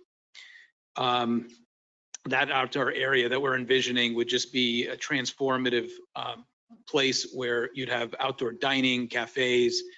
It would be a destination place where you'd have people visiting from other places, and we think it would be a boon to also the business owners and residents of the city of Boynton Beach. Our plan includes workforce housing. As we've discussed in prior meetings, we are flexible and open to increase that number. We have the workforce housing presented on the west site, and so with that, we are, again, we're able to bring that number higher if we need to. We're also using a certain number of smaller, below 750 square feet units, half units, to be able to bring up the density to the level it's at. But we can interplay between those smaller units for the half units and workforce housing if needed. Again, our proposal is meant to be a collaborative effort between a landowner who's going to be developing 3.5 acres on the east side of the street and the city of Boynton Beach and the CRA to integrate into a holistic plan the other side. We have the team of professionals and the wherewithal to be able to make this a reality. As I mentioned, we have people with extensive experience.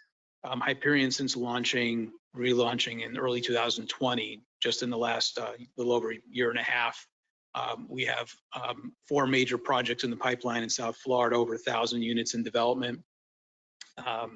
We have our strategic partner in Winter Properties, who is a related company of Standard Industries, an industrial company with a $9 billion annual revenues. And together with Winter, we have established a platform which will continue to grow and to develop more. Yes, there are players here who have more experience. We've been people who have been executives with getting experience in our own right as professionals, and our company will one day get to that place, and we'll start, if we need to, by establishing what we're going to do on the east side of Boynton Beach, on the east side of the street of this area of Boynton Beach.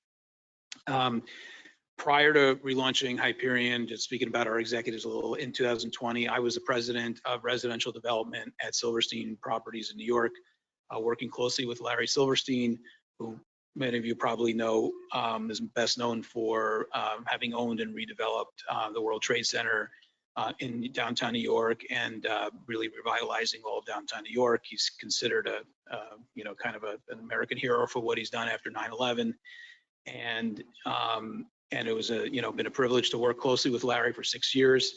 Some of the key people in our organization, Jordan Thaler, who's with me here, have joined up with Hyperion, and so we've been able to. I don't want to necessarily say we're a spin-off of Silverstein, but we have some of the key people who have done some amazing things there. Jordan is our head of acquisitions, and we worked very closely at Silverstein, including launching and running our Opportunity Zone fund that we had there, which is actually one way we actually originally got introduced to this particular area, this location, and got excited about it. We also, the person who would be the president of this project, Glenn Fidgey, is unfortunately not here today. He was at the last meeting. Glenn has to develop some of the most iconic projects in the world, including he is hands-on construction at Silverstein for doing the World Trade Center, Disney, the Four Seasons, Orlando at Disney World. He's done numerous projects at Miami World Center, millions of square feet of massive projects. Glenn would be the guy who would be running this thing. And again, he was here last week. He couldn't make it tonight, but Glenn, another key person at Silverstein with just world-class development experience.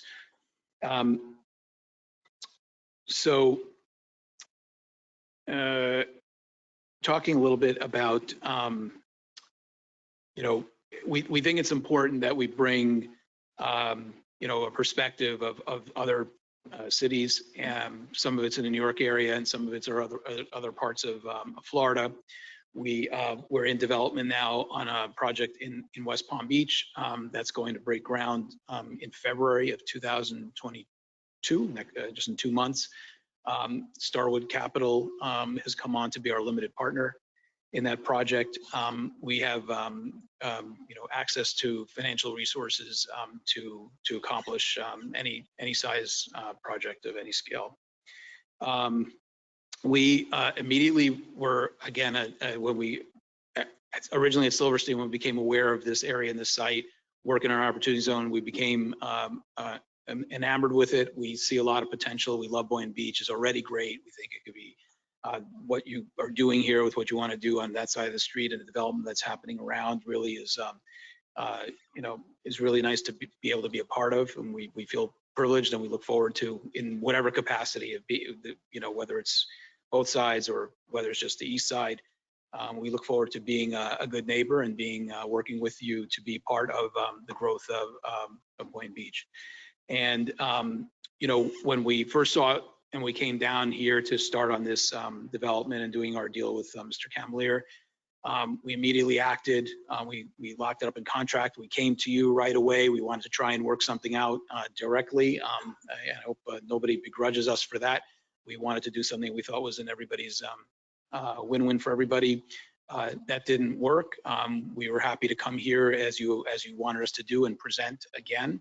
And along with everybody else, and we're happy to do that. And again, win or lose, we will be delighted to be a participant in the community and in developing on the east side of US 1. I'd also mention when we came down here, we did immediately become engaged with members of the business community. We had early conversations with Kim Kelly that were very positive. We understand that she came out in support for another group. We have nothing against that group. We think they have good experience and have done good work, and have put together, as we said before, a credible proposal for the west side of the street. But whether we do the east or we do both sides, we will also be an option for Kim Kelly or other business owners should they want more options than what they have. We also, I think, something we bring to this proposition here is we do also have we have the contract on the ice cream shop site on the west side of the street. We're able to create our footprint in such a way to incorporate that ice cream shop. Nobody else can do that. We haven't decided what we would do yet with that. Should we develop only the east side of the street? We'd be open for discussion, but by having that ice cream shop and being able to develop on it, it gives us that much more flexibility to create more green space, more open space, more places for civic engagement in those terms of the way we can program the development. And again, as you see, I don't think anybody So we understand some of the proposals are nice where they preserve Hurricane Alley to the extent that she wants that. Other proposals have found good places to move her, but have put development on that area. We're the only ones who can basically create a whole block there of just a real destination place that can create some real vibrancy and dynamism to that part of Boynton Beach. So, regarding financials, again, I mentioned Winter Properties, who's our strategic partner and who we have established this platform with, and what our capabilities are combined. Mentioned, if we were doing just the west side of the street, we're talking probably around a $75 million project. That the type of equity requirement in a deal like that is one where we would be able to handle on our own. This combined project is over $200 million, close to 250. I don't know if I'm going out on a limb to say I don't think anybody in the room can stand here and say that they can do that all by themselves, even people with funds. So we do have funds that are committed to work closely with us at the time that we have the project ready and entitled. And again, we showed that we have demonstrated capability of having limited partners who want to come in and work with us. That happened in our West Palm Beach project with Starwood. That's typical of any development project, is you typically have a limited partner that comes in once the people who took the big risk or the general partners who came in and spent the $10, $20 million or whatever it is to try to bring the project from where it's just a piece of land to actually turn it into a potential development. We have partners, local cast construction, very involved in the community. They're one of the premier contractors in Palm Beach County and in South Florida. They are building with us in West Palm Beach, and they've been involved in this project.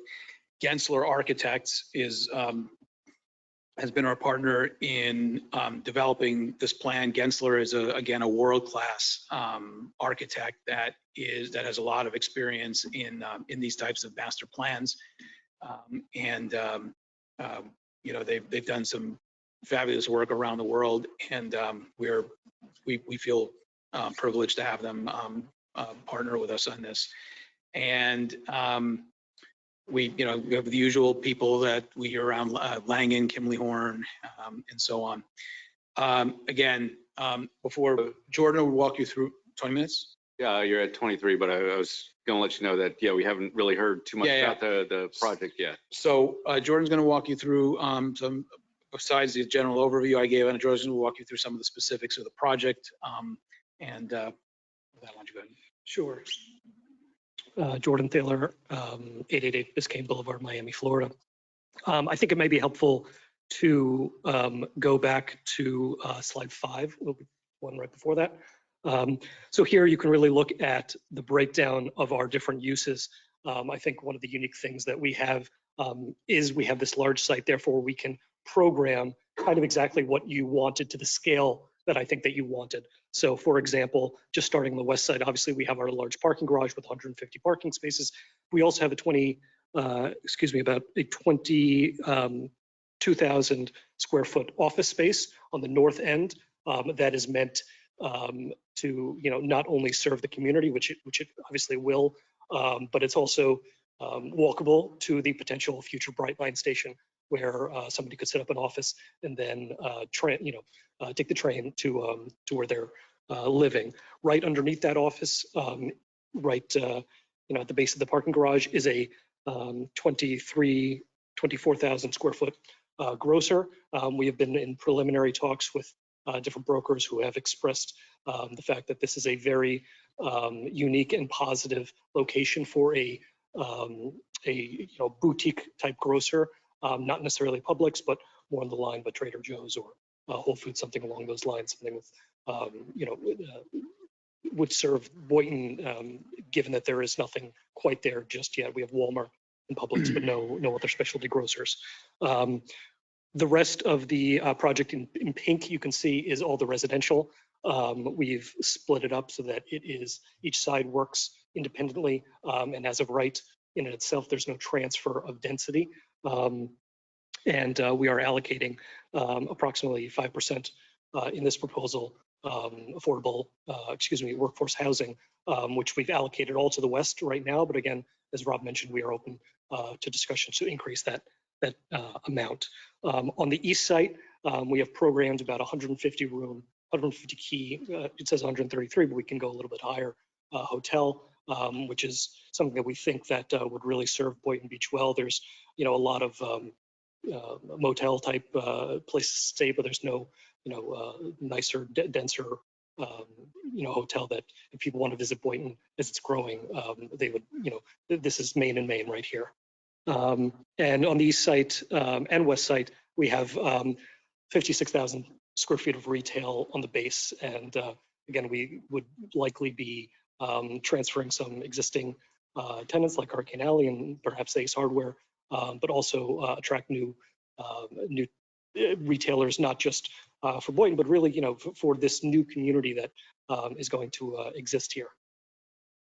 The next few slides we can go through, they're really renderings, but I think that what would be great is if we go to the open space slide on page 12, where we can really see what, yeah, exactly, what our open space proposal is. And I'm going to be quick because I know we want to have time for questions, but we can see the expansion of Dewey Park to the east side. Again, we would be building this, ourselves at cost. And this may be even extended further if the corner site is in play, after selection is made.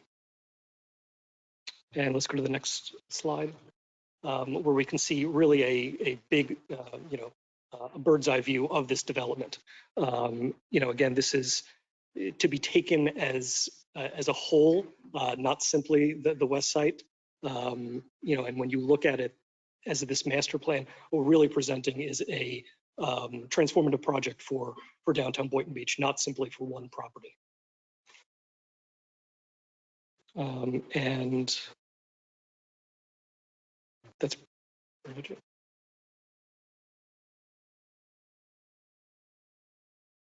Thank you. All right, Board Member Katz. No questions at this time. I do appreciate the possibility of increasing the green space and the open area footprint to the south.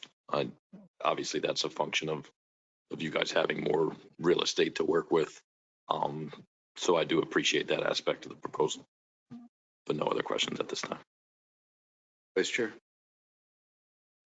Yeah, just a couple of questions. As I look at this, am I understanding that the one-time net initial cost would be $12,415,000, and then for the next one, it would still cost us $296,000 at the end of the 225, 226, and still would be another cost to us, CRA, at $296,000 in 2035 and 36. Could you kind of tell me? And you talk about 13 units, 5%. What am I missing here? Why is it costing us all the way across the board? So I think there is something missing there. It's what I alluded to earlier.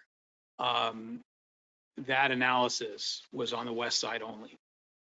And what we presented was a comprehensive analysis of both sides of the street. Okay. So what was shown on one side and what the results are on one side do not necessarily translate to the entire presentation that we made. So look, we understand that there is an inherent, just issue with how we're doing this, because we are, what we're coming with to this thing as the landowners of 3.5 acres is we have a bigger site than what the land is in the RFP. So whereas you're in some ways focused, and most people here who are responding are focused on responding to the west side of the RFP. Mr. Abrams was focused on the west side of the RFP. So there's a little bit of a disconnect there in terms of how this is coming across. But Jordan can clarify a little more. And I would always only say that when we're talking about the 12.5, that's the 8.5 that's already been spent, plus the 3.9 that we're, asking the city to reimburse for the cost of that parking garage. But for this entire project, we would also be including the land for 209 North Federal Highway, as well as our east site. So the actual cost that we're bearing is more than what was shown. Further, the TIF, that negative number, just like the other proposals, there is a time frame for that. So what will be a negative will eventually be a positive once that TIF runs out. And I just wanted to clarify that because that was not shown, so that after that TIF runs out, the city benefits from the full tax amount that they're owed. Okay, Jordan, having said that, if for some reason you don't get the west side, is the east side off the table at that juncture? No, as you know, to be clear, again, we are 100% closing on the east side. We will be developing the east side. It won't be what you see here. It'll obviously be something different because this is again the scale of this is allowing us to do certain things that we probably wouldn't do if we were just doing the east alone. But there'll be something not that far off from that, but not the same. But the answer is yes, we will be doing the east side, and we look forward to working. If we don't, if this doesn't go to us on the west side, we look forward to collaborating on what we're going to do on the east side, being a good neighbor to whoever wins on the west side, and and we're happy to participate in the growth of Boynton Beach by developing the east side. Okay, that's all I have for now. Board Member Romulus, I have no comments. Thank you for your presentation. Board Member Pensurga. I have no questions at this time. Thank you. And so for me, I understand that this is a lot more conceptual than the other applicants. And so, could you talk a little bit more about you said your construction partners. Who are your community partners, so to speak, for the apprenticeship program? It's kind of like, we understand that also that you're trying to expand Dewey Park. Is that something also you'd be paying the city to help maintain? So as we said in the proposal, we are open to whatever the city prefers us to do. We're open to either making it an extension of Dewey Park for the city. We're open to taking on the maintenance ourselves. We're open to keeping it separate, whatever's best for the city. Normally with the aspect of a city owning thing, there's the sovereign immunity versus private corporation if someone slips and falls. And just to answer your question about the community engagement, throughout this process, we've been in touch with Palm Beach State College, as well as Career Source. Both organizations have relationships with local talent to establish apprenticeship programs. They've done so previously and expressed support for this project as well. If further CAST, our construction partner has, committed to 20% small business enterprise and 50% minority women-owned businesses, as well as working with Boynton Beach to establish any other thresholds that they may want in terms of local hiring. Part of my, other question with this design is it seems like there's no commercial or residential in the parking garage on the west side. Is that correct? No, there's 873 parking spaces on the west, less 150, and we have allocated the appropriate amount for retail, 250. No, that wasn't my question. It's kind of in the sense that, the parking garage, there's no residential or retail is my question. So it's kind of like, it's just a parking garage with the facade over it, or is there? With an office building to the north and the grocer at the bottom. Okay. And obviously the restaurant, cafes, restaurants, circling those buildings adjacent to the garage. If you actually go back to the slide prior, right to the south, the southern end of the parking garage, we do have a mobility hub right there, where people can rent scooters or rent, bikes, similar. As part of the open space, okay. And so would it be a total of 150 parking spaces for the combined for the public, or is there more, more on the west side? Is that only on the west side? There's additional public parking spaces on the east side? Parking spaces besides the 150, we have programmed all of the parking spaces per zoning. So there will be 200 some odd parking spaces strictly for the retail. There may be 125 just for the grocer alone. So all of those are for the public, but they're allocated specifically for different uses. And the hotel parking spaces are on the east side because the hotel's on the east side. So that the 150 is already included into the commercial aspect. It's not in addition to the commercial aspect. It is in addition to. Okay. So just to clarify, in case the 150 is on top of, we have programmed this and planned for it, providing for all the parking that's required by zoning, and we've added 150 spaces on top of that. Just to be clear, what we said in our proposal was we would want to have a conversation about, do we really need, because the needs for the hotel, the zoning for the hotel parking spaces, the zoning for some of these other spaces, what we've seen when we work with other municipalities is sometimes you can kind of combine this thing, so you're just not overloading this thing with parking. And you can kind of have double uses for some of this stuff. But we have programmed it based on the zoning plus 150 spaces.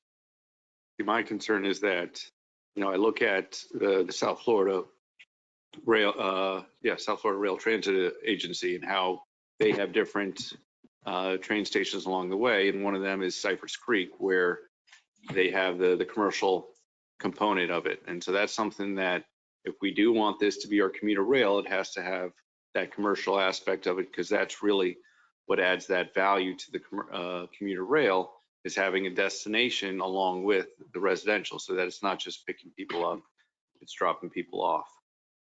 And so that's kind of where, you have that capacity for that office space that we don't necessarily see in the others, plus the retail.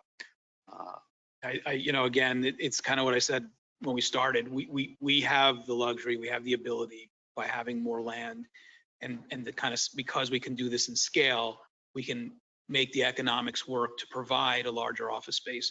The reason you don't see anybody really, there are some that have some small spaces, but the reason you don't see any office space of significance is because it's a major risk for somebody to do a big office space in here. When you do it in this kind of scale, you can kind of absorb some of that risk. And that's something that our proposition, brings to the table. Thank you. Yes. Just a curious question. On the north side of your garage, I thought I saw a little slither of office space. Yes. What was your thinking on that? Just to give it just a little slice of pie there, looked like. It's thinner looking than it actually will be, but it serves two functions. One, to provide at least 20,000 square feet of office space, which it does, but also, given the requirements for wrapping the garage, this is a convenient and thoughtful way to wrap that garage to the north with an office.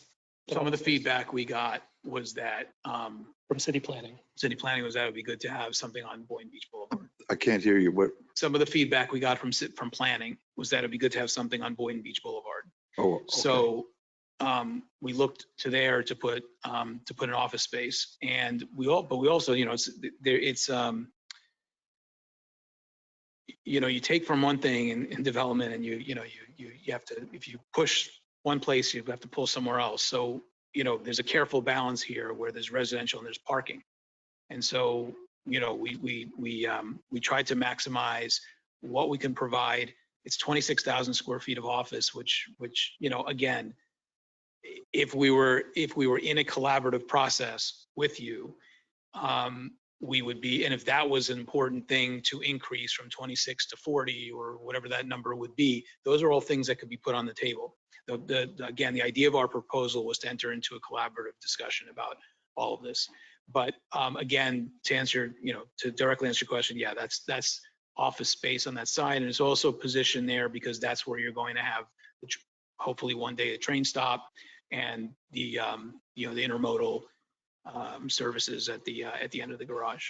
So part of your reasoning was aesthetics type, because it's facing Boynton Beach Boulevard, as well as the wraparound. Well, partly aesthetics, but partly because it was said to be a good location.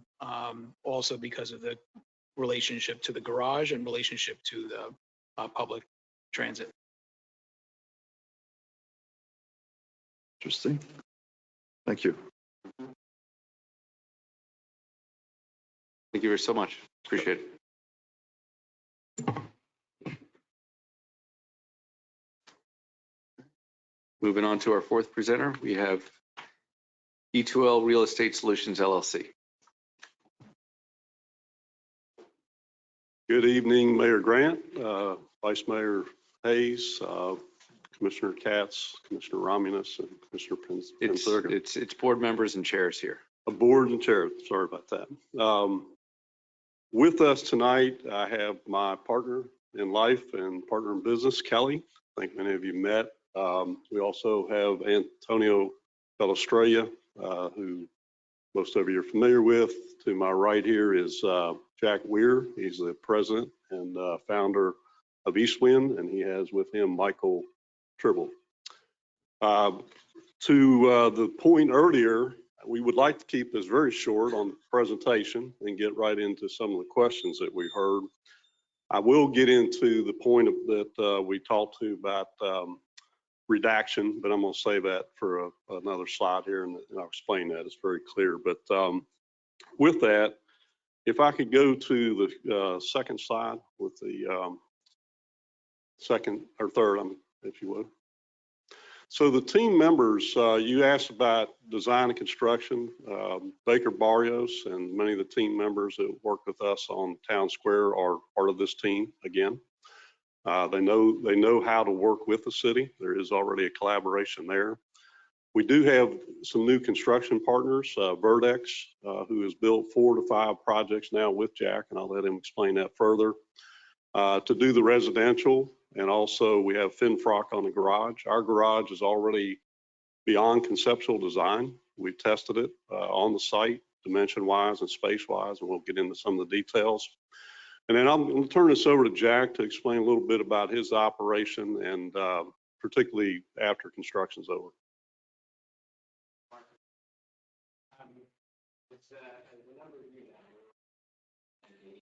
The microphone on? How about now? Can you hear me now? Probably need to talk a little bit closer.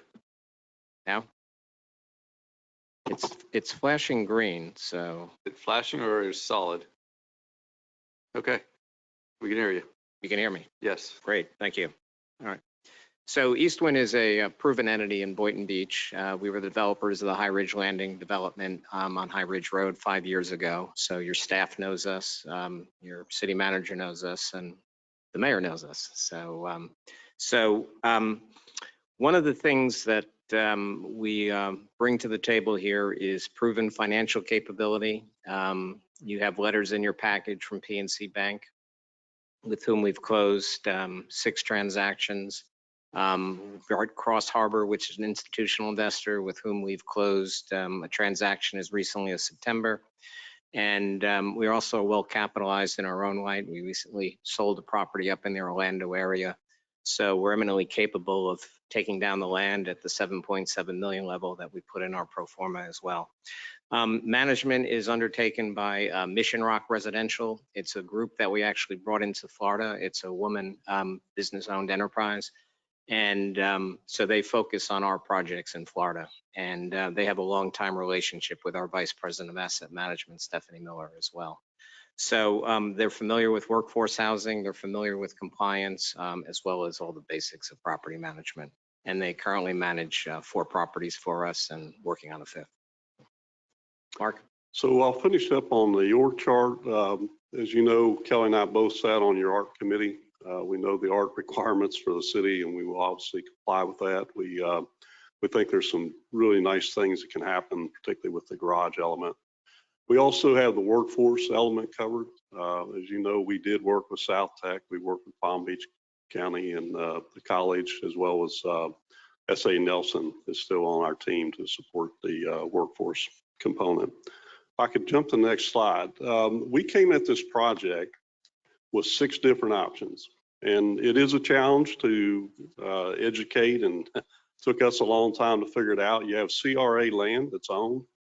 At the time, the Oyer property wasn't finalized. I believe that is the case where it is now. We sat through the meeting last time. We know there's problems with the building.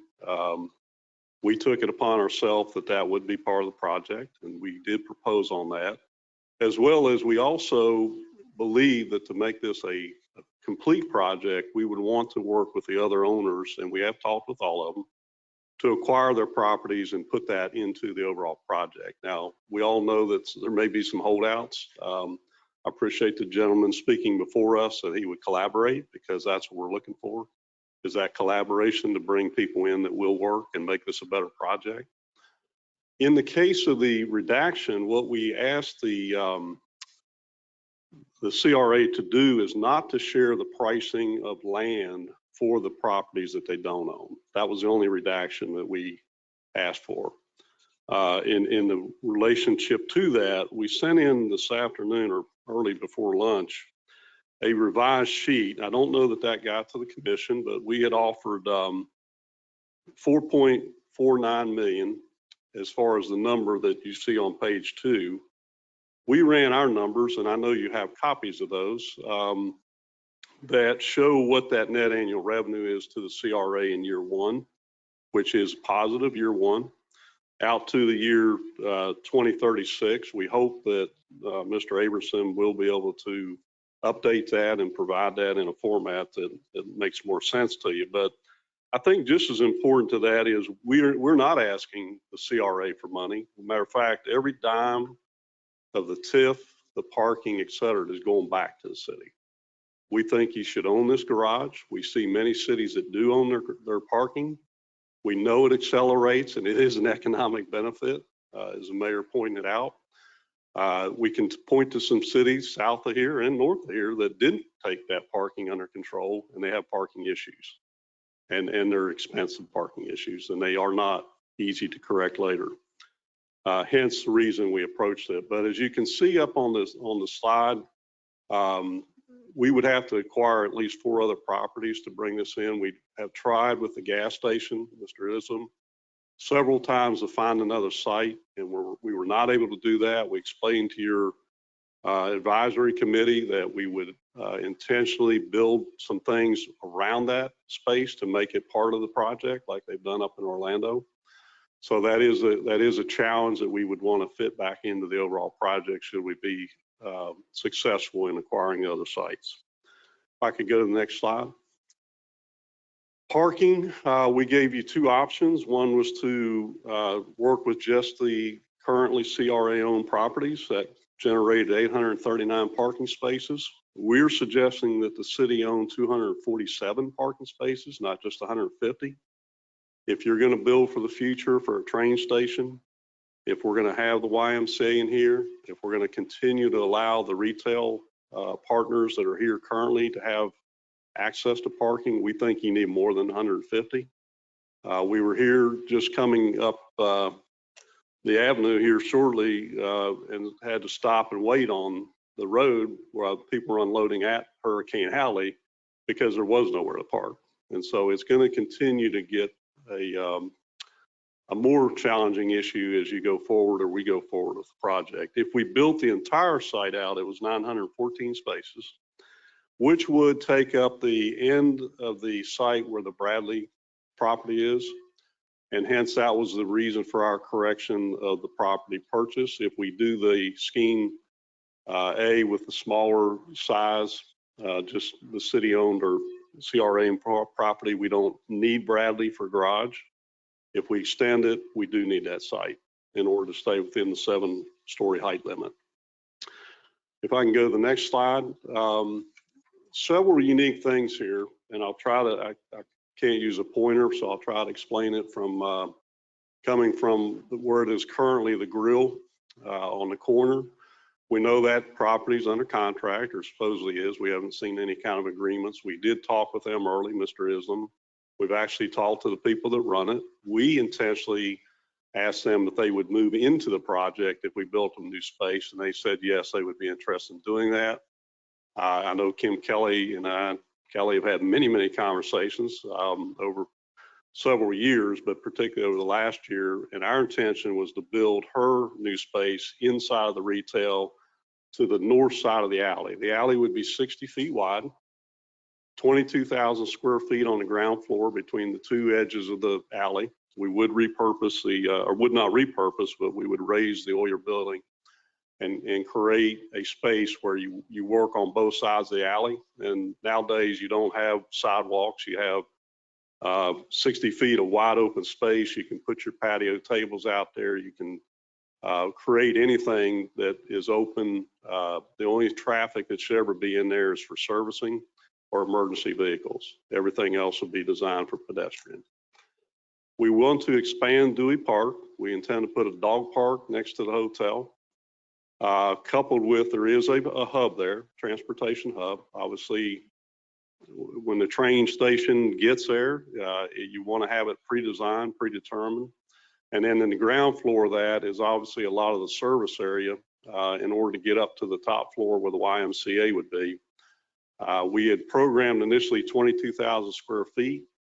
They currently are telling us they need a minimum of 35,000 square feet. And if we go with the children after school programs or school programs, we would need to expand that further. That might require an off-site component.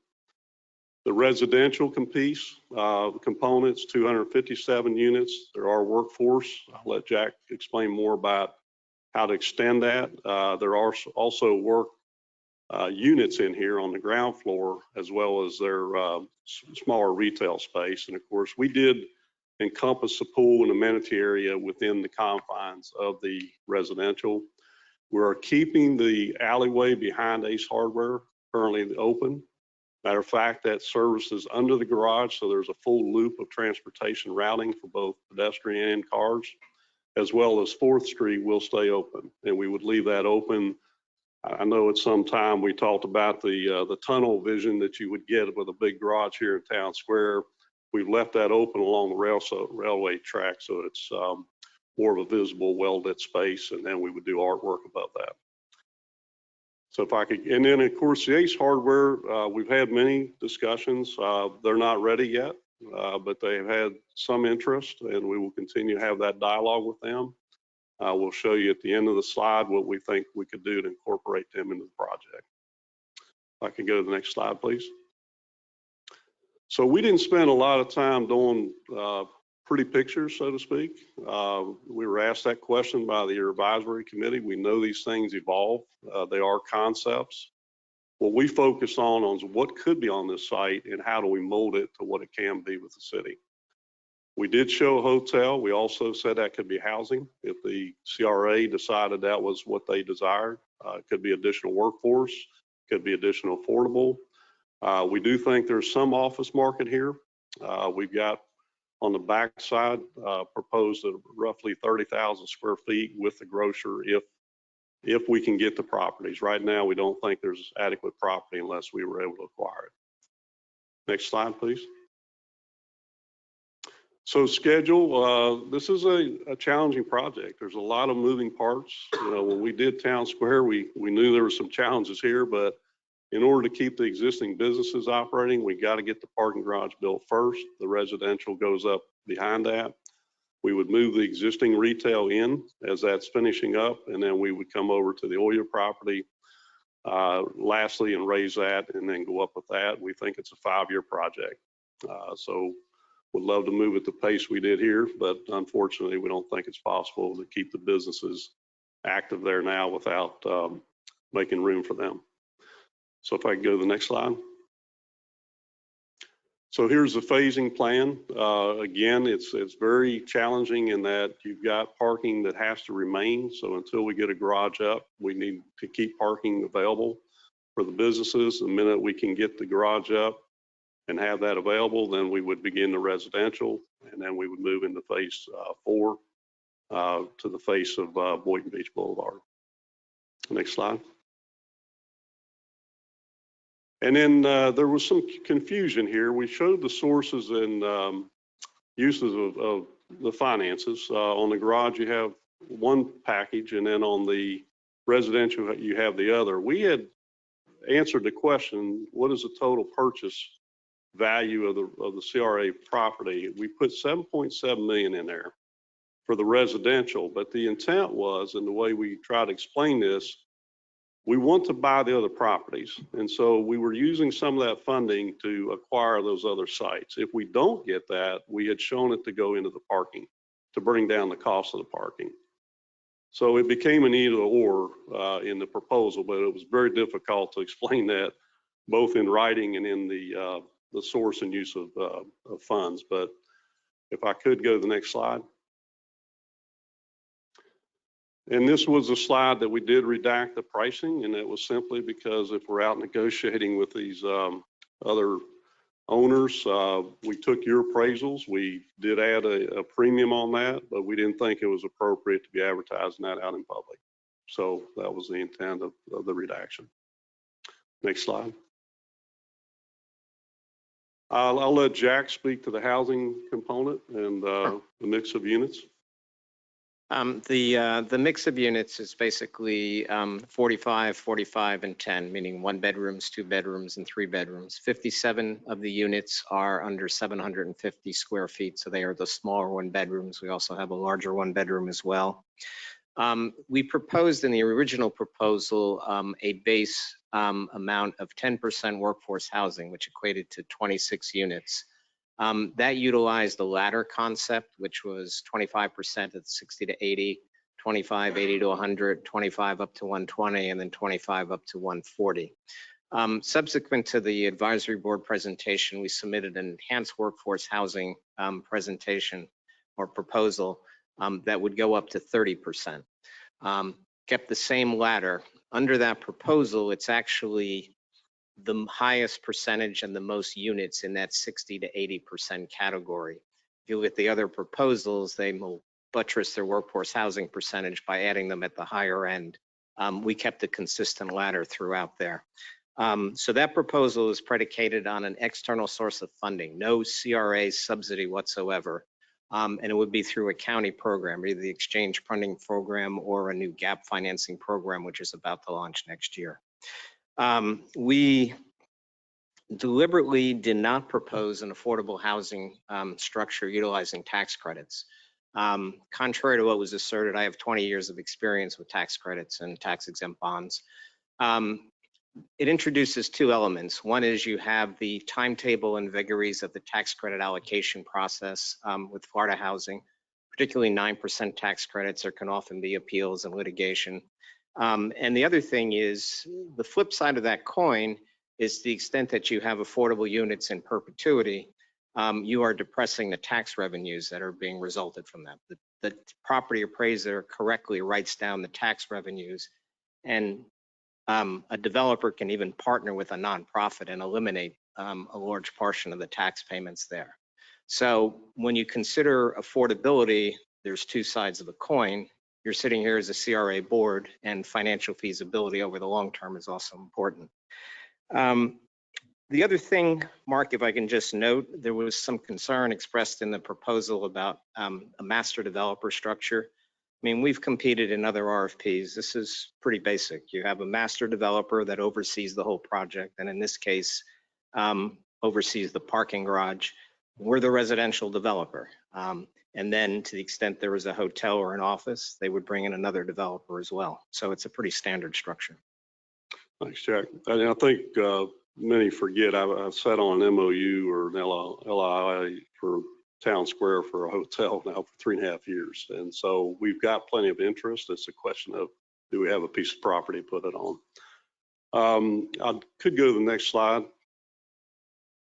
We mentioned earlier the tax incremental revenues and all the parking fees that would go back to the city, both in licensing and parking fees. Every time I come and park at the marina, I pay my $5. I know there's charges over at the beach.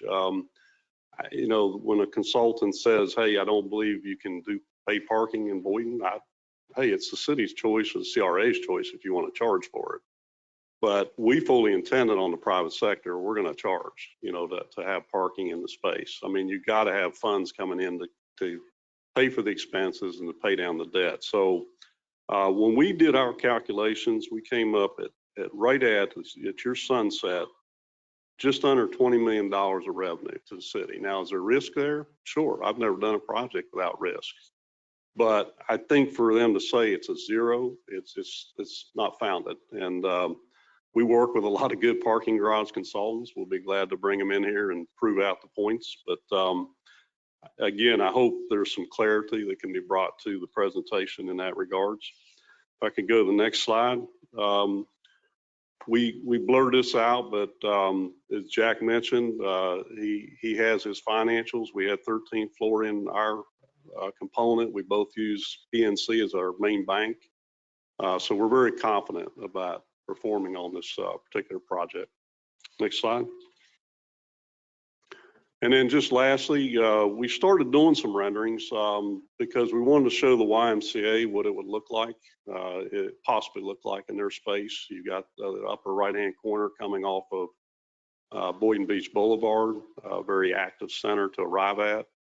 And then on the bottom side, we're still playing with some ideas, and that was the CFA's hardware because they wanted some better signage, would be willing to go on the ground floor of the parking garage. So that was something that we shared with Valerie when we were meeting. We'll pause there and take any questions. Thank you. Vice Chair. Mark, I don't know where to begin. First of all, I'm kind of confused. 5 phases, you know, it's a bit much for me. You don't own all of the property yet. You talked about, I think with the ice cream parlor or something like that, and some other, in other words, you don't have site control on those properties. So how can you count those properties into your plan? Well, go ahead. Well, as we showed, there is 2 options. There's to do just the CRA properties, which would include the Oyer property. If we are successful, as you know, other owners are holding out to see who gets us a project awarded to them. Once that's decided, I think those property owners will then quickly decide, do they want to be part of a project or not?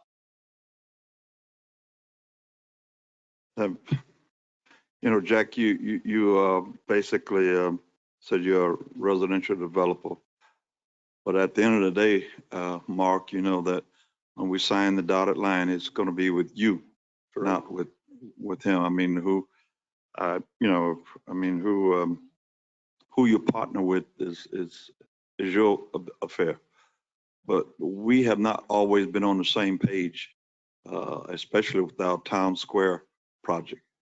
And that has left a very sour taste in my mouth. And I'm trying to be objective here and open-minded, but this whole thing is kind of complicated to me, and I'm not there yet.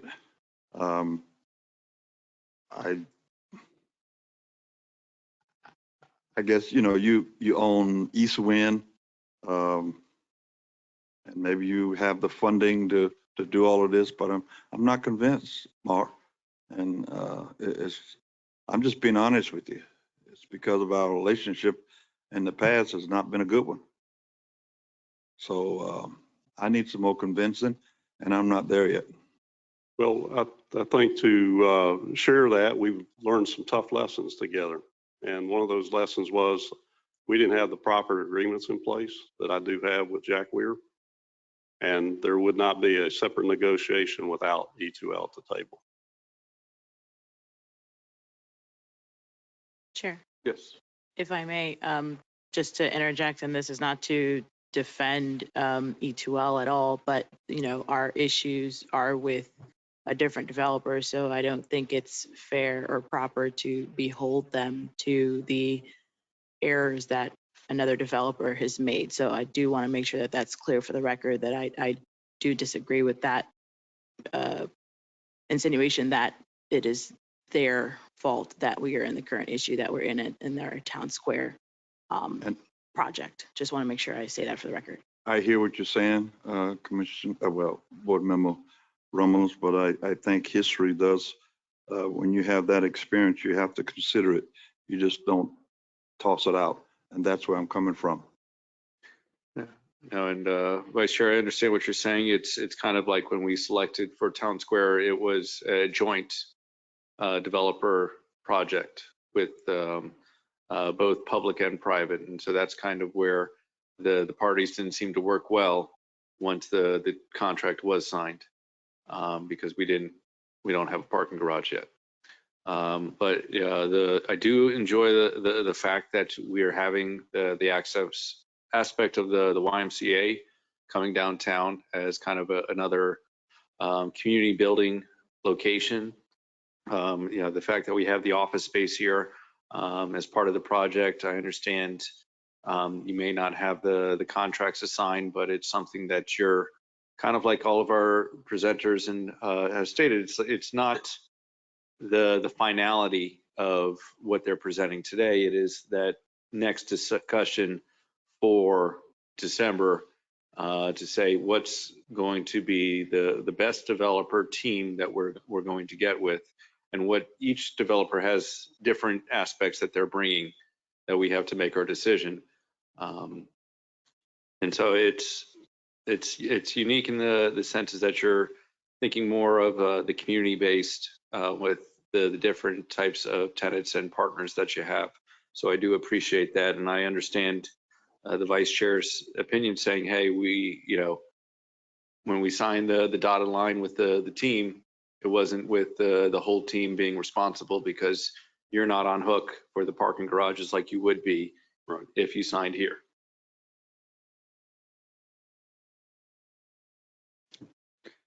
Board Member Pensurga, you have any questions? No comment, no questions. All right. Board Member Katz? None at this time. So I think you got your presentation, but let me just go. Can you go back to the site plan one that you had down before, Vicky? The two different options, Scheme A and Scheme B.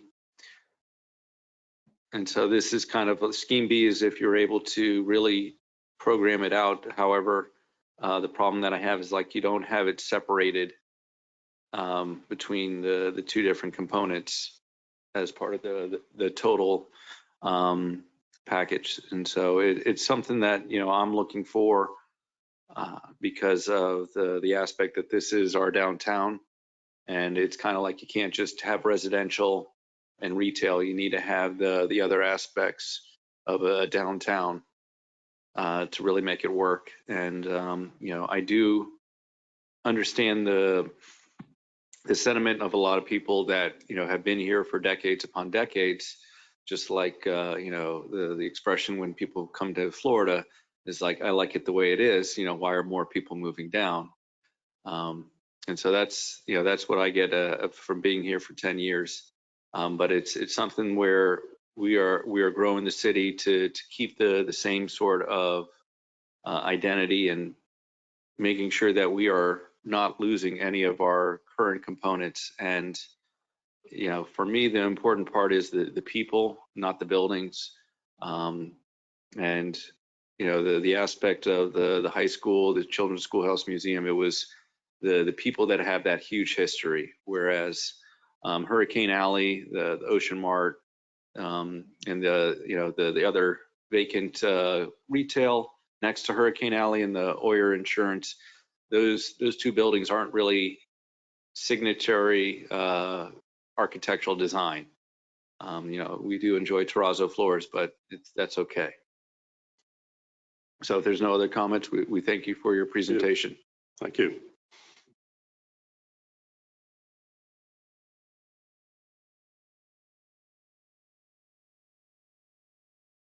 And so we do have a little bit more time, so I'm going to give us an extra 2 minutes to stretch our legs for everyone.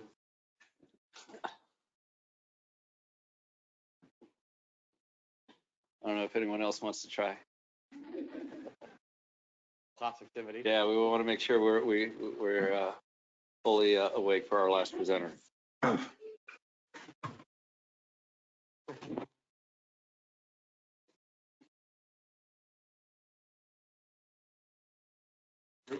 No, that's all right.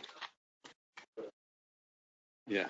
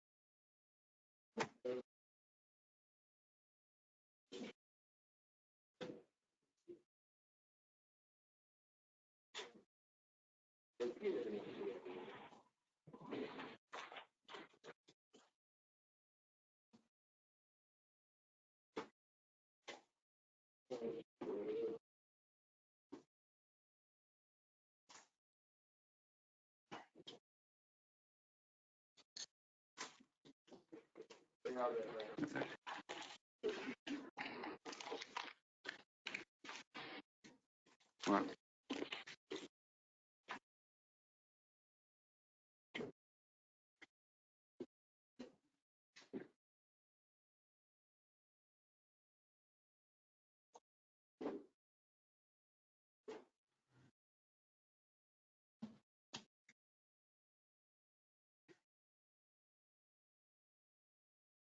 Vicki, we ready?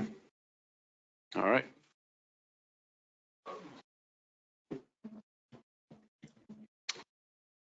CRA Chair and board members, my name is Jeff Burns. I'm the CEO of Affiliated Development.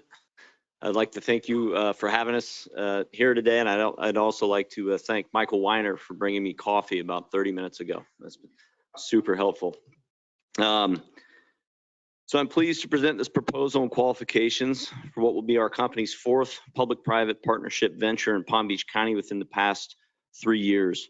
Our proposed project, the Pierce, is envisioned to serve as the anchor for the East Boynton Beach District, EBO, which we believe will be South Florida's next urban hotspot. The Pierce contains an assortment of uses that combine to create continual activity and energy. The Pierce will contain multifamily, office, retail, restaurant, and public uses, along with a parking garage containing 150 parking spaces for the public.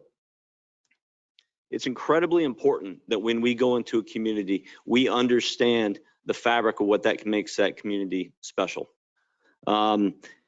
We believe that great communities are built block by block, and spending a lot of time and consideration focusing on what you have at hand.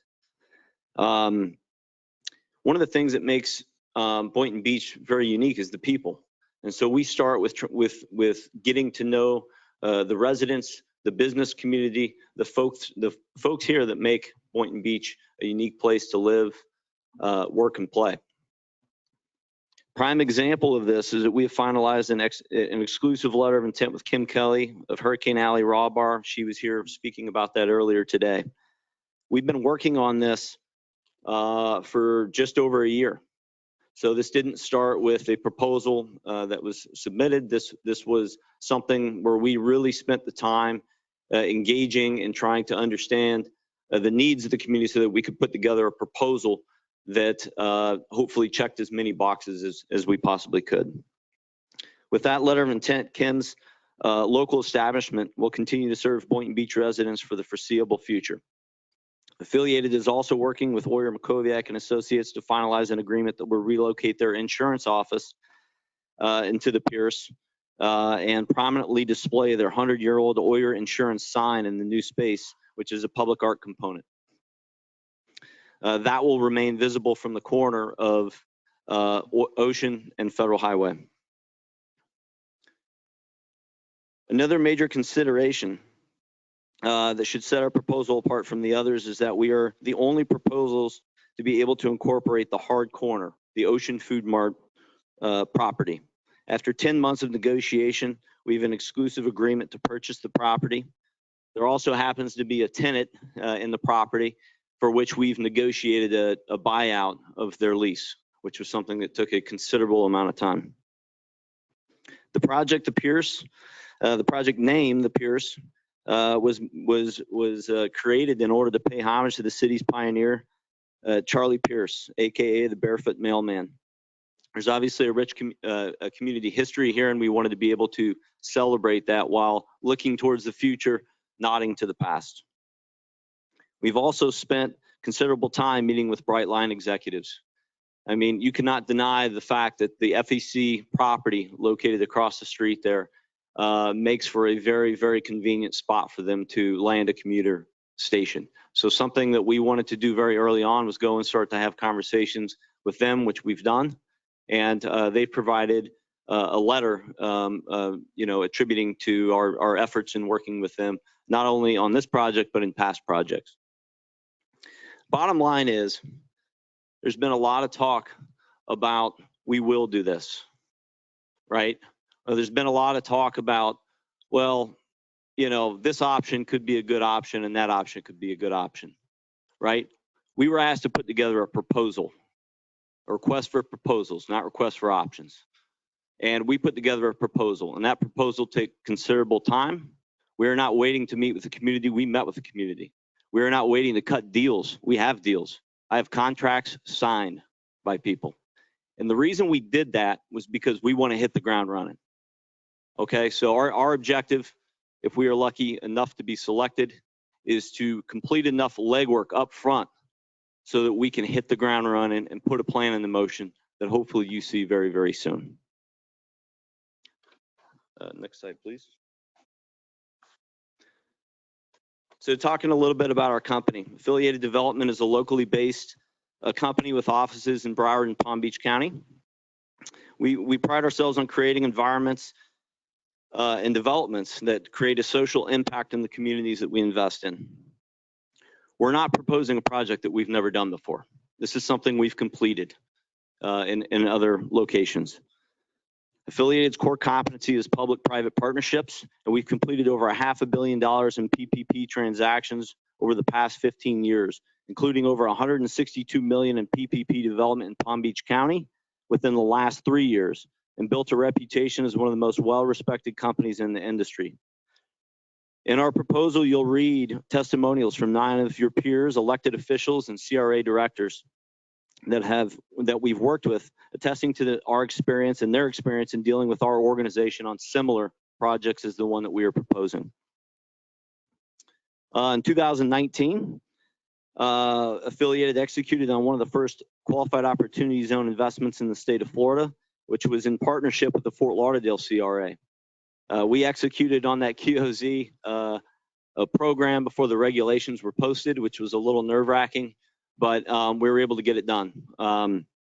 So we're very, very proud of that. In 2020, Affiliated Development had our closing of our $125 million Affiliated Housing Impact Fund, which has afforded our organization with the discretionary capital necessary to meet our financial obligations and the ones that we are making to you. The fund is comprised of local, police, fire, and general employee pension plans. What's great about that is there is a inherent alignment of interest between us working with a police pension plan or a fire pension plan, because they get to see projects happen in their community. What happens a lot of times with these public plans is they're investing in real estate deals outside of the market. So they're not making an impact on the community. When we come in and we accomplish redevelopment and workforce housing, they get to take their contributors to a project. They get to feel, touch, and see what their investment is directly going into, which is very, very unique. Affiliated has closed on 3 different large-scale loans totaling over $100 million during the global pandemic, a time where many others were struggling to obtain financing. We've executed our principals, myself and Nick, has executed on hundreds of millions of dollars in financing guarantees and has the ability to obtain large construction loans and permanent loans. Our banking relationships span across multiple transactions and are some of the largest financial institutions in the business. This proposal that we submitted includes bank references that attest to our ability to borrow. It is particularly imperative to note that our financial capabilities, qualifications, and experience in public-private partnership development is that of the proposer and not the capacity of the poser's partners. This is something that we've done. We don't bring in partners. In other words, the buck stops with us. We don't have committees that we have to go answer to. So if there's a negotiation that needs to happen between the CRA and affiliated, a decision gets made right there on the spot. I don't have bosses that I answer to.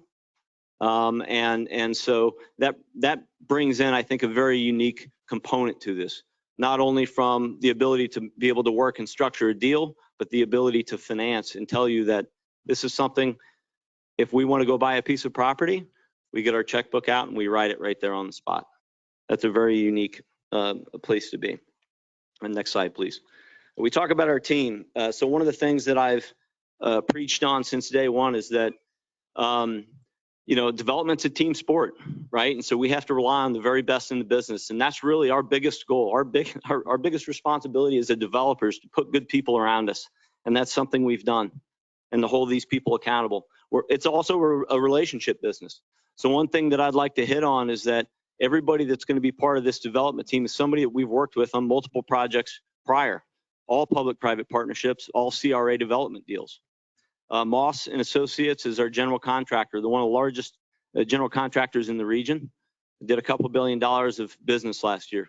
These are guys that not only are actively constructing projects for us currently and have in the past, but the Moss family is actually invested in our fund as well, which creates a nice alignment of interest between your contractor and developer. This will be our 6th collaboration with Moss.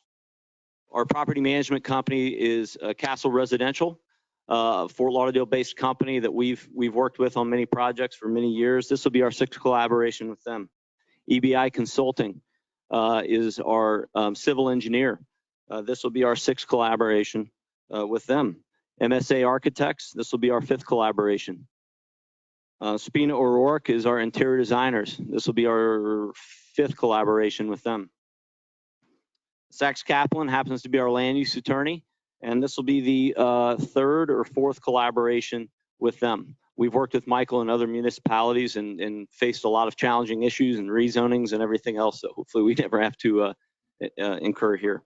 Kimberly Horn, this will be our 3rd collaboration, and AL, Architectural Alliance, is our landscape engineer, and sorry, WGI is our civil engineer. One of the other big things that we talk about is community engagement. So this is something we do in every project that we're involved in. We work very, very closely with Moss to make sure that we implement programs and engage as many people from the community, give people an opportunity to participate in the construction of the project. This is done through job fairs, which we generally do right before a trade is getting ready to hit their job. So a lot of people will do a job fair, and then the trade isn't ready to step on site for 6 months. Well, that doesn't do the resident any good, right? They need a job, they need it tomorrow. So we work very, very closely with Moss and Associates and our subcontractors to make sure that when we do a job fair, we're doing it right before they're getting ready to step on site and do the work. Another thing we do is apprenticeship programs. Obviously, that's a big thing. With the 2nd largest contractor in the region, they have a lot of capabilities and a lot of great things that they do from a mentorship program. We're working very, very closely right now in West Palm Beach with the Police Athletic League up there and doing great things to try and incorporate that into our project up in West Palm. Next slide, please. Similar projects. So, the good news is a handful of these are just right up the road. So these are all public-private partnerships. The first project that we completed is the 613 in Fort Lauderdale. That was in partnership with the Fort Lauderdale CRA. That was built middle and delivered in the middle of the pandemic. It's been very, very successful. It has workforce housing involved in it as well. The Bohemian, it's a project right up the street on Lake Avenue in Lake Worth. That'll be our second project with Lake Worth Beach. We completed a project called the Mid in between 16th and 17th on Dixie Highway. A very successful project in collaboration with the city and the CRA up there. The Bohemian, going back to that project on Lake Avenue, we just topped out, which means we have our building structure up. That one is a unique deal, and in particular this scenario, because we're building the city of public parking garage. And that garage is almost entirely constructed, and we're hoping to deliver it this spring.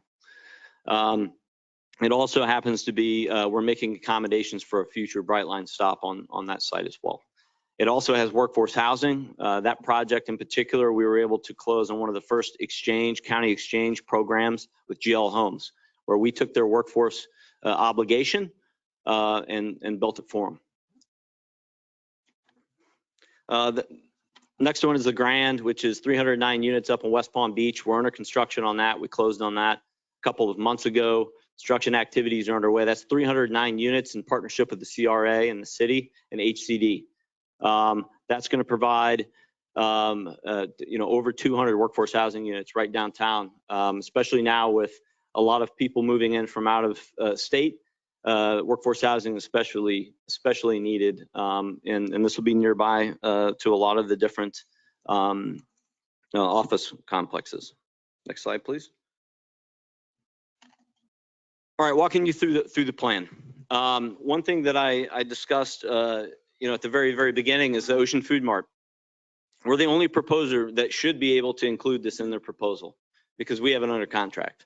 So we did. One of the things that we wanted to make sure that we did, and by the way, just by point of reference, it's on the very corner. So we're talking about the hard corner of Ocean and Federal Highway. One of the things we felt very strongly about was that we create a very impressive pedestrian experience that draws people into something a little bit greater. So instead of putting a box structure out from property line to property line, we wanted to create a development that drew people in and moved people around in a very unique manner.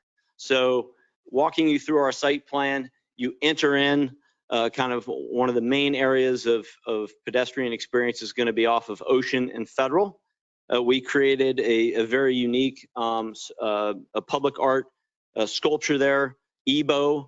Again, we believe very strongly in creating a sense of community and creating an environment that people want to be in versus just a project. It's our hope, the project across the street, east of Federal Highway goes. I mean, we want that to happen. That'll be great for us. The project Caddy Corner, we hope that goes as well because it's going to create a district that people want to live in.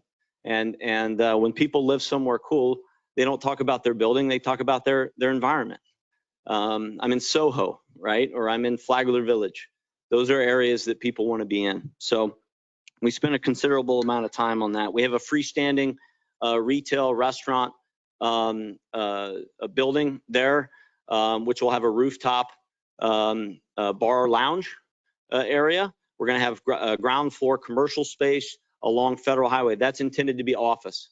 So we're thinking a lot of offshoots from a lot of the stuff happening in West Palm Beach, prime tech incubator type stuff that's happening now in Fort Lauderdale, and it's kind of working its way up from Miami. We think that Boynton Beach could have a very unique draw for that demographic, and that's something that we're going to try and tailor to the best we can. We're also talking with wine and coffee bar there on the corner, near Dewey Park. Next slide, please.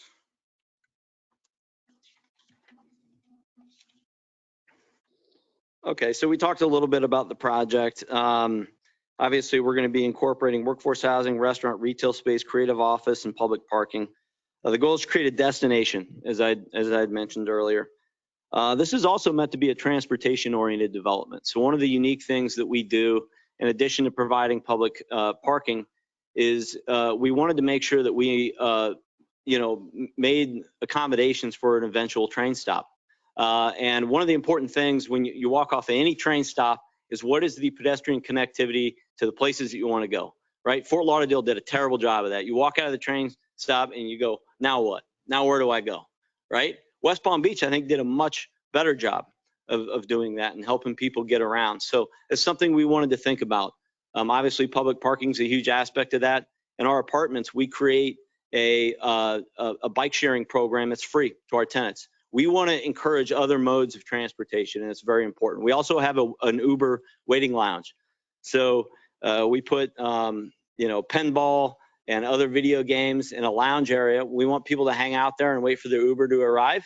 It becomes a very social experience. And again, promoting other modes of transportation is critical. I think that this will eventually be a bright line stop, and then of course we'll have an opportunity to really get a lot of different folks in that might be living in other places currently. Another important component of our project is 79% of the space is going to be available to the general public. So we wanted to create a project that was for everybody, and not just had private components that was not going to be accessible to everybody. Of course, we talked about 236 mixed income workforce units, which I'll touch on a little bit later.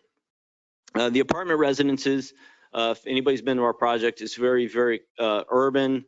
We like to do a lot of raw materials, but we also have luxury finishes. So we're talking about Italian cabinetry, quartz countertops, and then heavily amenitized.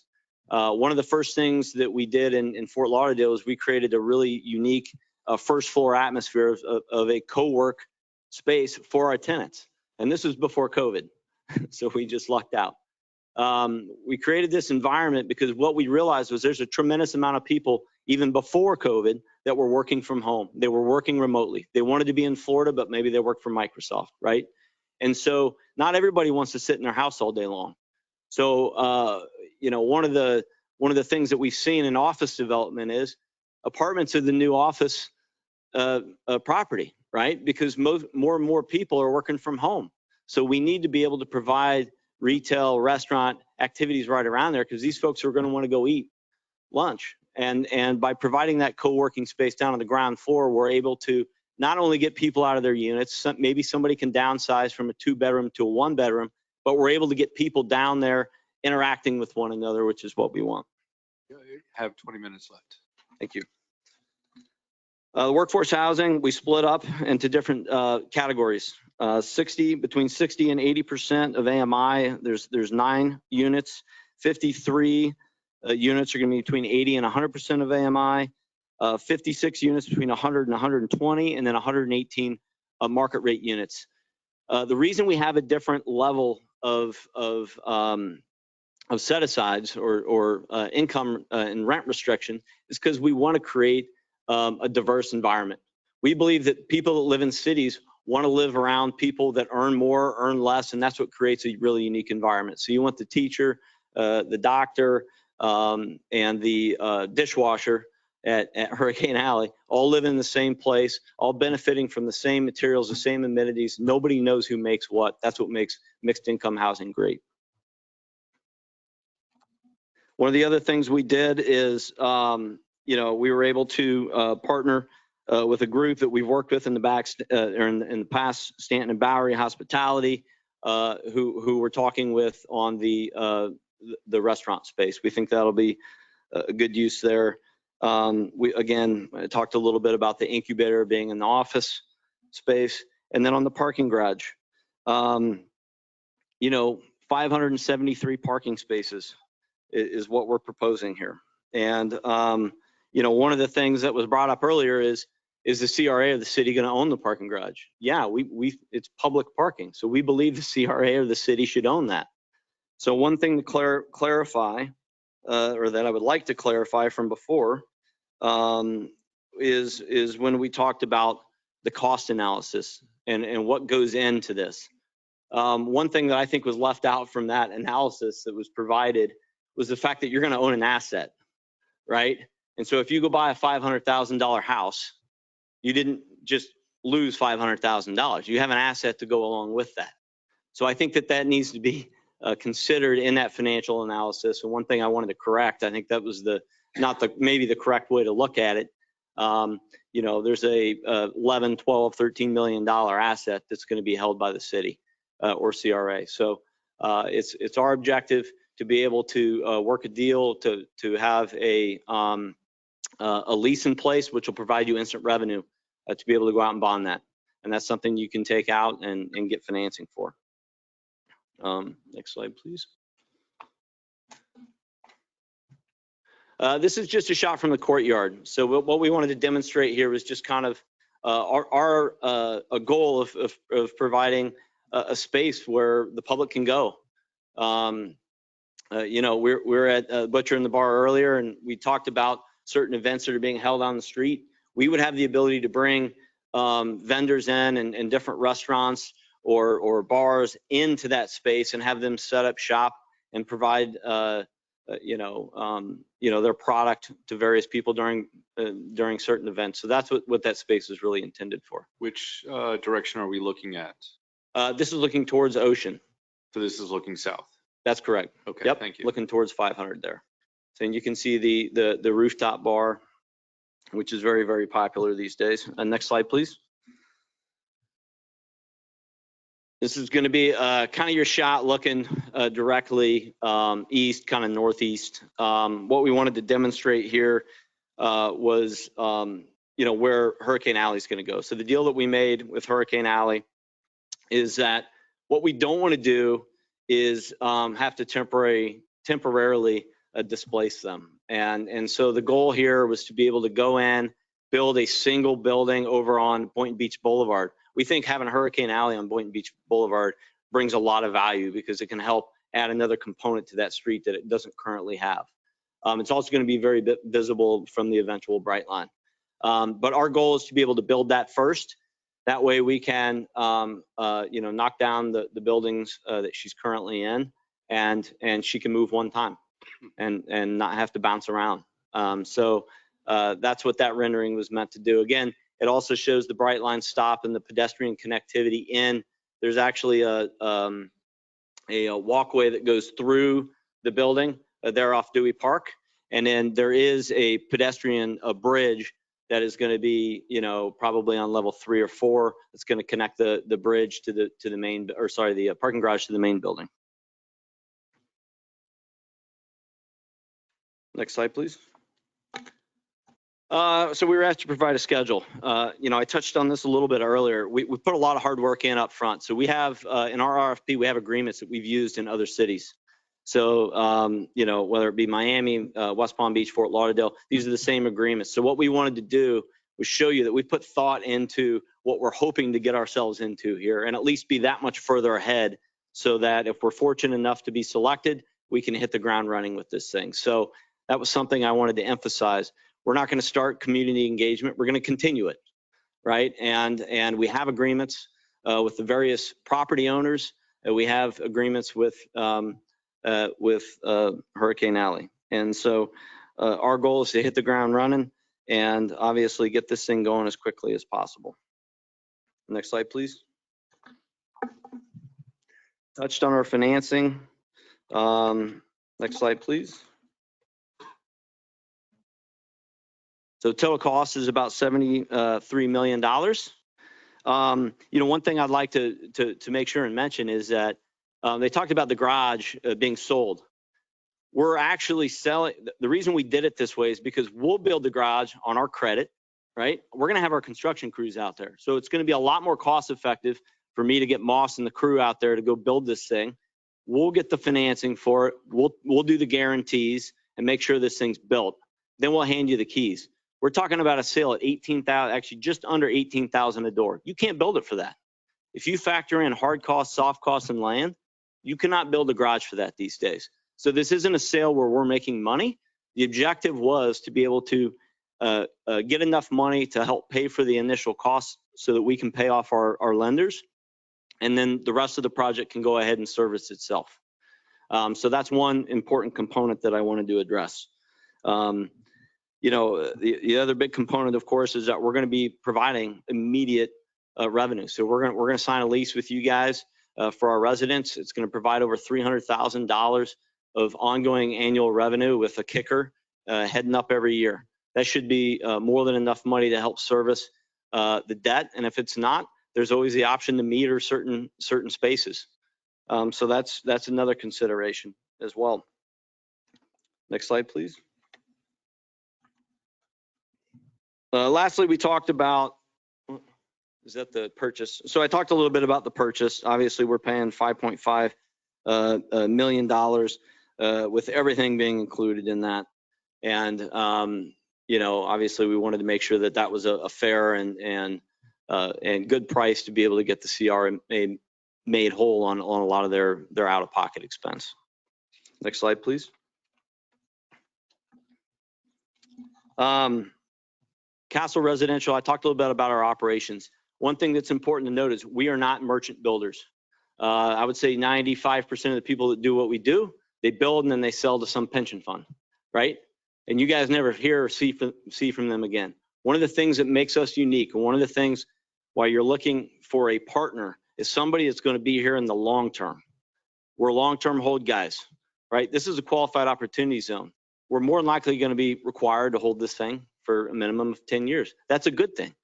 You want to be able to pick up the phone and call us, call the decision makers, and get things done. We put a lot of pressure on our management team to maintain these properties to our very high standards. We use construction materials that withstand the test of time. That way our building doesn't look tired 10 years from now. We want it to look great. And with a long-term hold partner in this thing, that's what you're going to have. And I think that that's a unique thing that we bring to the table that a lot of folks, other folks do not. You know, finally, I'll just end with, you know, again, we were asked to provide an RFP, and that's what we did. We provided a proposal. We spent a tremendous amount of time working with the community out there, engaging with residents and businesses, and that's ultimately how we ended up with this proposal that we provided you with, and hopefully we're lucky enough to work with you not only on this project but future projects. I will tell you that we're getting ready to do our second project and our second public-private partnership deal in Fort Lauderdale. Our second public-private partnership deal in Lake Worth is almost complete. We're working on what we're hoping to be our second public-private partnership deal, the city of West Palm. We're here for the long haul. We're local, and we hope that this is the starting point of a very long relationship with the city of Boynton Beach and the Boynton Beach CRA. So with that, I thank you, and I'll stand by for questions. Thank you so much.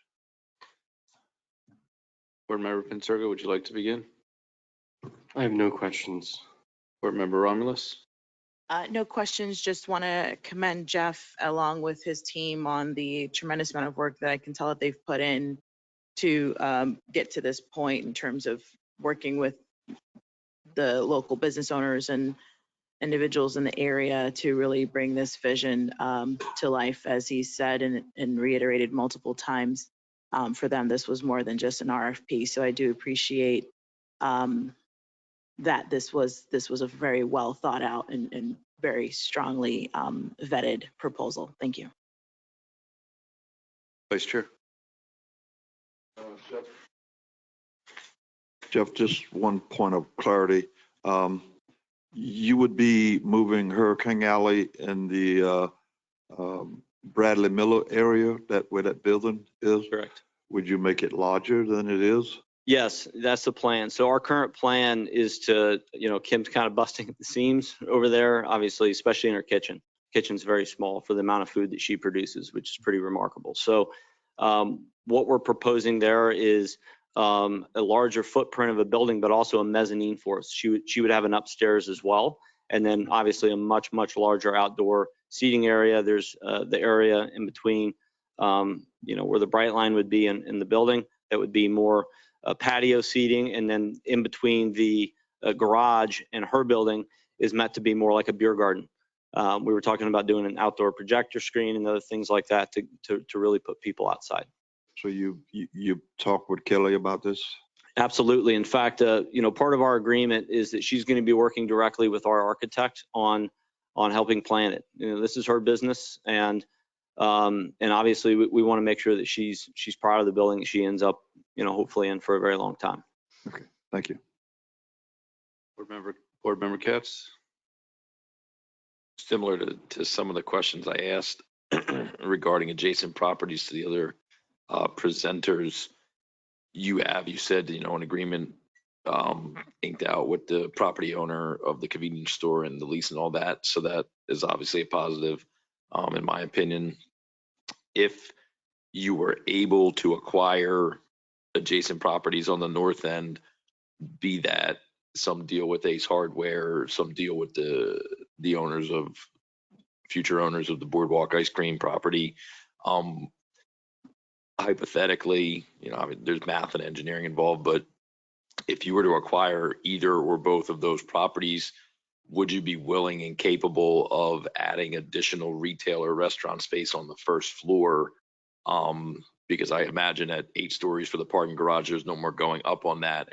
If you could acquire those adjacent properties and put more retail or restaurants on the first and second floor, that would give you more height for the additional parking that might be associated. That's just something that comes to mind, because I wouldn't mind, pending possible, arrangements, if you were to get the job from us and you were to work it out with those property owners, adding even more retail, because some of the other projects or proposals rather do have higher levels of retail and commercial activity.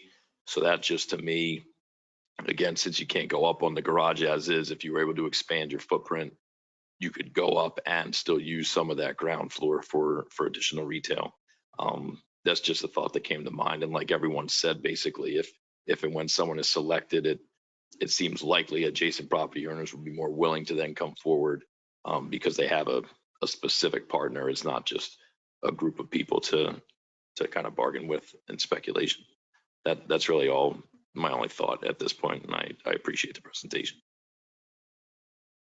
So is there an entrance and exit for the parking garage on First Avenue? Yes. Okay. And so Yes. it's not just on 4th Street, and there's a couple, I guess, parallel parking. Yeah. Yes, correct. There would be entrance from both First Avenue and 4th as well. So, one of the things that, I see with the other proposers is that there's just a little bit more higher use, and they were able to kind of put some commercial aspects into the parking garage rather than just having that as a structure. So that's kind of where, as the CRA and the partner in your proposal, it's kind of in the sense is that we want to know that you are able to be flexible in case the CRA as a partner wants to have that other aspects of commercial development. Because like you said, what I've said is that if we have a train station, we want people stopping off, not just after 5 o'clock. We want them there at 9 a.m. to be working. And it's exciting with our City Hall and the FAU Tech Runway for you to mention the other tech companies that are possibly coming here. I'm happy that you got the hard corner on Ocean Avenue and Federal, because I was in DC this past weekend. We saw the Albert Paley structure in Washington DC, and it's something that we want to have our world-renowned art as part of this project. And it's kind of like, the point is that there is an aspect of keeping the history alive. And you mentioning the Hoyer sign, which is, I think, the aspect of it, because we don't see 4-digit numbers anymore, right? Except on our new one plant, which is now something else, the old Lyman dock. So I appreciate you taking into account the history of the building and saving that sign. And I think that those are kind of my questions. And I'll ask the board if they have any other thing further. Otherwise, we will go into the second half of public comments, and then we'll have the commission, the board speak and make a determination. Thank you. Thank you. So is that correct, Tara? That is the order I would recommend. Okay. So I received a few. Does anybody else have public comment cards? Okay. Mayor, I also received a comment from a resident, so I'd like to read that into the record as well. All right, we have one coming up. So if you'd like to begin our second public comments. A willing victim. And Good please evening, state everyone. your name and address for the I'll record. be brief. Barbara Reedy, 34001 Baez Bay, Boynton Beach. We've seen some interesting ideas tonight for creating our downtown. Some of them should be explored further, but I only heard one developer offer to pay to save the Oyer building. I don't think it's a big surprise to anybody here that I'm a supporter of historic preservation. And I think having one more piece of our history saved would be a good thing. It would bookend our beautiful high school. And in the middle, we have our Magnuson building. This commission and CRA has shown a willingness to support historic preservation. The company that said that they would support paying for fixing the Oyer building was the Related Group. They also offered no TIF. They offered a 75-year lease, which if we'd done that with our downtown property, we wouldn't be in the mess we're in right now. So that's my 2 cents. Thank you very much. I realize it's a late night tonight, so I'll stop soon. Thank you.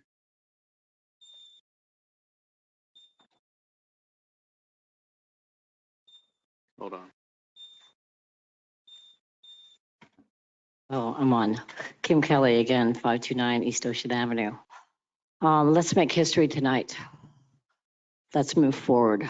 Okay, I appreciate what everybody said, but I appreciate the Related Group. They've done a lot in Boynton Beach, but they have not reached out to me. I have not talked to one person from that company. And for them to say that they want to restore that building, they haven't been in that building as I have for 25 years. To do that, I would be displaced for over 2 years. That building needs so much work. When you start bringing it down to its bones, it's going to fall down. It's like trying to put a Band-Aid on a bleeding wound that just bleeds out, and it's a death sentence. And it's a death sentence for Hurricane Alley in our 25 years. The related group means well, and I appreciate what they're saying. But what the affiliated group is offering us is game changing. And it's game changing for Boynton Beach. We're going to grow, and we're going to grow in the right way. And I really implore you today to think about the existing businesses and everything that we've heard tonight and what we all have to offer. And we need to move forward. And as much as it pains me to leave the place that I call home, we all need to move forward and we need to grow. And I'm ready and willing to grow for Boynton Beach. So please grow with me. Thank you. Thank you. So I'll ask if anyone else from the audience, and please virtually as well. John, you'll let me know if someone raises their hand or asks a question. Board Chair Grant, there are actually 2 questions in the queue at the moment. I'm having trouble reading it. Are you able to, Okay. Yes, do that? if you wish. Okay. The first comment is from Anthony Fasano. The comment is, let this serve as a letter of support for affiliated development proposal, the Pierce. I have witnessed the positive effects that affiliated and their projects have on their communities. They spur economic development while incorporating the long-standing local needs. There is no better people to trust with a public-private partnership. And then that was the end of his comment. And then there is another comment from Gregory Heisen. And his comment is, as a resident of Boynton Beach, I would like to express my support for the affiliated development proposal. I have seen some of their projects and I am impressed with their designs and their management of properties, which ensures their longevity. Their plan is conducive to the growth of BB, Boynton Beach, and sensitive to integrating important components, which is a healthy mixture of uses, including community, open space, and based on what I am hearing tonight, I think there will be excellent development partners. And that is the end of his comment. And those are the only two that I see at this moment. Thank you. And so you said you had a public comment as well? Yes. I received a text message from Mr. Fitzpatrick who mentioned that his comment is, in my humble opinion, I think we would be blessed to have Related do this project. I also received that text message.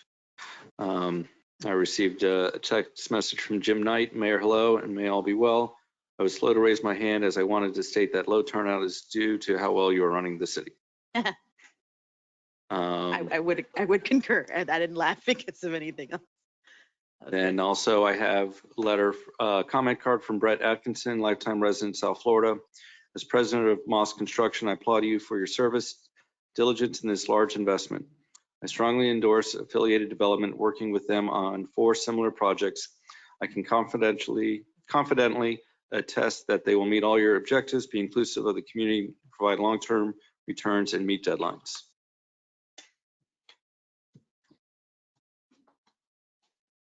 The other comments that I have, we received through email, and one is from Dave Strauss. Hi, my name is David Strauss, chairman of the Hollywood Police Officers Retirement System. I cannot make tonight's meeting, but would like to send my support for Affiliated.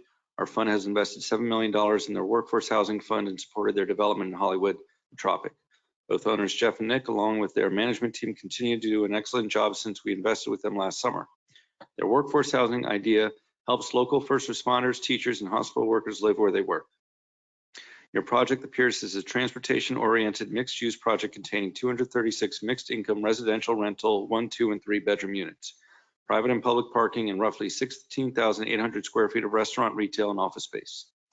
79% of the total site area for the Pierce is dedicated space accessible to the general public, which highlights the true public benefit Boynton Beach residents will experience firsthand.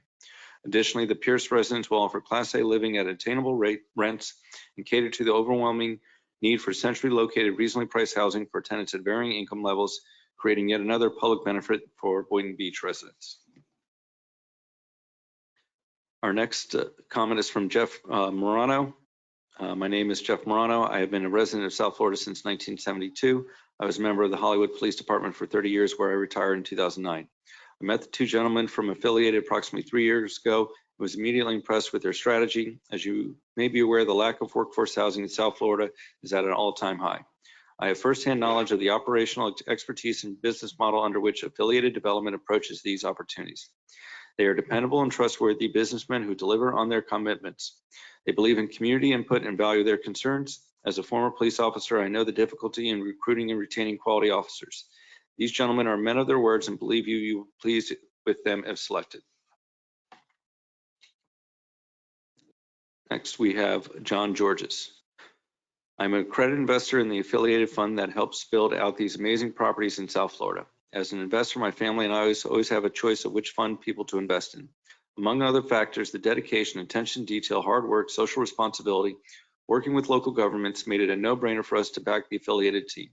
This wasn't simply just another investment. We visited the Affiliated offices, met their people, and got to know their culture. They really are honest-hearted people that do their very best to build out these properties with the highest quality so that people can live with a sense of pride and security. As you're aware, sometimes these days it's hard to find people that put into practice what they preach. The Affiliated team does that. I recommend that with the highest enthusiasm and without reservations. Lance Aker.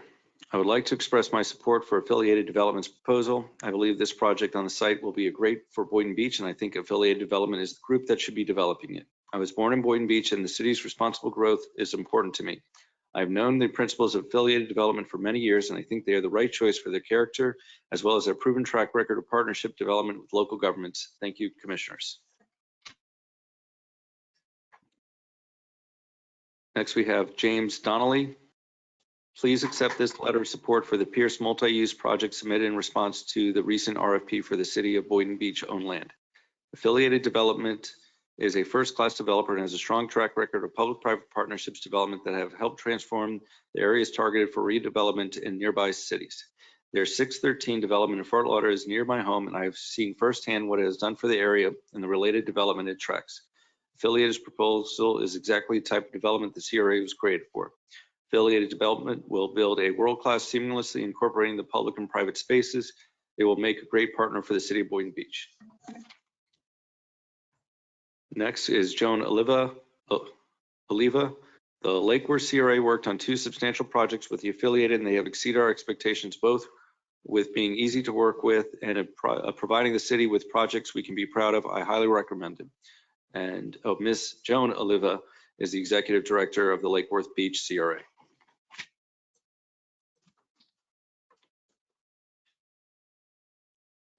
Board Chair Grant, there are 2 additional comments online. If you like, I can read those in as well. Yes, please. Okay, the next one is from Drake Garnsey, and his comment is, talking to the Affiliated group, it felt like they truly have the best interests of not only Boynton Beach, but also individuals and the businesses here. I hope that we're able to move forward in making a better Boynton Beach for everyone. That's the end of his comment. And then the next comment is from E. Powers. And the comment is, as a previous resident in Boynton Beach and spending years with my children dining at Hurricane Alley, this project that Affiliated has imagined and put together is exactly what this area has needed for a long time. And that is the end of that comment. And I also received some text messages from Barbara Reedy, who would be responsible for maintenance costs of a private road. Neither group has said who is supposed to pay to fix the Oyer, but they want to save. And last comment was single story on BBB Boulevard, waste of space. I think that is all the comments that I received. Yes. Hey, Jay Carrington, 450 North Federal Highway. Just had a couple of thoughts. I don't quite believe the consultant that all these proposals are money losers. These are sophisticated real estate operators in building in a qualified opportunity zone that has plenty of tax benefits already built into that. So I'd like to not give it away with so many incentives and abatements. I think they could all use more parking. So what I would ask the agency to do is whoever is selected as our partner, let's have them sharpen their pencils. Secondly, there's a lot of talk about open space and public space and green space. And I've lived across the street from the current parcels that are on Federal Highway. And it's open space and it's a very dangerous area. And, as I look at this stuff, I'm frankly more concerned about underdevelopment. So whether the project knocks down the chevron and fixes the various dead zones or builds around it, I fear that an open space without a commitment to safety will remain scary. So I hope it's not, but even if it takes 3 to 4 years, I'd like to walk the half-mile home from here and not be scared. Thank you. Chair, Yes. I received one more comment via text message from Cortland McQuire. May I read it into the record? Yes, please. Mr. McQuire says, can you kindly read into the record? As the chair of the BB Arts, Boynton Beach Arts Board, I feel the presentation by Affiliated supports our community best. Thanks for all your presentations. Thank you. I also received that text. And so, John, is there anyone else that has raised their hand, asked a question? Is there anyone else from the audience that would like to speak? Now is your last opportunity for the board deliberates on their ranking. Board Chair Grant, there is one entry just occurred, if you like. This is from Mark Meyer. Good evening, CRA board members and staff. I appreciate your time and consideration. I'll make my request short and sweet. All that I ask of you, listen to the concerns of your local business owners and citizens and make sure to select the developer that will follow through with a development that will enhance the community and ensure that Boynton Beach will continue to be a place that we want to live and raise children in. Additionally, as climate change magnifies, the heat island effect, and sea level rise. We need infrastructure that looks towards the future and plans accordingly integrates open space, green space, and smart designs. I appreciate your time and look forward to your decision. Thank you and have a nice night. And I believe that will be the last comment. All right, so Chair. now, yes. I would just mention, for the sake of saying it, that it is refreshing that there are people still up at 10:50 at night paying attention to this meeting. Yeah. Regardless of some of the comments of earlier residents, there are people in the community who care and who are paying attention. Thank you. Okay. And so, you know, we've had the past few hours to hear the different presenters. I believe we agreed on the 1 through 5 ranking. I see our vice chair has made some notes, and so I want to make sure that you hand those over to the clerk. I've also made some for myself as well. And what we'll do is we'll fill out our own column, and then we'll hand them to Tara to tally them and provide us with an answer once we are done. And just to be crystal clear, that this is a basis for discussion. It is by no means an award system. Correct. Correct. This is the fact is that we have the ability to choose whatever proposer as we want in whatever order we want, even though it does not meet the numbers. This is an initial poll taking to help you guide your discussion to see if there is some consensus initially that could shorten the list, or if their list is broad and disparate. So it's an initial ranking among the 5.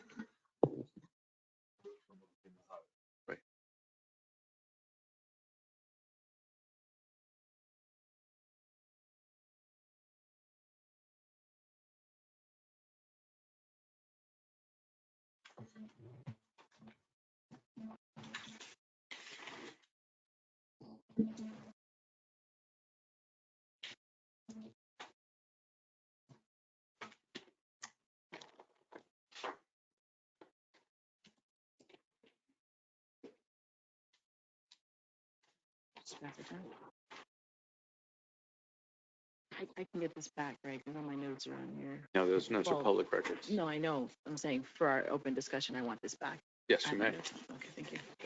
Absolutely, if you need your notes. Thank you. Board Chair Grant, this is John McNally. Yes. Are you still allowing comments from the virtual audience, or should I turn that option off? Yeah, I see that you did turn the option off, and so let's keep it off. Okay, yes.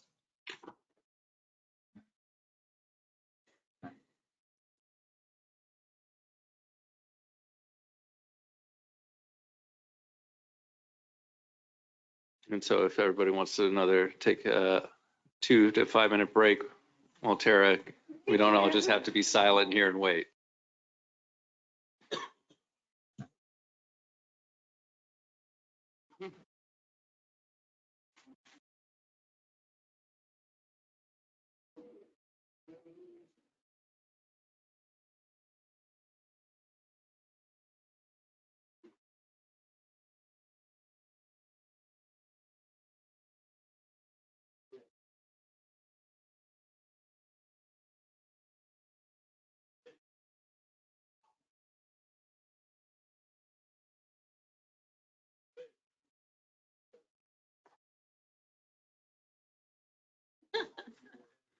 You said this is a good way to break news. Well, yeah, clearly.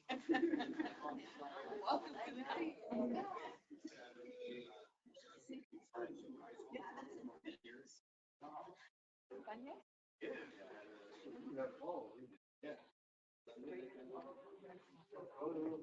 Look, I'm a lawyer, not a math.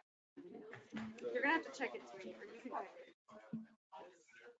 By the way, we have the same exact calculator. I have the same one on my desk. Can I check this? Yeah. Yes. Sorry. Yeah, it's like every time you hear a cough now, it's like. I know. Imagine how I felt in the beginning of the pandemic.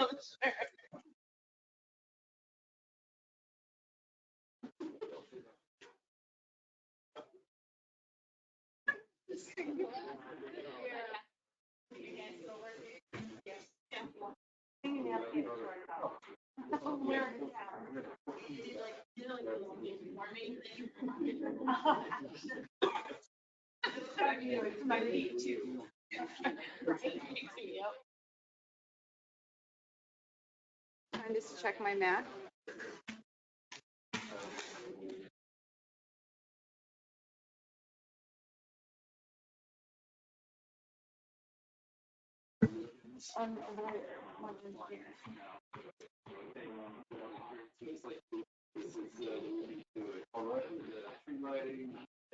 Oh, they're putting it in.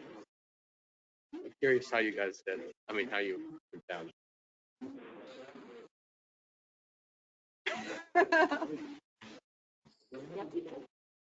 So mean. Old math.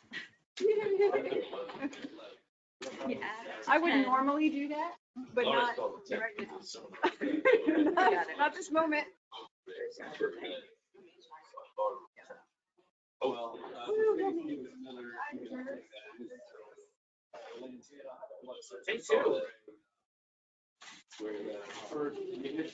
Oh, wow, sweet. I can see it from over here.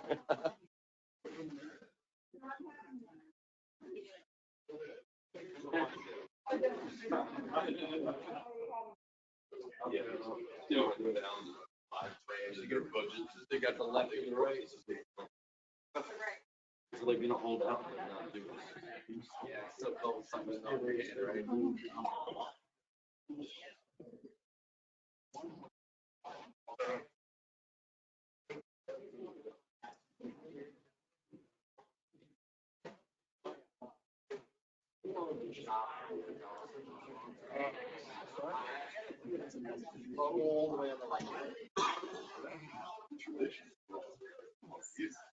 Everybody's watching like.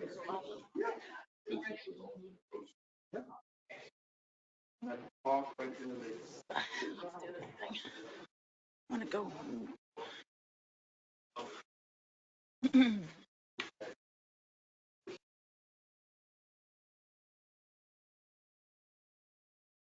I'm so proud of myself. Correct.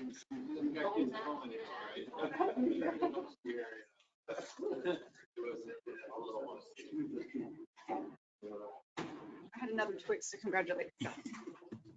I think they're ready. Chair, we've completed the calculations and triple checked them, so. And I believe they've been entered on the screen. We have.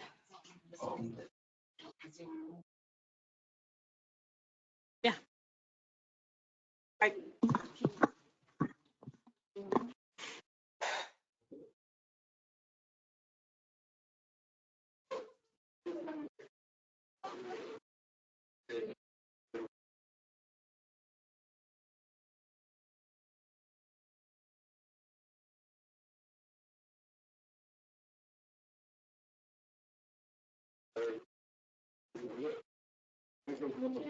no, I can't read that, but I have this I here, so agree. I'm cheating.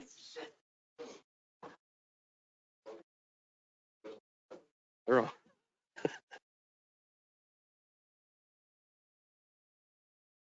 There we go. Good Lord, okay. Blind people like me.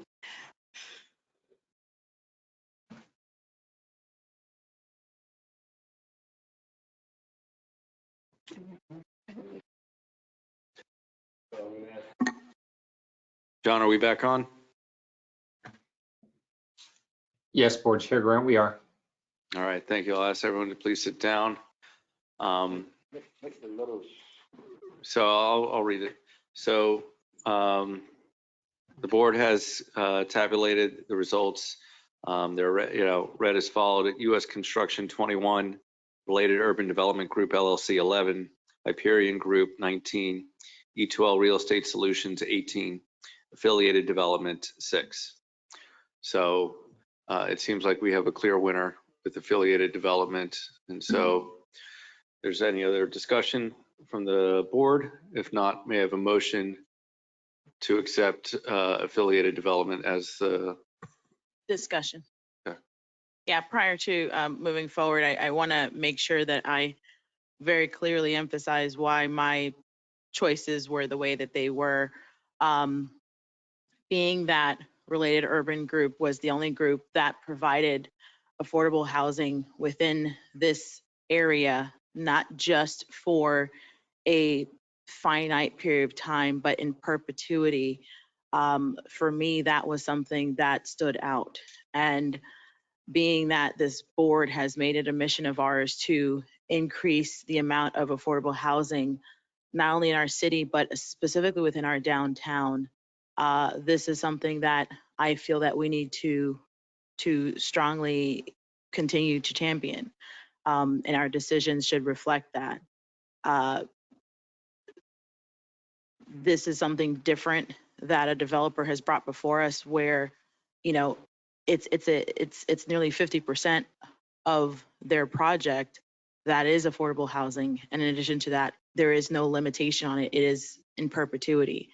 That means that whether it's now or whether it's 15 years from now or whether it's 50 years from now, we can continue to have mixed income residents living in our downtown core, and we don't become a Delray where we're pricing people out and people are having to come to Boynton to be their saving grace.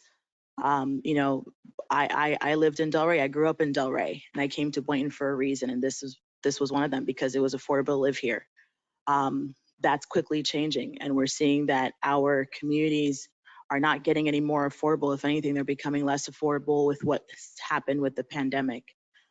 So that being said, it seems, you know, clear that affiliated will be the potentially will be the partner that we work with to develop this development. But what I would want to make sure that we are stressing as a board in our negotiation agreement with them is that we find a way to make their proposal, one, to increase the number of affordable units that they provide within their development, and two, that there is some way where a certain number of those units can be in perpetuity and don't have an expiration date, because that's the recipe that has been done time and time again in multiple developments all around the country.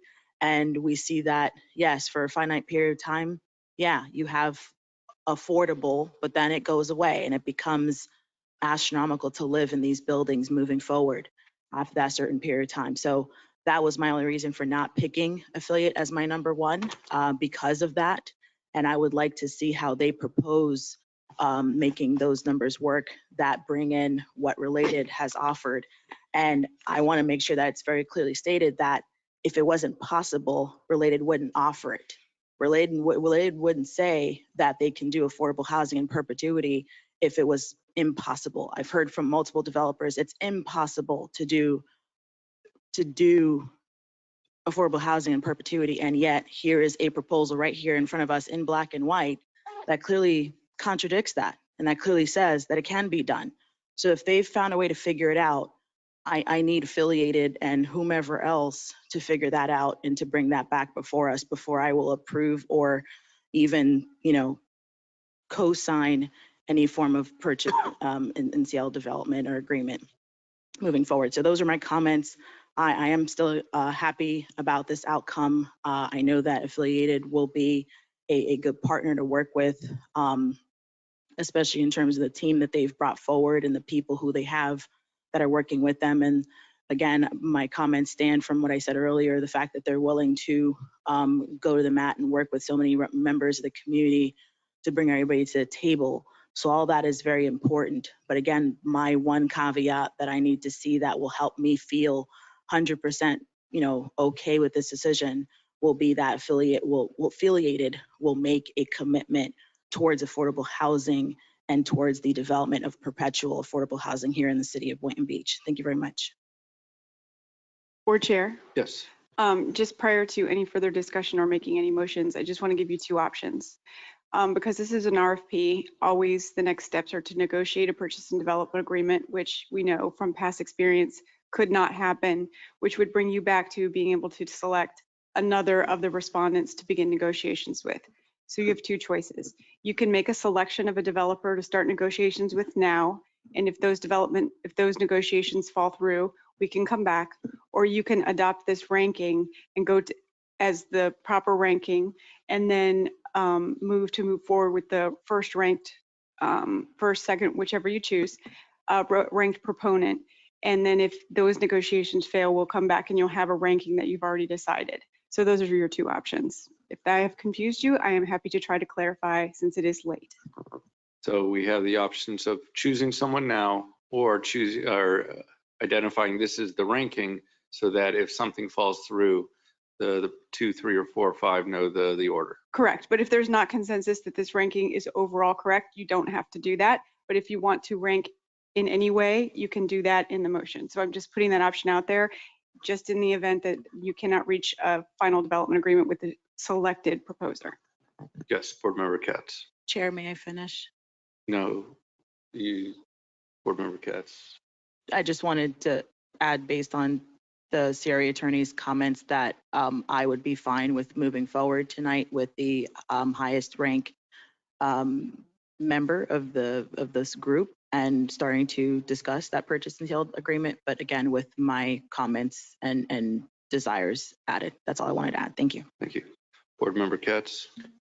So I would offer a motion to enter in negotiations with affiliated and should things fall apart, enter into negotiations at that point with related, but I don't personally, the motion will not be to adopt all the rankings and automatically go 1, 2, 3, 4, 5.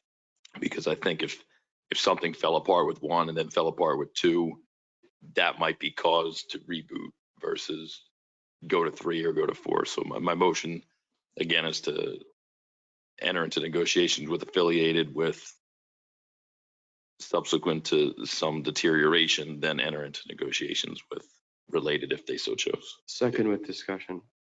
Yes. Thank you, Chair. I wanted to make that motion, but thank you, Board Member Katz, you beat me to it.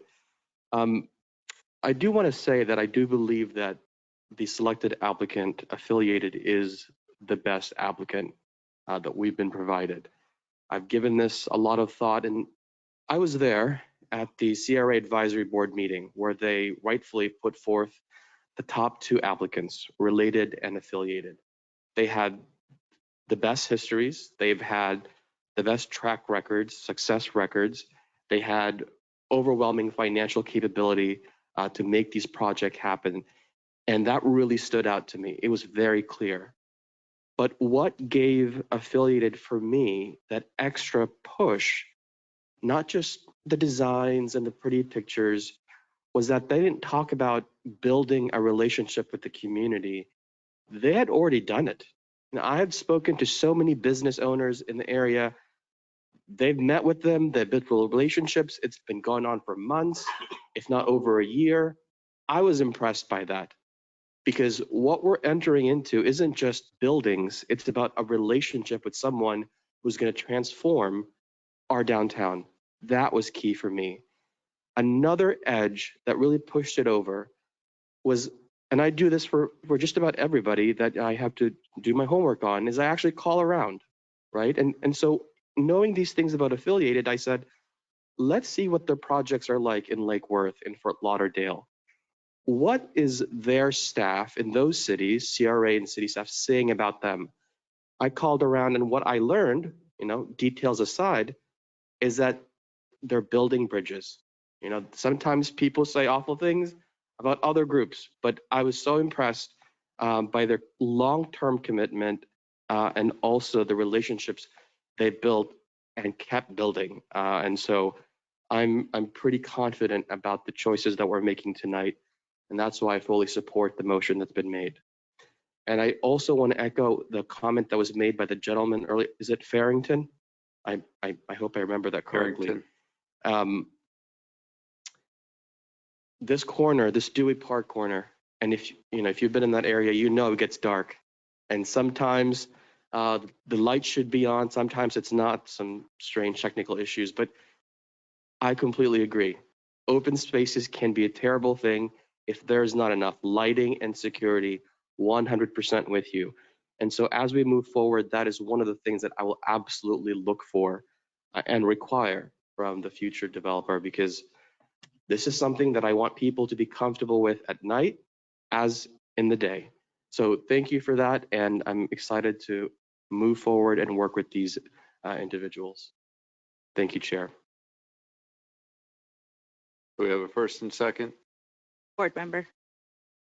I'd like some consensus from the board about my comments with the affordable housing. I'd like to see a little bit more of that reflected if this is going to be our first choice. I would suggest that we each have the ability to speak to the developer that we selected, and that we can each make our own comments to the developer individually. But if you'd like a consensus, I'd like a consensus from the board if they would be willing. I do not have the same view. And the request, board member, is that they explore how that can be made possible. Yes. Perpetuity. All right, I would be open to supporting that they explore how that could be made possible. Yeah, I have no problem I have no problem. requesting they look into that. Thank you. Seeing no further questions, comments, or consensus, all those in favor state so by saying aye. Aye. Aye. All those opposed? Hearing none, motion passes unanimously. I want to thank again all of our applicants and developers, proposers. A lot of time was put into this, and I really appreciate all that you're doing. And everyone have a good night and happy holidays. Thank you, everyone.